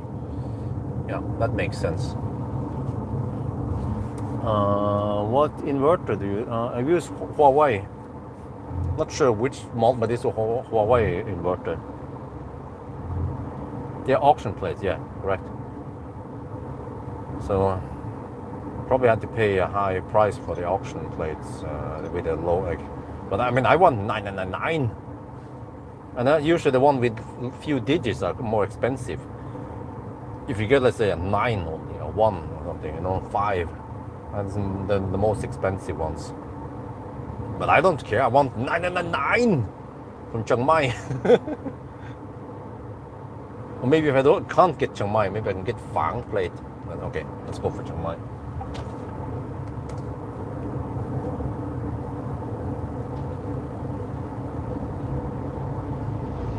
But that must be after I'm a filthy rich bastard. Now I'm just a bastard. Or a filthy bastard. Shit.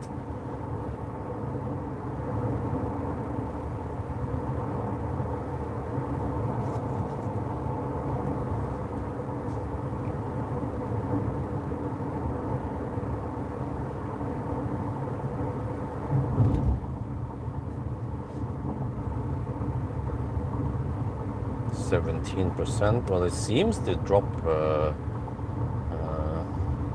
linear.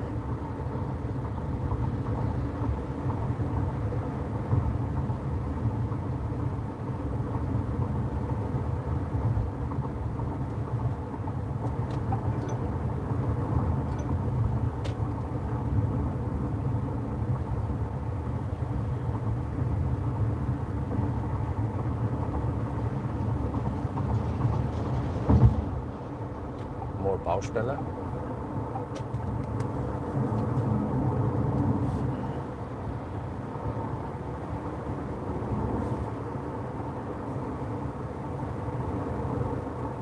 Oh, the massage was turned off. Okay. Well, I wonder why it did turn off. I mean, not the massage, the seat ventilation. This car has no massage, but the IM6 has it.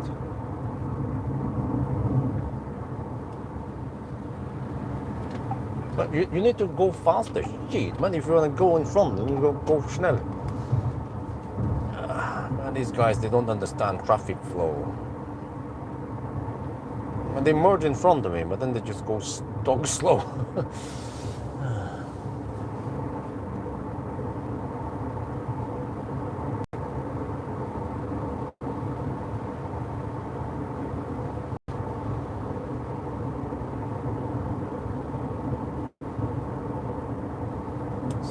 %. Well, I think it's good because I need to pee soon.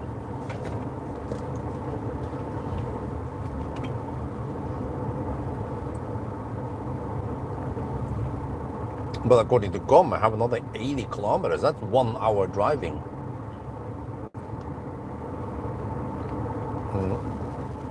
If I would actually go with it down to 0%, but I'm probably going to bail out at, I don't know, 5%.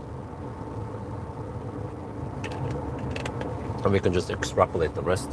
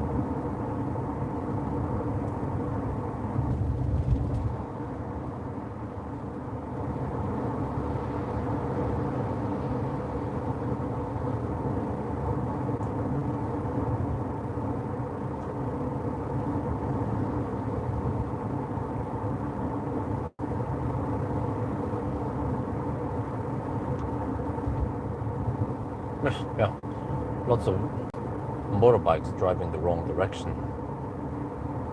Just have to watch out for them. Every time I U-turn, I always watch in the wrong direction to see if there's no obstacles there. Then this Nissan, are you gonna overtake or what? Nope.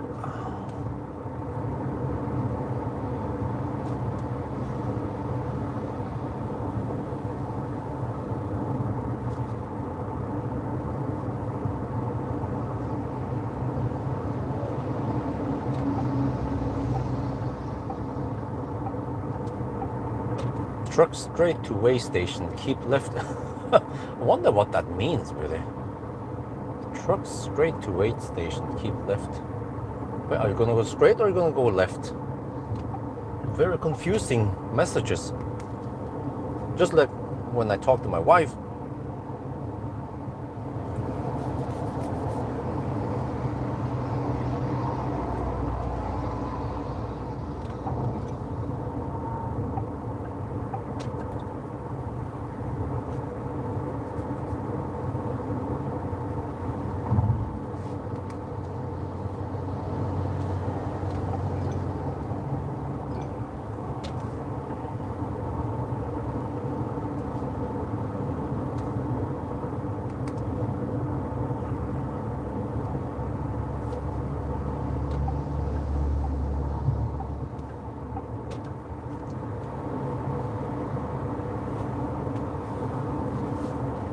Okay, 428 kilometers, still going.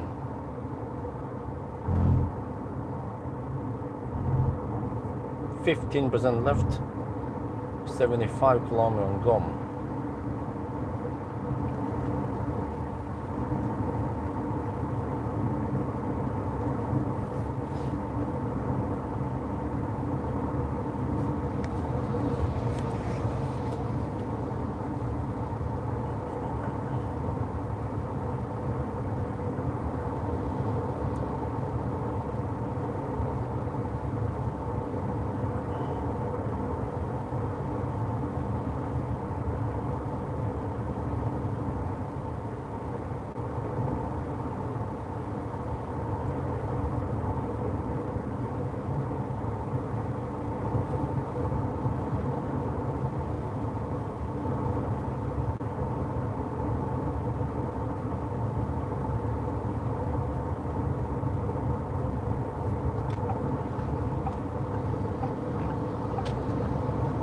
gonna be a good German and use the leftmost lane now.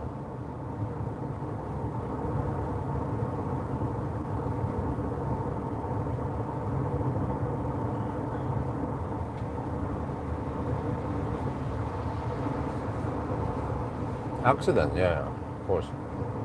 Have to be careful. Knock on wood, I have not been involved in an accident in Thailand yet. But now the ABC, always be careful.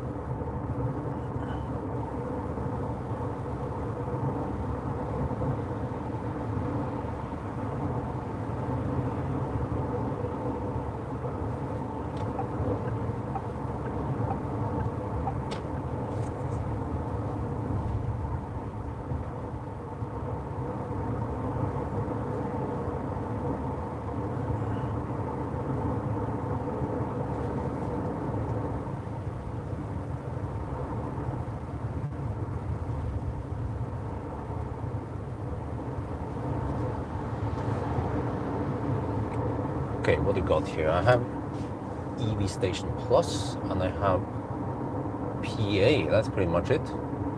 Let's see, what do we have EV Station Plus? It would be great if I can get 75 kilowatt hour per hour.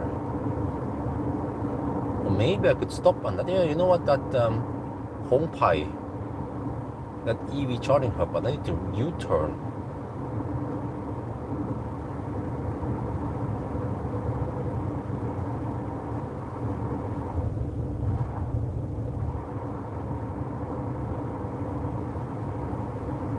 I know these are red. What the heck, man? Occupied. What? Shit. Do it really? Do I need to book chargers now? To play the booking game myself? I want to beat the system. They need to join the system. Oh, shit.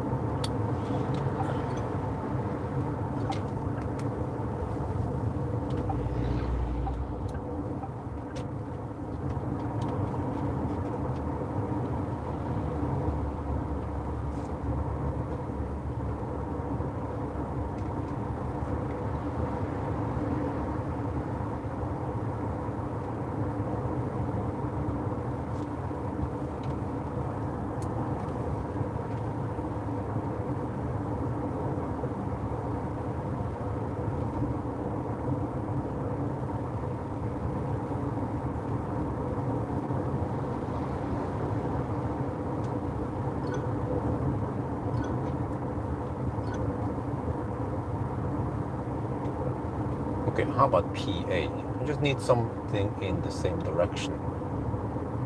Even 25 kilowatt would work.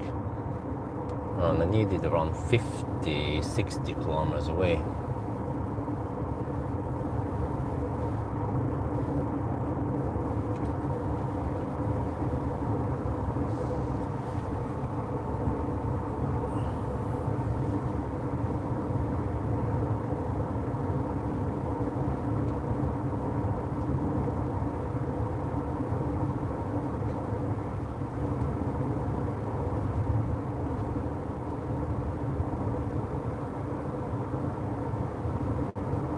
There's something here, PA, 120 kilowatt. Yeah, that would work. Let me see. I think I've been there before. Not a super nice location. Look, 45 kilometers away. Okay, I might bail out there. I wonder if that's one of my best bet now. And I might ride it with 5%. So we'll see. In 44 kilometers, I have 14% now. 1% should be roughly 5 kilometers then. So quick math, 44%, that's 9% used, because I'll arrive at 5%. Yeah, I could extrapolate the rest. I don't want to do too crazy U-turn and shit. Yeah, I think that's accurate enough. And that's 120 kilowatt split between two cars, but no need to U-turn. It has toilet, and that's pretty much it over there. I top up, and then I go to the charging hub. I actually need to just top up for 5 minutes or so, 5-10 minutes, and that's enough to get to the charging hub.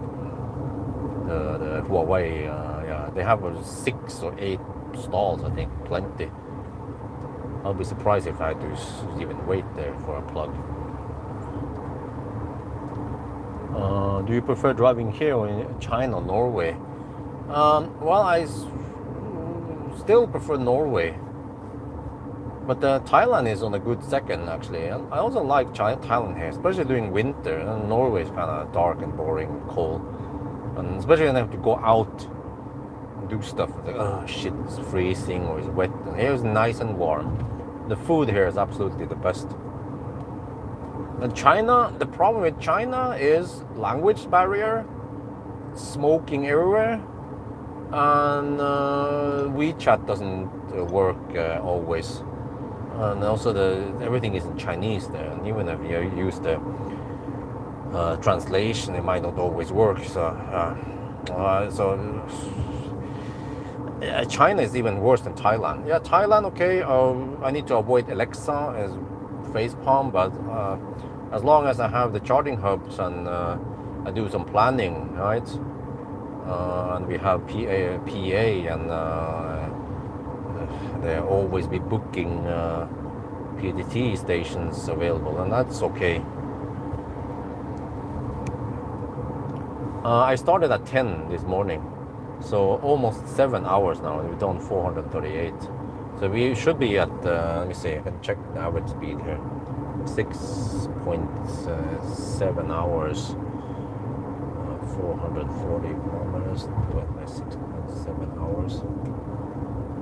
Average speed 65, around 66 kilometers per hour average speed only. Wow. Yeah, it is actually going to take 12 hours.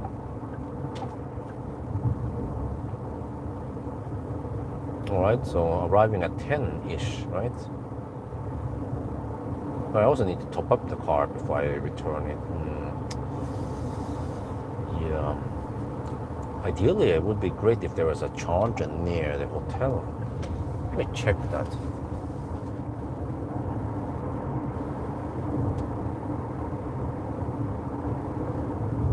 Maybe I can check without the route planner.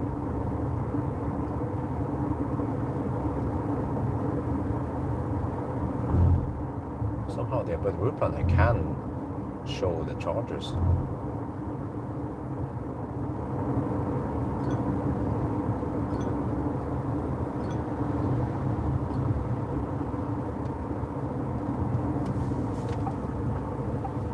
Then I don't know exactly where the position is.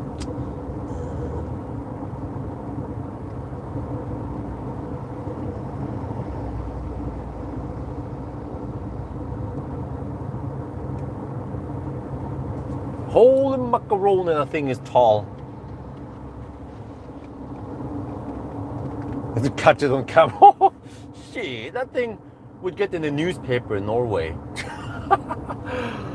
And then look at the straps he put on it.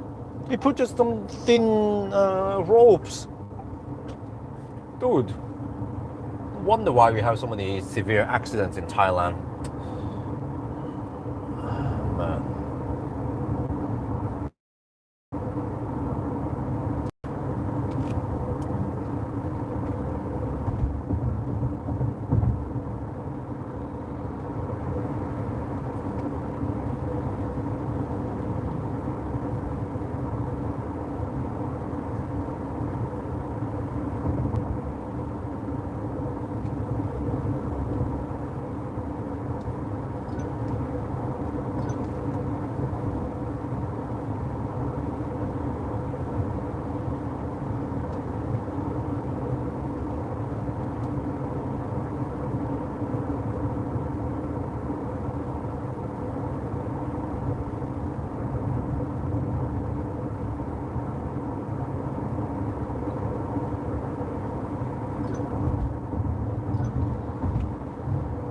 Great Wall Motors, of course.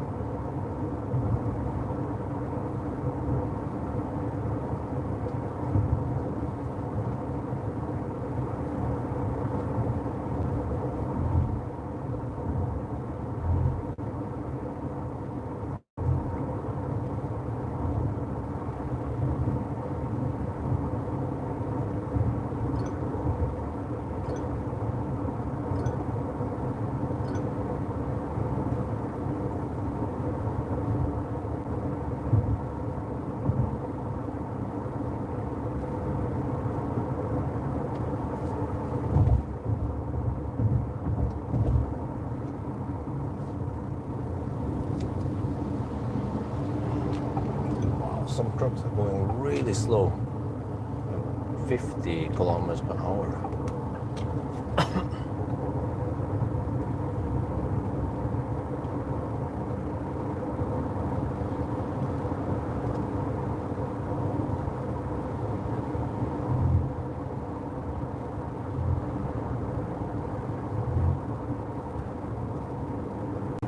Okay, can't find any charger near that location. All right, let's see.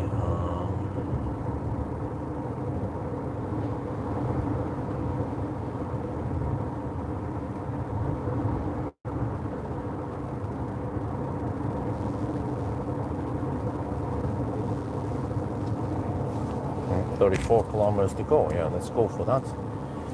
Check the charter status now.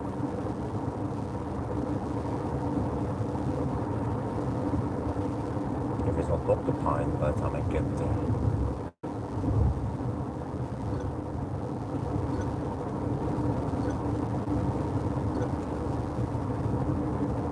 Yeah, now both of them are available.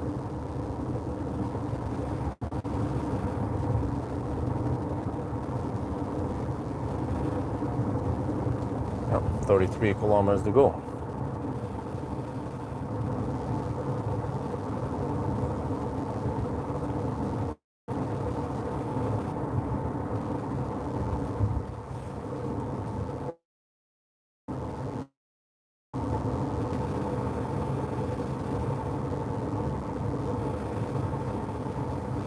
Well, I might find something to eat there.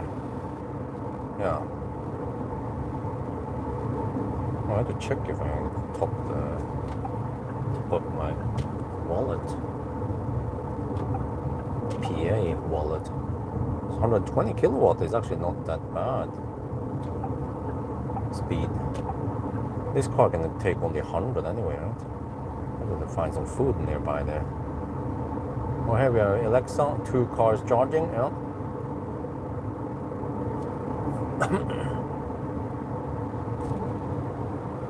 What is the price anyway? Let's see. 6.9 baht per kilowatt hour. That's okay.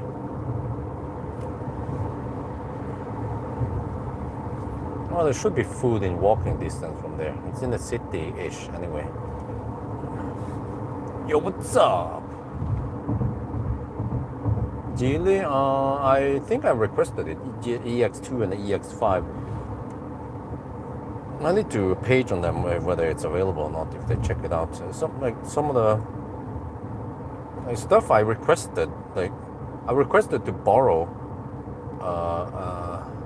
an MGS5 in Chiang Mai, and then the guy was like, "Oh, okay, let me check it." And then days passed, and then no answer from him about that case. He was looking at something else, and I think he forgot about it. So I'm like, whatever. I'm now driving. I was going to do a side-by-side comparison between the Jaecoo 5 and the MGS5. But the train has gone now.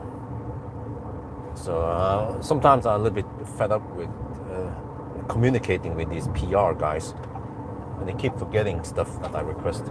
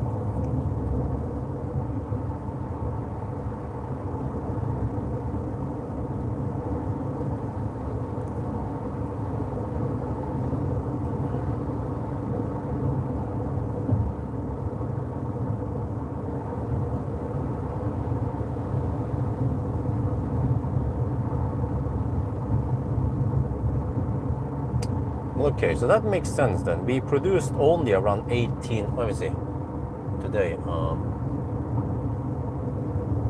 Solar production. Yeah, 18 kilowatt hour today. roughly. So nowadays only around 18 kilowatt hour.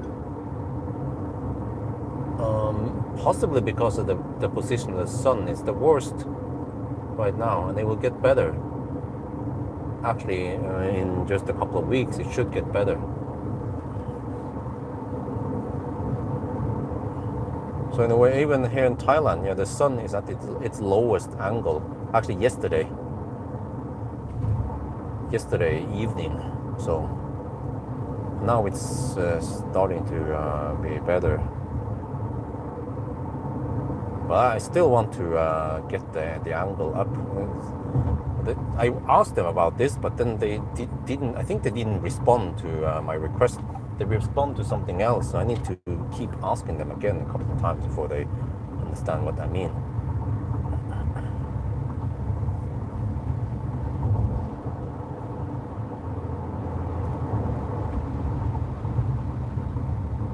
Might need to call one of the guys.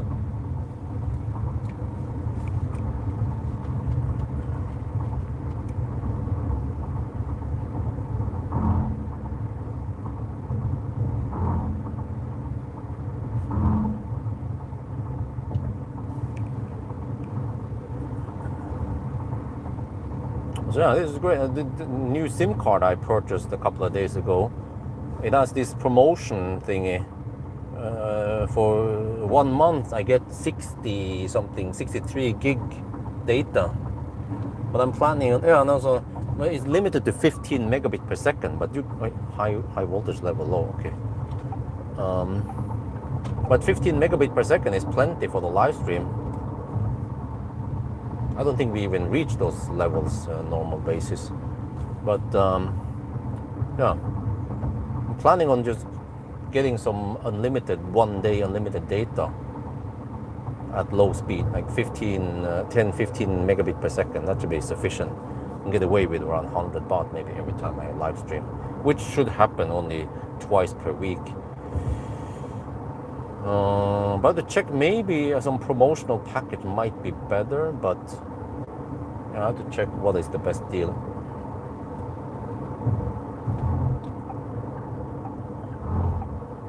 But by the time this package is used up, then it will be around New Year already.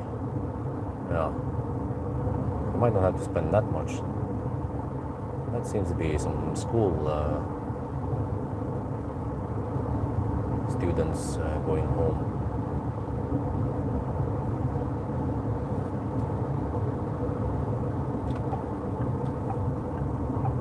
All right, 24 kilometers to go to the charger. We are 10%, 50 kilometers left. We have done 455 kilometers, so it seems like 500 is possible.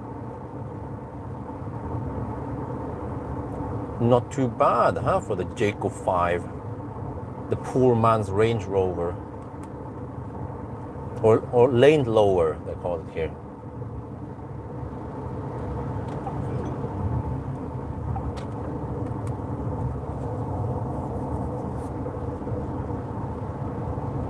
There's one of the spark charge thingy. There's only one. Well, I think is that Hawaii? Oh, no? One charger with 2 plugs.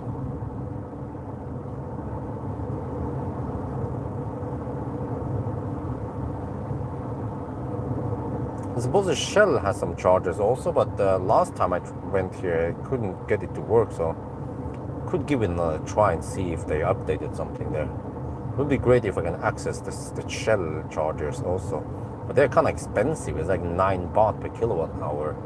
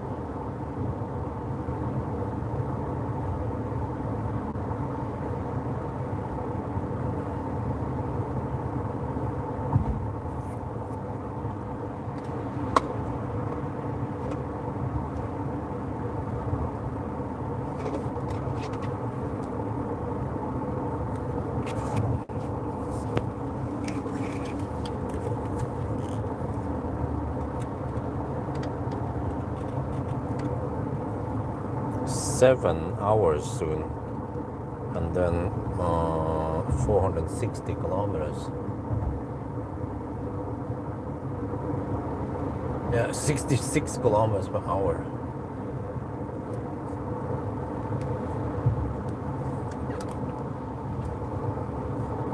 We are now in the Kampeng Phet area. We're down to 10%, 47 kilometers left.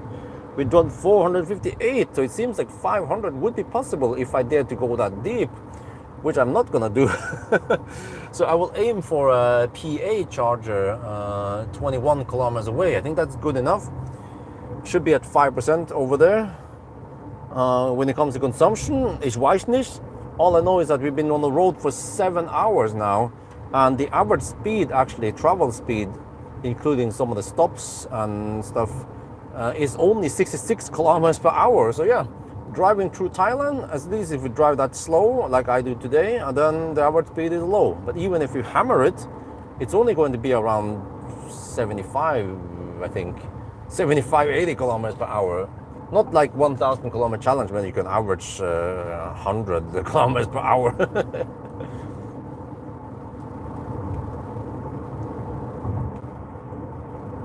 ตอนนี้เราอยู่แถวกำแพงเพชรนะครับแล้วก็มีแบตเตอรี่ 9% นะครับแล้วก็เราก็วิ่งไปได้460 กิโลเมตรแต่ว่าเราคงจะขับได้เกิน500 กิโลเมตรนะครับถ้าเรากล้าขับไปจนถึงแบตเตอรี่มันเกือบจะหมดนะครับแต่ว่าผมไม่อยากจะลองนะครับ เราจะไปชาร์จที่PA charger นะครับ19 กิโลเมตรจากนี้นะครับแบตเตอรี่มันก็น่าจะเหลือสัก 5% แล้วก็คำนวณที่เหลือนะครับเป็นเท่าไหร่นะแล้วก็ตอนนี้ก็เริ่มจะเย็นลงนิดหน่อยแล้วไม่รู้เย็นไหม30.5 องศานะครับ แล้วก็ผมไม่รู้นะว่าเราใช้ไฟเยอะแค่ไหนนะครับรถมันไม่โชว์นะหรือว่าเราเชื่อไม่ได้นะครับว่าลองเช็คดูนะถ้าเรา119 วัตต์ต่อกิโลเมตรโอเคเดี๋ยวค่อยคำนวณอีกทีหนึ่งนะครับ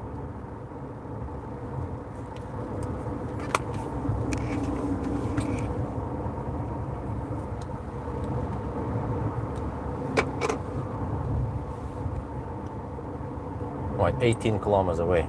Almost done with this section of the test. You will arrive around 10-ish, I hope. Yeah.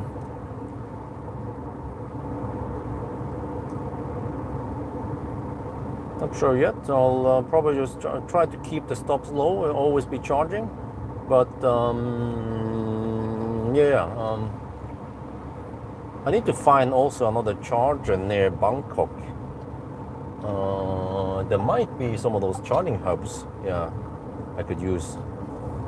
But let's just charge at the PA for now, and then we see what happens, and probably grab some food there.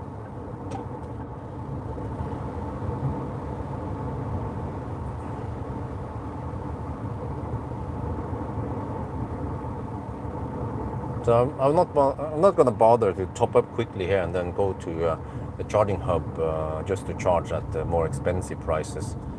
But you're gonna turn around, right? You're gonna U-turn, right? Okay. I can probably, okay, or maybe not. I wanted to overtake, okay. Oh, holy shit, man. When he's doing 45 kilometers per hour, the left guy is probably doing around 40. This guy is doing 45.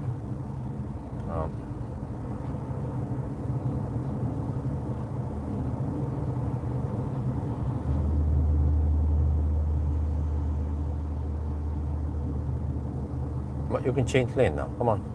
Dude, he's so slow changing lane. Didn't he check his mirrors? No.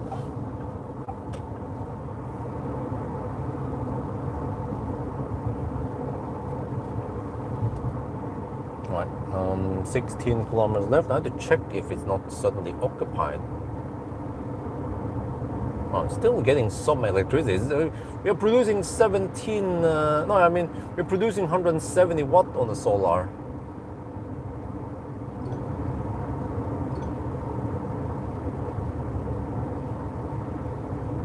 Well, need to add money on my wallet soon on the PA. What the heck happened to it? Well, it's so unstable, the PA app. There, how much money I have? Well, I still have 964 baht. I think I still had over 1,000 baht from last time.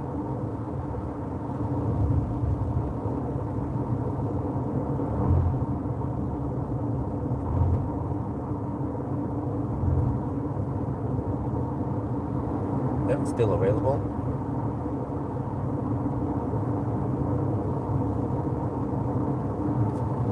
Okay, 14 kilometers to go. I'm down to 8%.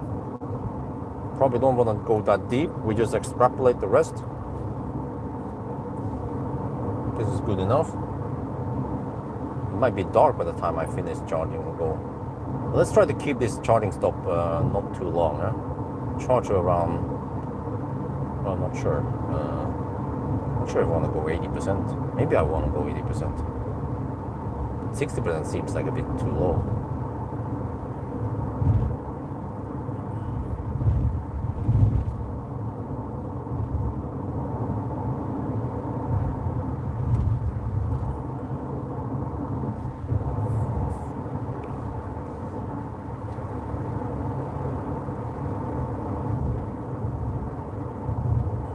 But when we hammer it, we can go around 300 kilometers in one charge. Is that the EV hub thingy? Yes, it is.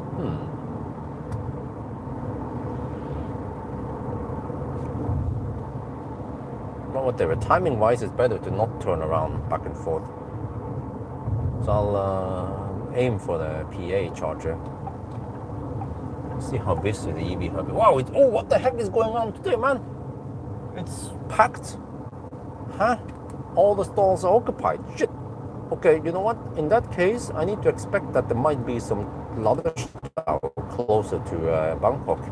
So I want to go for the big charging hubs then, not the single charger with 200 amp plugs. Shit. Okay. Huh? What day is it? It's Monday. Oh, yeah. Christmas. People. Oh, they start now. So the traffic starting, right? Do we have any Thai people here? Doraemon, yeah. Can you guys tell me? It's 22nd of December. Many people they have Christmas holiday, right? They have a long day, long from now already until New Year, right? And then some people take holiday after Christmas or something next week, or I mean later this week. So that's why the chargers are normally not that much packed today. I mean, normally when I travel, seems to be higher traffic than usual. So I have to avoid getting stuck somewhere or dicking around too long. So I'll go for safe. Go for the spark hubs with enough plugs.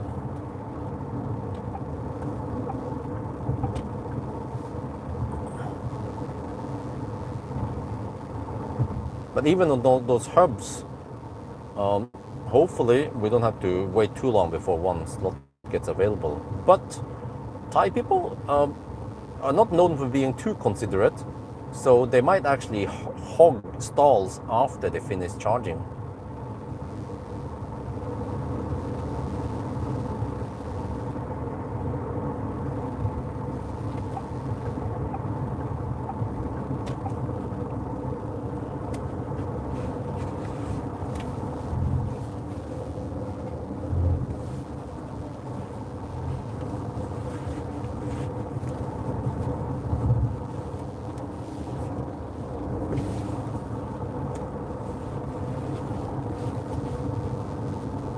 Oh, those hay trucks, man, they're crazy.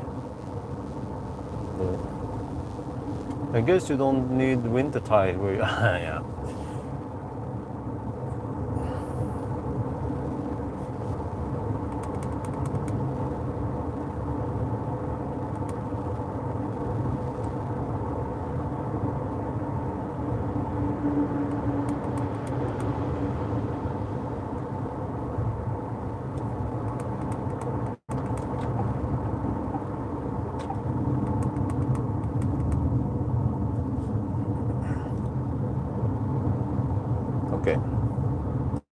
down to 7%. Check what the charger status again. No. What the heck, no. Dude, the PA Volta app is so weird. Dude, you go back and it just exits the whole app rather than going back to the map. Pop. It's still available. Okay, I have to remember to press the back button. See, there's a charger coming up soon. I think, yeah, that's a 26 kilowatt charger. It's like the emergency charger. Okay, still available, right? No need to share, that's good. You can charge relatively fast until someone else comes there. But I wonder how many amps it is. If I can get 300 amp, that'd be great. I only need 250 amp on this car to get around 100 kilowatts. And I have never seen more than 100 kilowatts. But actually, when we go deep, we might see higher speeds. Oh, I better get the mic ready. And as long as it's not overheating or rapid gating, then we might see 125 kilowatt per hour.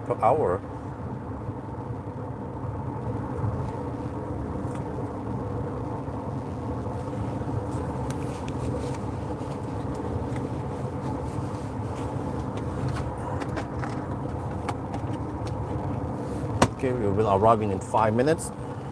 Let's get the 2 key fobs ready. I keep it in the car while I'm driving. I mean, out of my pockets. It becomes quite bulky, man. Okay, there we go. Very straight, okay. I need to ask wifey, maybe. Do you have any Thai people in here? Well, I could guess that many people start the Christmas holiday already now. Right? That's why there's more traffic on the road and more people charging.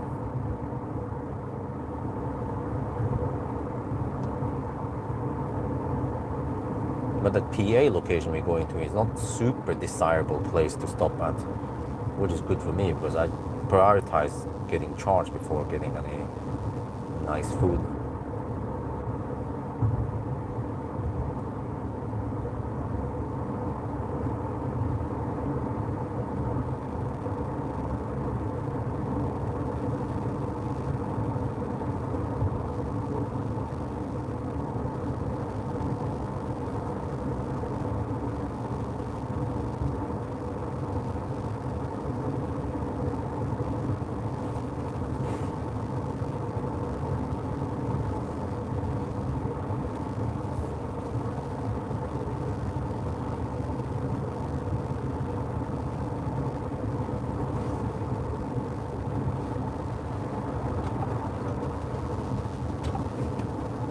Man, it's sunset now soon. Well, actually not yet.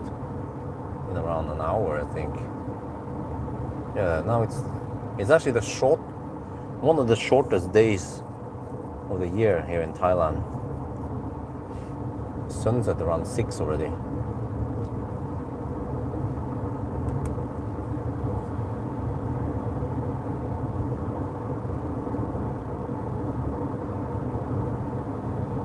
And it's still 29.5 degrees outside. Should be nice and warm.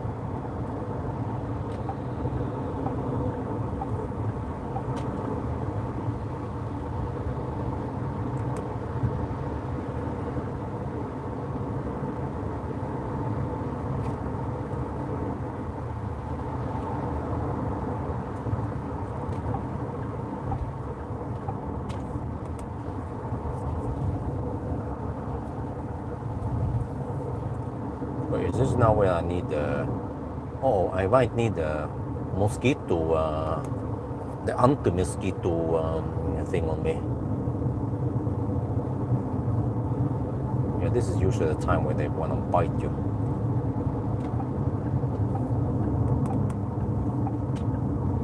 Oh, here's the 26 kilowatt PA charger.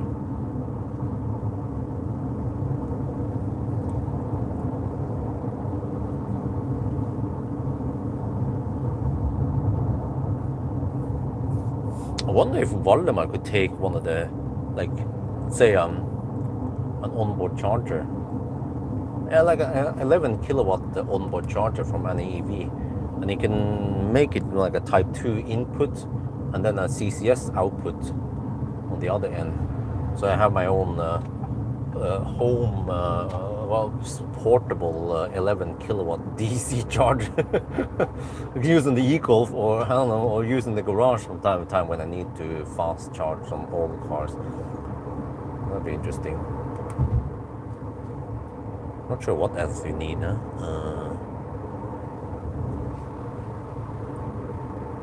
Because it takes AC and then convert to DC. Yeah, that's what the onboard charger is doing, right?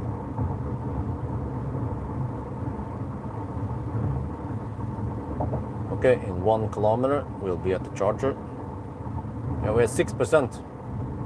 I estimate 5%, but 6%, okay. Around 500 something kilometers. Good for the Jaecoo, poor man's Land Rover.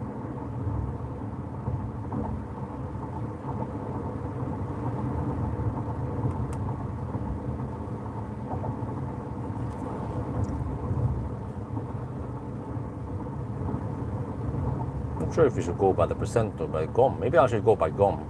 We added the remaining 28 kilometers to the 479 kilometers we've done then. I think it's a Caltech charger, yeah, maybe not the most desirable place to stop. I don't feel like trying to cross the road, but there's a Patatan station there. So I'll probably just poke around here somewhere, see if there's any food here I can get.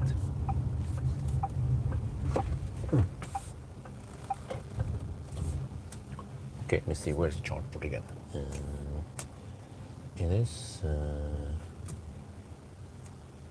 but this car has no indication of where the charge port is. It's just a little bit blank right now.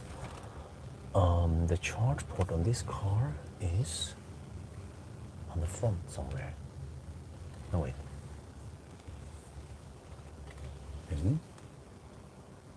It's here. Yeah, it's on this side. Yeah, I have to go like this. There's nothing here. That's the problem. That's why many people don't want to stop and... Well, is that food? No, they're closed. Pretty sure they're closed now. But they were 120 kilowatt PA charger? Yeah.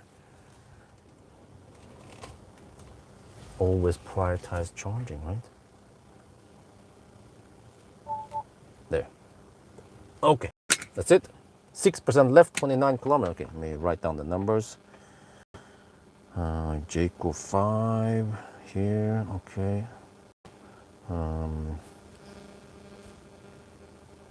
479.6 kilometers. 6% left and 29 kilometers. Okay.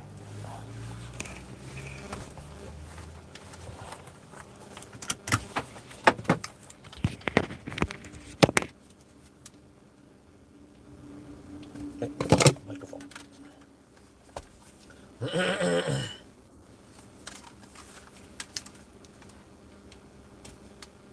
We are right at the PA charger. No one is charging for now. Let's hurry. But we have 6% left, 29 kilometers left, and we have done 479.6 kilometers. Wow, not too bad. And the consumption is claimed to be 116.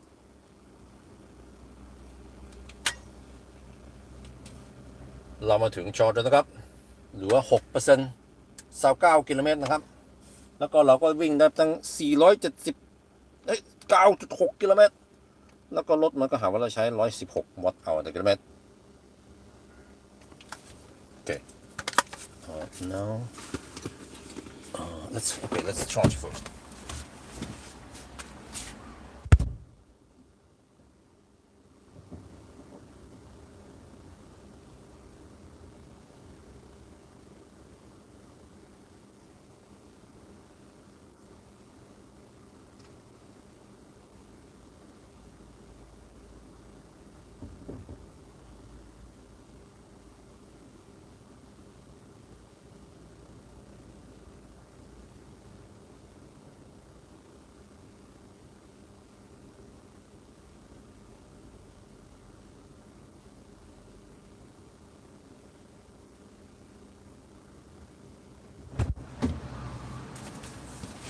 While that is being done, I can spray. Right, let's get the camera ready.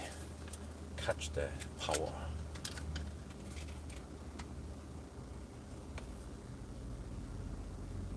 think you should be able to handshake properly, right?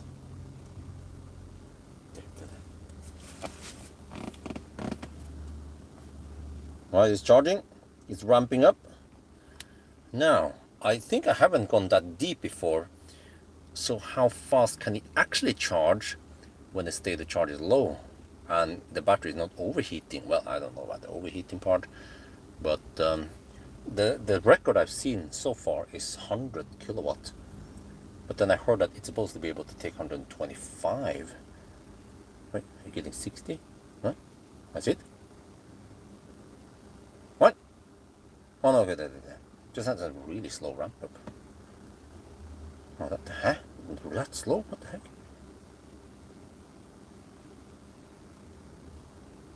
Wow. Well, I hope we can get more than 75 kilowatt. Wait, unless there is a 200 amp limit here also. Really? Wait. Are these cables rated for 200? Well, as we speak now, then Dolphin arrives. Sharing is caring. Yeah, 75 kilowatt. Do you expect anything more than that? No, of course not. Shit.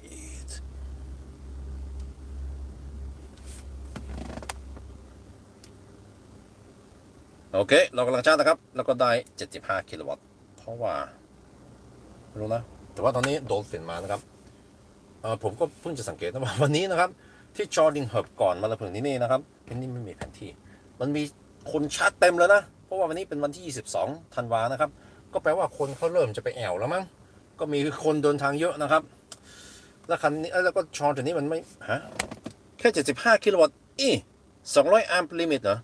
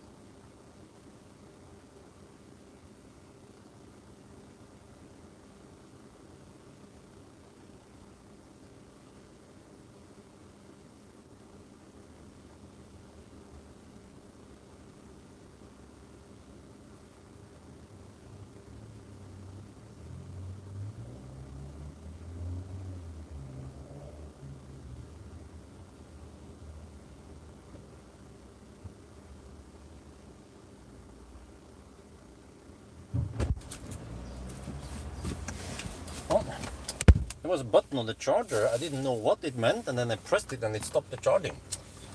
Okay. Well, yeah, we're getting 75 kilowatts. Yeah, well, okay, why not? We are back to 2019 charging speeds, but okay. Oh, I didn't bring a second shaft. Yeah, that's right. So I can't show you guys the charging status. Isn't it short as it has a short as amount of daylight? The day is still 20.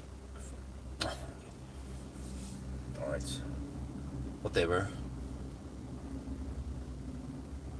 That's what I was looking for anyway. The shortest day with the day with the shortest daylight. Okay, now it splits. Of course, it's 120 kilowatt. We're getting 60 kilowatt or 59 because sharing is caring.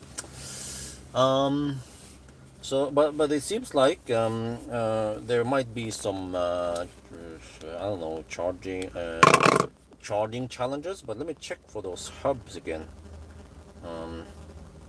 There's supposed to be plenty of those, right? What if I don't need to U-turn? Bangkok, China. Is that 85 kilometers away? Oh, no U-turn needed. Okay. That's better. 85 kilometers away. Yeah, okay. I think I'm gonna go there. Just need enough juice then.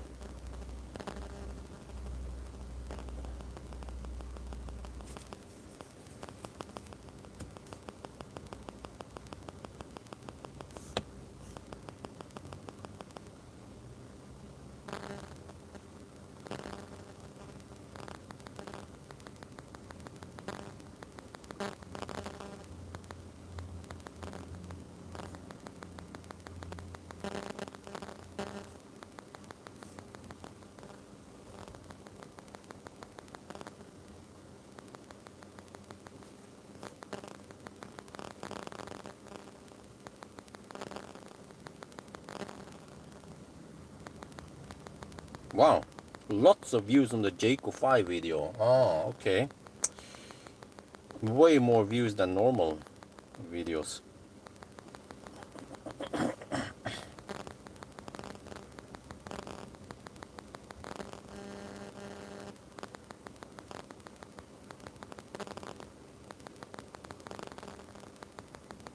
Well, which means that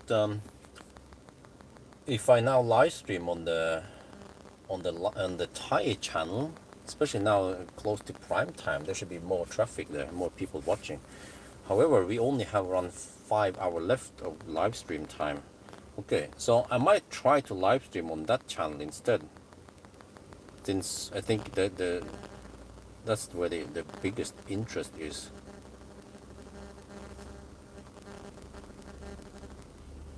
Okay, I need to ask the guy now that I have time here. What the heck is this?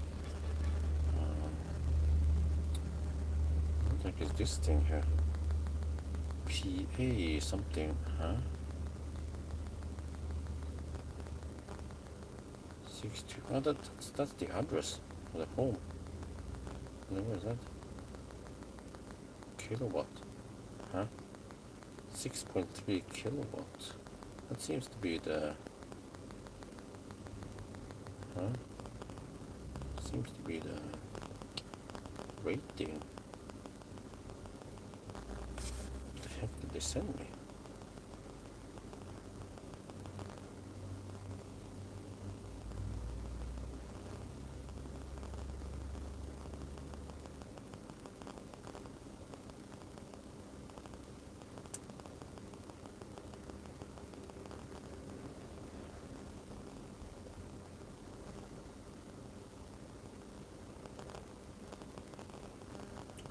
Yeah, 58 is kind of slow, but if we are digging around trying to find juice, then that's even slower. So, but I just have to gamble at the Bangkok station at where is this? China. Oh, that's good, right? Okay. Okay. Let me calculate some stuff here while we are there. Okay, 479 point something.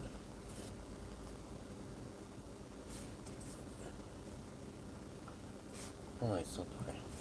479.6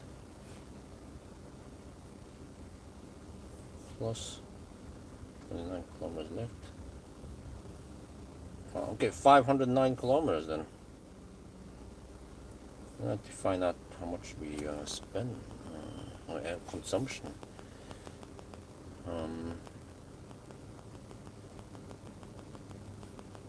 Spend 94% battery. Let me see. I'm gonna check here again. EV database for Jaecoo 5 battery size.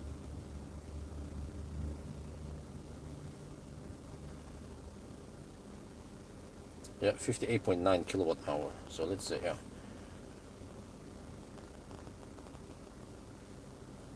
Alright, and then divided by distance, 479.6. That is 111 watt hour per kilometer. Well, that's not too bad, is it?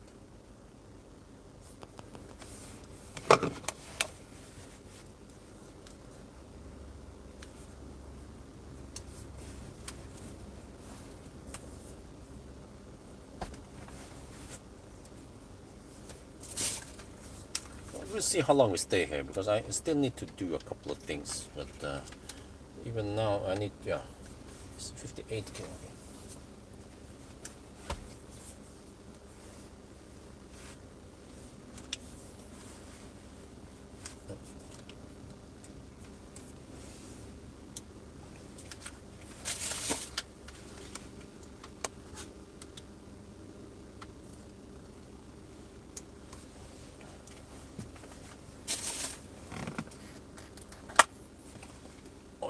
Take out this also. Oh, it's really tight here, eh?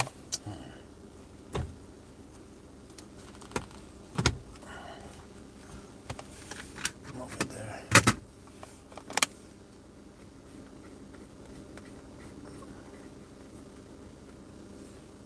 Take out the pillars. condensation filter.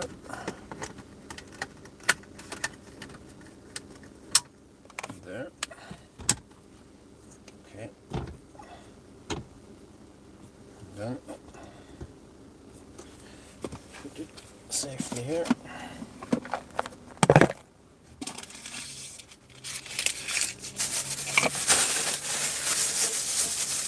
I have some snacks I can, I need to get some food at one point. Unless there is something in walking distance, I haven't checked.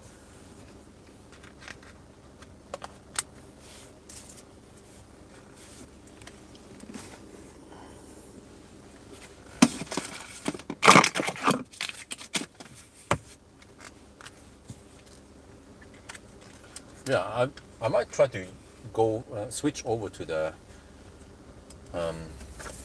Thai channel now, but I need to do some stuff first. I haven't gone to the restroom yet. I'm still getting 58 kilowatt, which is okay for now. I think I might want to go for that other charger, but then it's still not close enough to Bangkok. That's the problem. Okay, let me count stuff. 23% anyway. Yeah, sorry, I don't have another shaft I can show you guys some stuff. Okay, I crunched some numbers here, and if you base it on 58.9 kilowatt hour net capacity, we spend 94% of the battery, and that yields 111 watt hour per kilometer. That's actually not too bad. Yeah. Okay, with a bit of downhill and tailwind, and then we can go 509 kilometers. So it's okay for a poor man's Range Rover.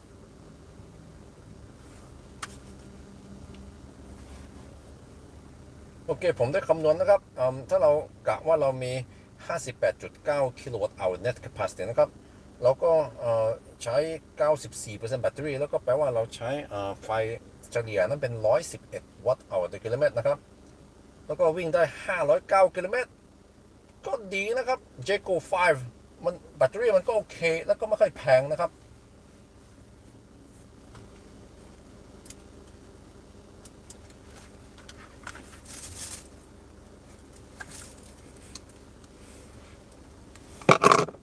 Alright, now let me see.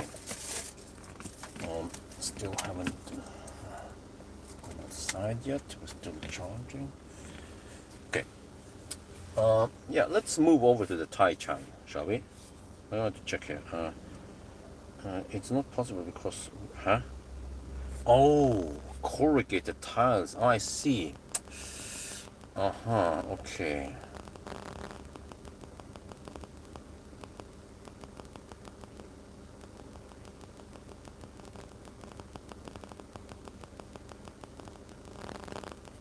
What the heck is that? Corrugated tiles. Oh. I wonder if they actually talked about this earlier, but then I didn't know about the whole angle and whatever that made any difference. Huh? I'm gonna send something in Thai. Dude, I need to translate that, bro. What is feasible is metal sheet roof or deck. Oh, I see. Okay. Corrugated tile. What the heck is that?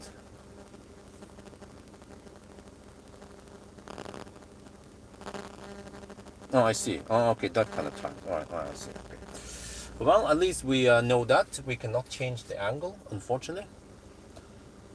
But it should mean that okay, at least during summer, so during summer months, we then get very close to optimal, and then also it's during summer we have the most sun. The only problem for me is that I'm not here during summer. It's way too hot. But okay, I will consider it if I can get away with 20,000 baht and add 3 more panels. Then in winter we should get more power overall throughout the year. Because okay, the thing is that when you change the angle, okay, we get more power during winter now, but during summer we get less power because then the panels are slightly off optimal angle. But by adding extra panels, we'll be able to utilize more of the capacity of the inverter, since we kind of have the wrong angle, right? So 20,000 baht. Yeah, I kind of want to try it for the sake of the just finding out, plus also for the sake of the video. It will be at least 1 or 2 videos. One video of the installation, and then the initial poke at it, and then maybe another video later, or something. So each video will of course generate, I don't know, maybe a couple of €100 at max. Yeah.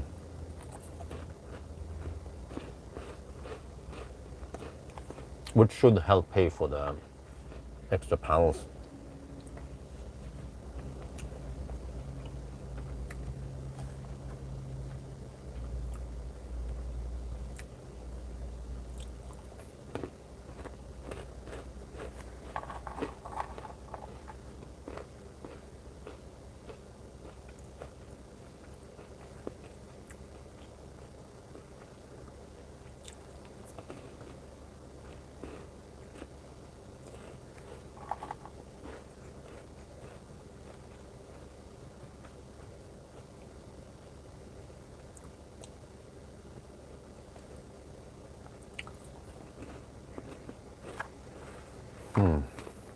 Well, I'm at 31%.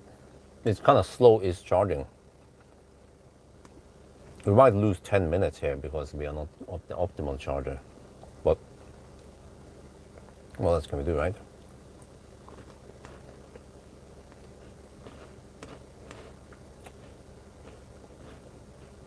Yeah, of course, Chinese EVs available in Europe, they get more views. The Jaecoo 5 is not available in Norway. It's just a few countries in Europe, UK and some other places. So I don't expect crazy high view count on the Jaecoo 5 video in my main channel. But when it comes to the Leap motor, many people mentioned Leap motor. Dude, can you try Leap motor? Leap motor? Huh? What? In my main channel. So maybe there get higher view counts, and hopefully also with the Model 3 rear-wheel drive long range. But also the Avatar 11 is like, I don't know, I feel like I want to test it, but I don't expect high view count on that either.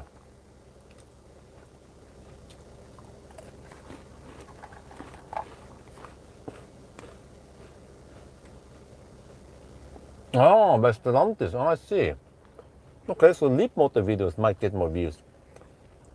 So I went for the Range Rover. Yeah, I went for both the B10, the smaller B10, and then the larger C10. Because I asked XPeng. I was in touch with XPeng. I wanted to test the G6, G9, the new one, and also the X9.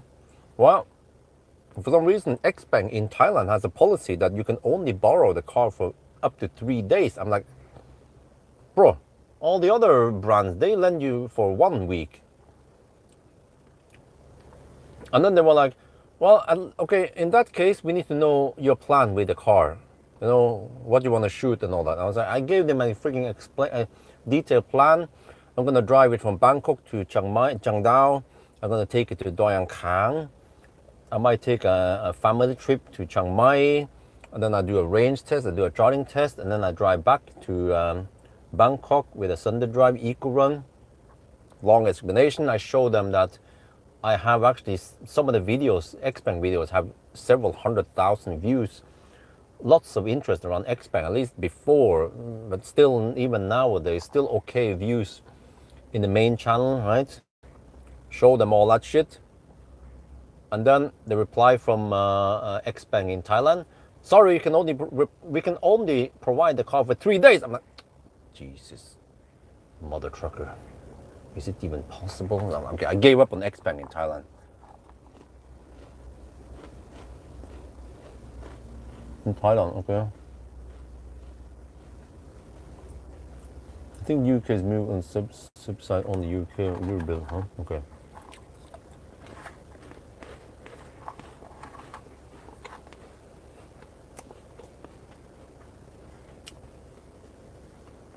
I mean, we probably have enough to go to the charging hub, right? At least the charging hub should provide way better speeds. The only problem is that I'm not sure if I can see the charger status on that hub. And worst case is we might we might end up with charger style over there.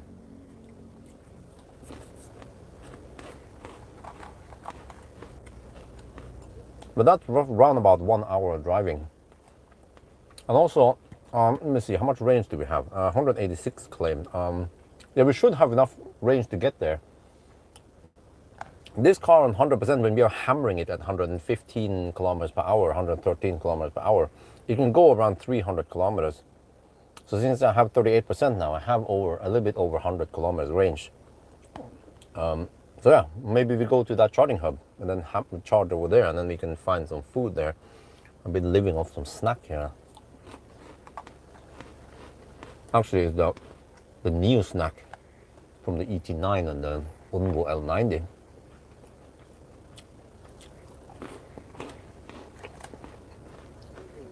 But I still need to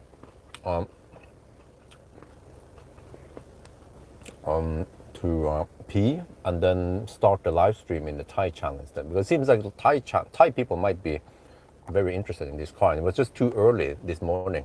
People were at work or not paying attention.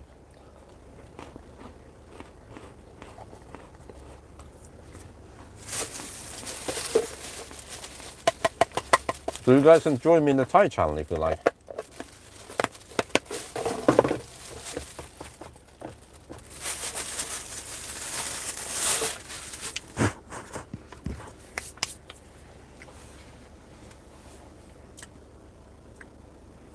Okay, see you guys over there.